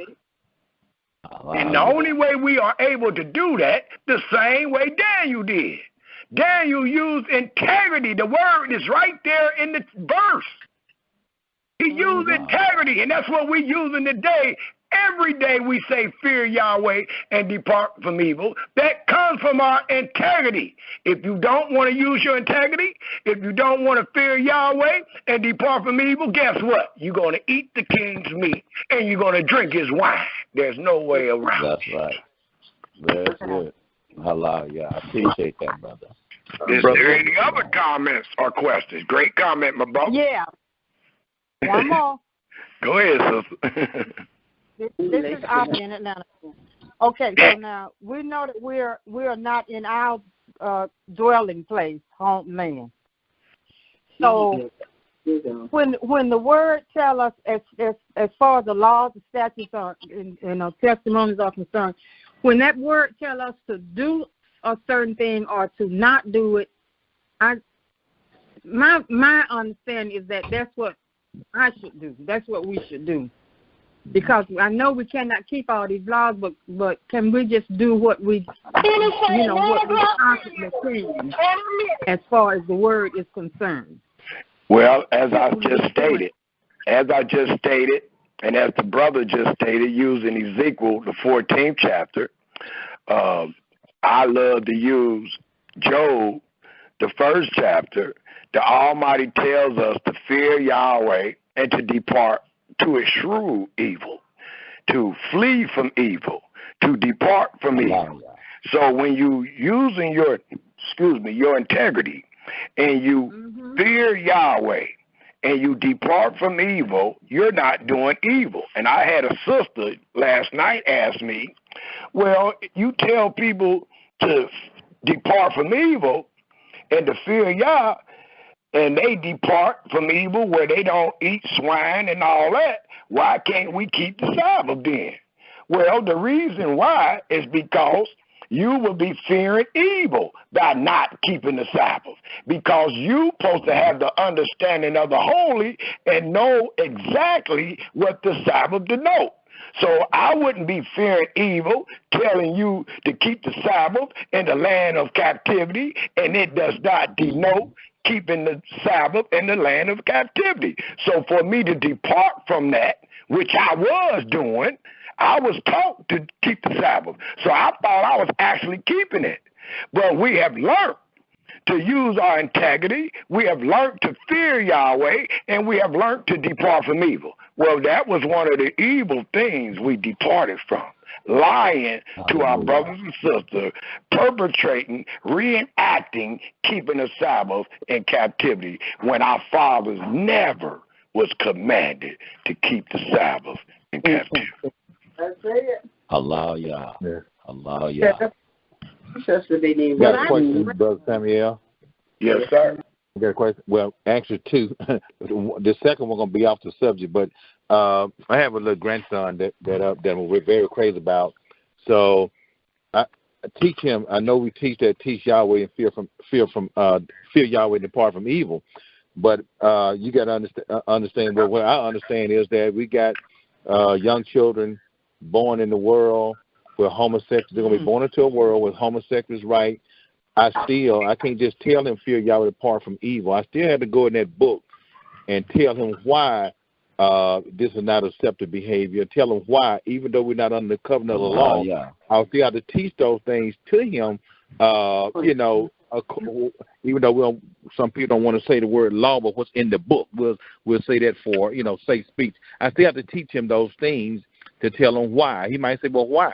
Well, according to what is written, according to the history of Israel, there was an evil thing. So we still have to teach them the thing, in my opinion. Well, we've been teaching for over 6 years. I've been teaching for over 20, and it all come out that book. So I don't know. See, that's your adversary. That's your adversary talking to you, and you got to try to come with a solution to show them what you mean by fearing Yahweh and depart from evil. They teach that you can't fear Yahweh without the law. Well, we use the law, as you just stated, and we've been doing that. This ain't something new that we got to teach the people. We've been teaching the people to fear Yahweh and depart from evil based on the book. Not based on something you got in your mind or your heart, but based on the book. So we always going to teach the book to allow you to know what is evil. Right. I said we will consider it in the latter days. I get that, what you're saying, but all I'm saying to you is I'm not saying that we're under the covenant of the law. If we can call it what's written in the book, what's written in the book is still going to be what's written in the first 5 books of the Torah, what I'm saying. That's all I'm saying. It's going to be written in that whole volume. The whole volume of the book is what I use to teach what is evil. I use the whole volume, not no 5 books. I use the whole book to teach what is evil by the law and by the testament. That's the whole book. Mm-hmm. Yeah, well, and here's my second question was this, and this is my second question off the subject. Myself and Brother Benaiah, before the COVID hit, we were trying to come to Cincinnati, Ohio to visit with you, but we're trying to find out was a good schedule for you, but I could talk to you off the line. But we're trying to come to Cincinnati and just, when you have some free time and just hang out with you for a little while. I understand you and many other people that I meet inbox that would love to come see Brother Samuel and just sit and talk with Brother Samuel. So, and me and my wife is trying to come up with something to where we can actually host something like that where we all can come together. I thought maybe this debate, if we can make it happen, can be the event, because we can try to host that debate here or host that debate in Atlanta. But like I said, brothers and sisters, my spirit tell me that we just going to do due diligence by extending our hand out, letting the brother know that we are more than willing and able and capable to debate him on this subject matter, but I don't truly believe he's going to accept it. And if he do, it probably be by way of some type of podcast or something like that. But it don't make no difference. If it's podcast, we'll still take it. We'll still take the debate if it's podcast. But if we can make this an actual live event, that would be great, and that will give the people a chance to do a little traveling. We all meet up and and greet and eat and love one another. Brother Shemuel, this is Brother Eliakim again. I just would say that on the stakes, it might be a good idea that we already know what's going to happen, but to make it a little bit more palatable to the brother, you might suggest that, like the young lady said, they have to shut down shop, but actually they have to come to school. and be taught. Yeah, sure. Absolutely. Absolutely. That's what we're doing. We're teaching. We can't help it that your school been teaching the wrong thing. So we teach it. You're going to be converted to the school, to the truth. Absolutely. Mm-hmm. So that's an option for the brother. Instead of just shutting down, you got to come and study with you so you can teach him. But when it comes to people saying, get your hand out my pocket, I know by experience that ain't nobody going to do that. I'm not giving up all that. I depend on these guys. Why would I let this man take what I depend on, my livelihood? So I don't really see it happening, brothers and sisters. Right. I know. Because it's free and rich. Yeah. So you can consider it. Yeah. Taking people's money. And as I stated, if we can have the debate will include the Sabbath, time, and the Day of Atonement. So those are the three main subjects that we will also debating if the black man and black woman in America and scattered abroad is under the covenant of the law. And make sure y'all hear me. I am not talking about one or two laws. I am talking about all the laws. So when I ask for the debate, it's not about one or two laws. So you're not going to get us with no dietary or that's the case, a man can lay with your wife. No, we're talking about all the law. It is called the covenant of the law. So we're talking about the whole law, not no one or two things that you think you can do in America. Because people say, well, we can keep the Sabbath. Some of us can. Some of us off on Saturday. Some of us can't because they can't get off. Well, the Sabbath is more than just working, y'all. That's right. It says, remember to keep the Sabbath holy. It's more than just working, and it ain't talking about if your boss let you off. That is not, your boss is Yahweh, y'all. So it's not talking about your boss let you off. It's talking about what Yahweh commanded the Israelites to do in their land forever. And we break that down to us getting off on Saturday, or if we work on Saturday. That is terrible. Oh, yeah, beautiful point. So we're going to bring, those are three of the main subject matters that will be brought up in that debate if the debate goes down. So they're going to not, they only, what I'm saying is, they are not just going to have to prove that the black man is under the covenant of the law, but they're going to have to prove we under the Sabbath. They're going to have to prove we under the tithes. They're going to have to prove that they can keep the Day of Atonement, and they can't prove now one of them. That's a shoe-in. So we should easily be able to win that debate and win those souls. He sure try to prove the data, I tell you. Say that again, bro. I said he sure try to prove it today. I tell you. Yeah. Who did? Eric and I. It was hard out there. How did he try to prove it today? He went to Ezekiel 20, then he went to showing about the covenant in Exodus, and then he was like, we were still under the covenant. I was like, oh wow, he trying his hardest. He trying his hardest. It sound like just out of the two places you said, those are the same places Elisha went. That's what I said. Elisha, he a student. Elisha is more sagacious than him. So it ain't nothing that he's going to be able to bring out that Elisha ain't brought out. So he loses.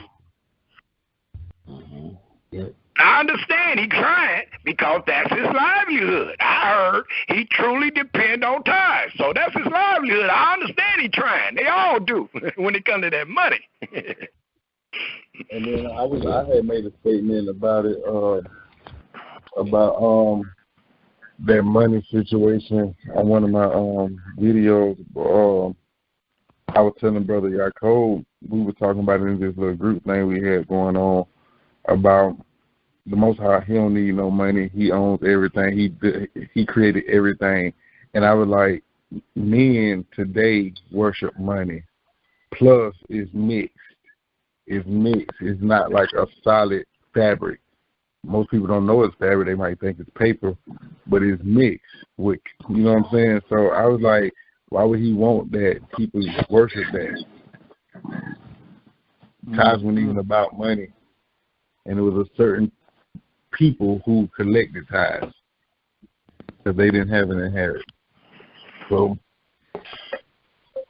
well, like I always say, and I try to bring this point out to my brothers and sisters because a lot of us miss this point. There is a reason why Yahweh commanded Israel to pay tithes. And the tithes consist of the increase that Yahweh blessed you with in that land. And what is the main purpose that Yahweh commanded Israel to keep tithes? What is the main purpose? Do anybody know? For the priests, the homeless, the orphans, the widows, and the fatherless. Absolutely. But first and foremost, it was for the priests and the Levites because they had no what? Inheritance with thee. So all the other 11 brothers, they got an inheritance.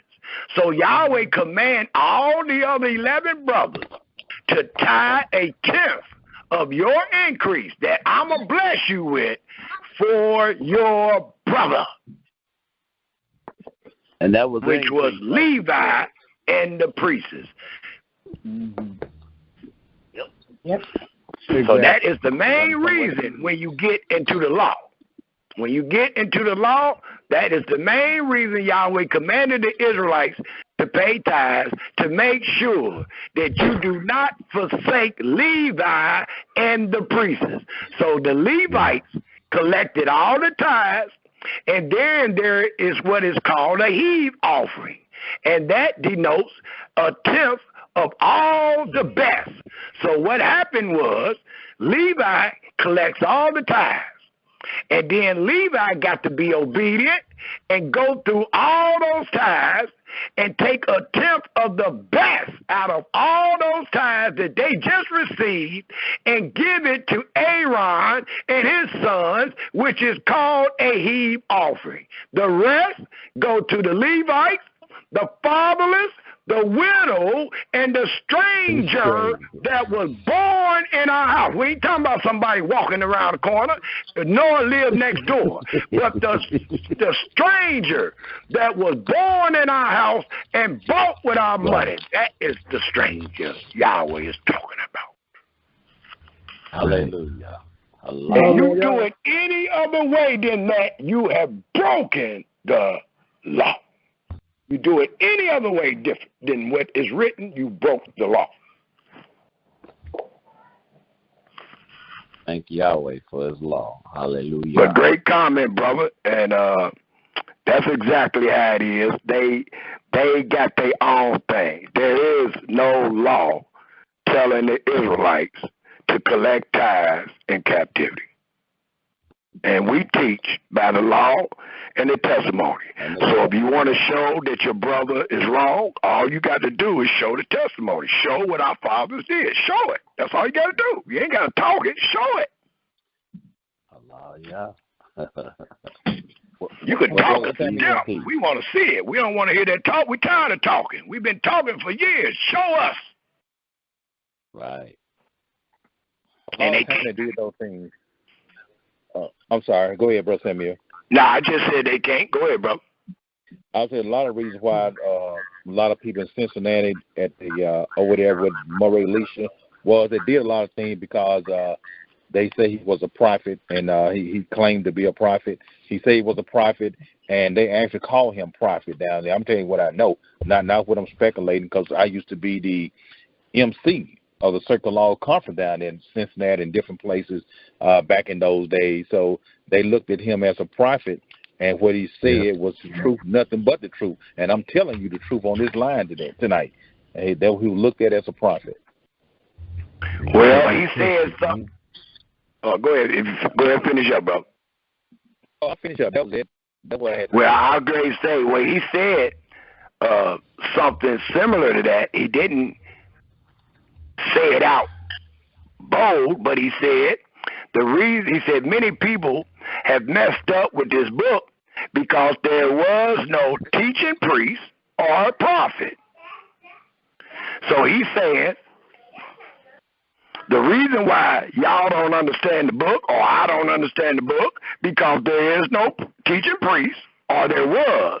He used the word in the past tense, was no teaching priest or prophet. Well, y'all need to ask yourself, well, you saying that, and it still ain't no teaching priest or no prophet. So how in the heck you going to establish what you saying is right? Because it still ain't no teaching priest.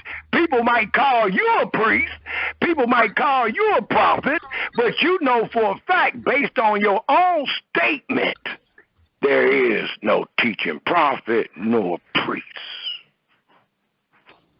So if the other people was wrong, then you must be wrong, especially when we saying you're not confirming every word. And how there still ain't no priest or no prophet. Right. That's right. But if I keep telling you that I'm a prophet, if I keep telling you or insinuating I might be a priest, that's what Alicia used to do. Alicia used to say, well, the brothers and sisters from Chicago and all that keep saying that I'm a priest. And I tell them I ain't no priest. And then they would say, well, you got to be a priest or something, brother, to know the book as you do.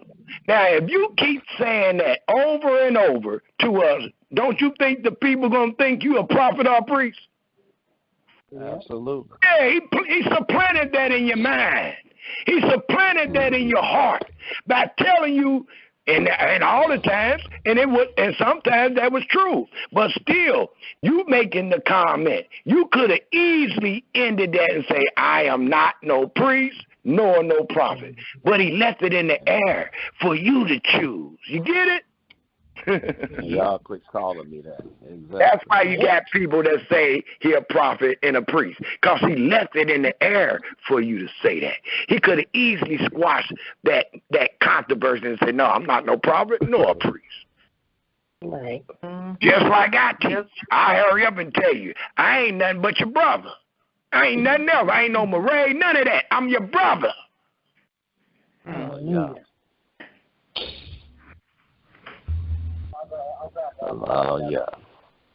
Is there any other comments or questions? I couldn't hear you. That was my radio going off. Sorry about that. Oh, sorry about that. Is there any other comments or questions?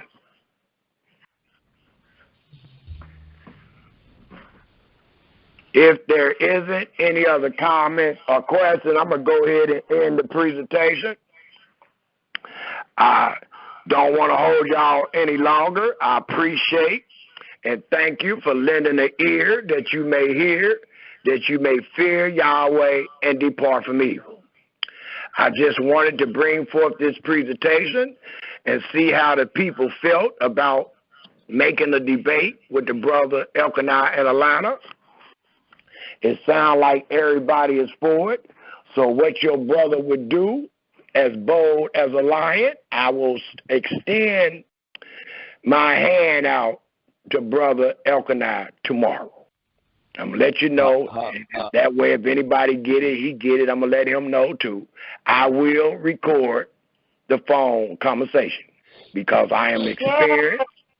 I am experienced, and I know what a man will do after a conversation.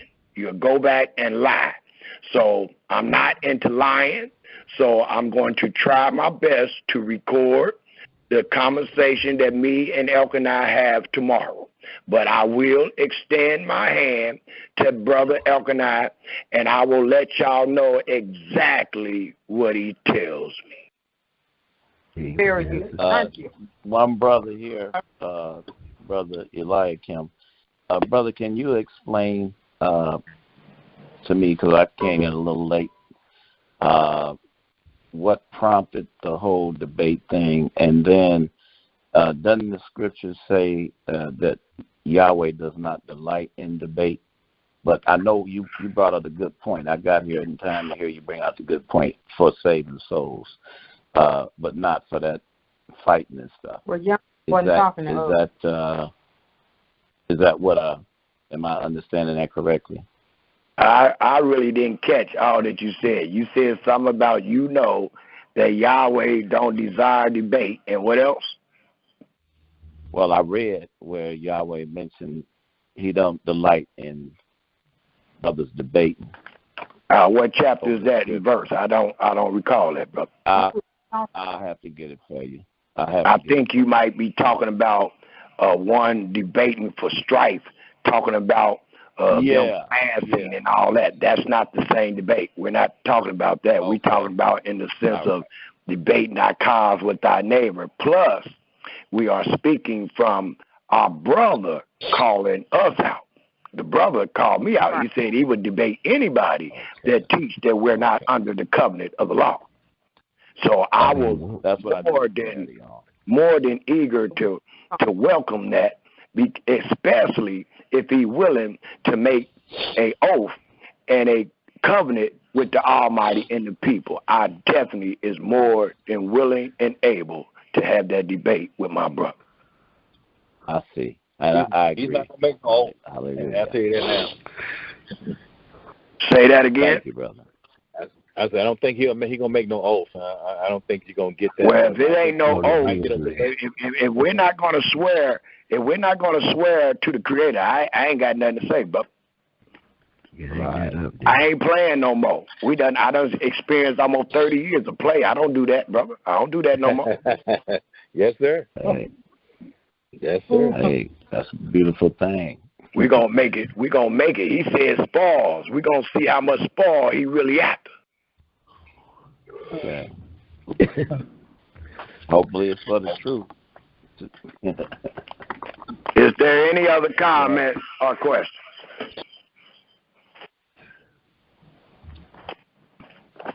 Thank you for that. I'm waiting for this. Well, I will let you know. I guess I will let you know by, the next presentation, I would think. I wouldn't set up anything before the next presentation, I don't think. I really can't tell you what I'm going to say tomorrow, but I don't think I will set up anything before the next presentation. But we will extend our hand out tomorrow, and I will let y'all know exactly what he said. I go ahead and put the app on my phone. That way I make sure I can record the conversation. Let me. Do you have a class in that that's publicized on the YouTube? Yes, that's the LCS run. That's what you're hearing right now. We just ain't from Tanya. Yeah, we just ain't live. It's under the House of Yeshurun. Look up the House of Yeshurun on YouTube, and you'll see everything we have ever done. Okay, thank you very much. Okay, I'll send it to you. Thank you so much. Somebody said they'll send it to you. The link. Your honey. Thank you, darling. You're welcome. Is there any other comments or questions before we go?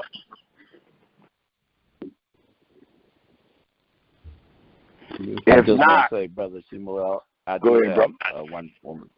I just want to say that I really appreciate Yahweh using your brother to do what's in your heart and what you've been doing all these years. Even though I came in on the back end, but you're still going strong. So I'm grateful to Yahweh for that. That's answer to my prayer. Hallelujah. And I would like to thank and tell each and every one of you, I am grateful that you lend an ear, that you may hear, that you may fear Yahweh and depart from me. I am grateful also. Yes, sir. Hallelujah. We will end the presentation with Psalms 140.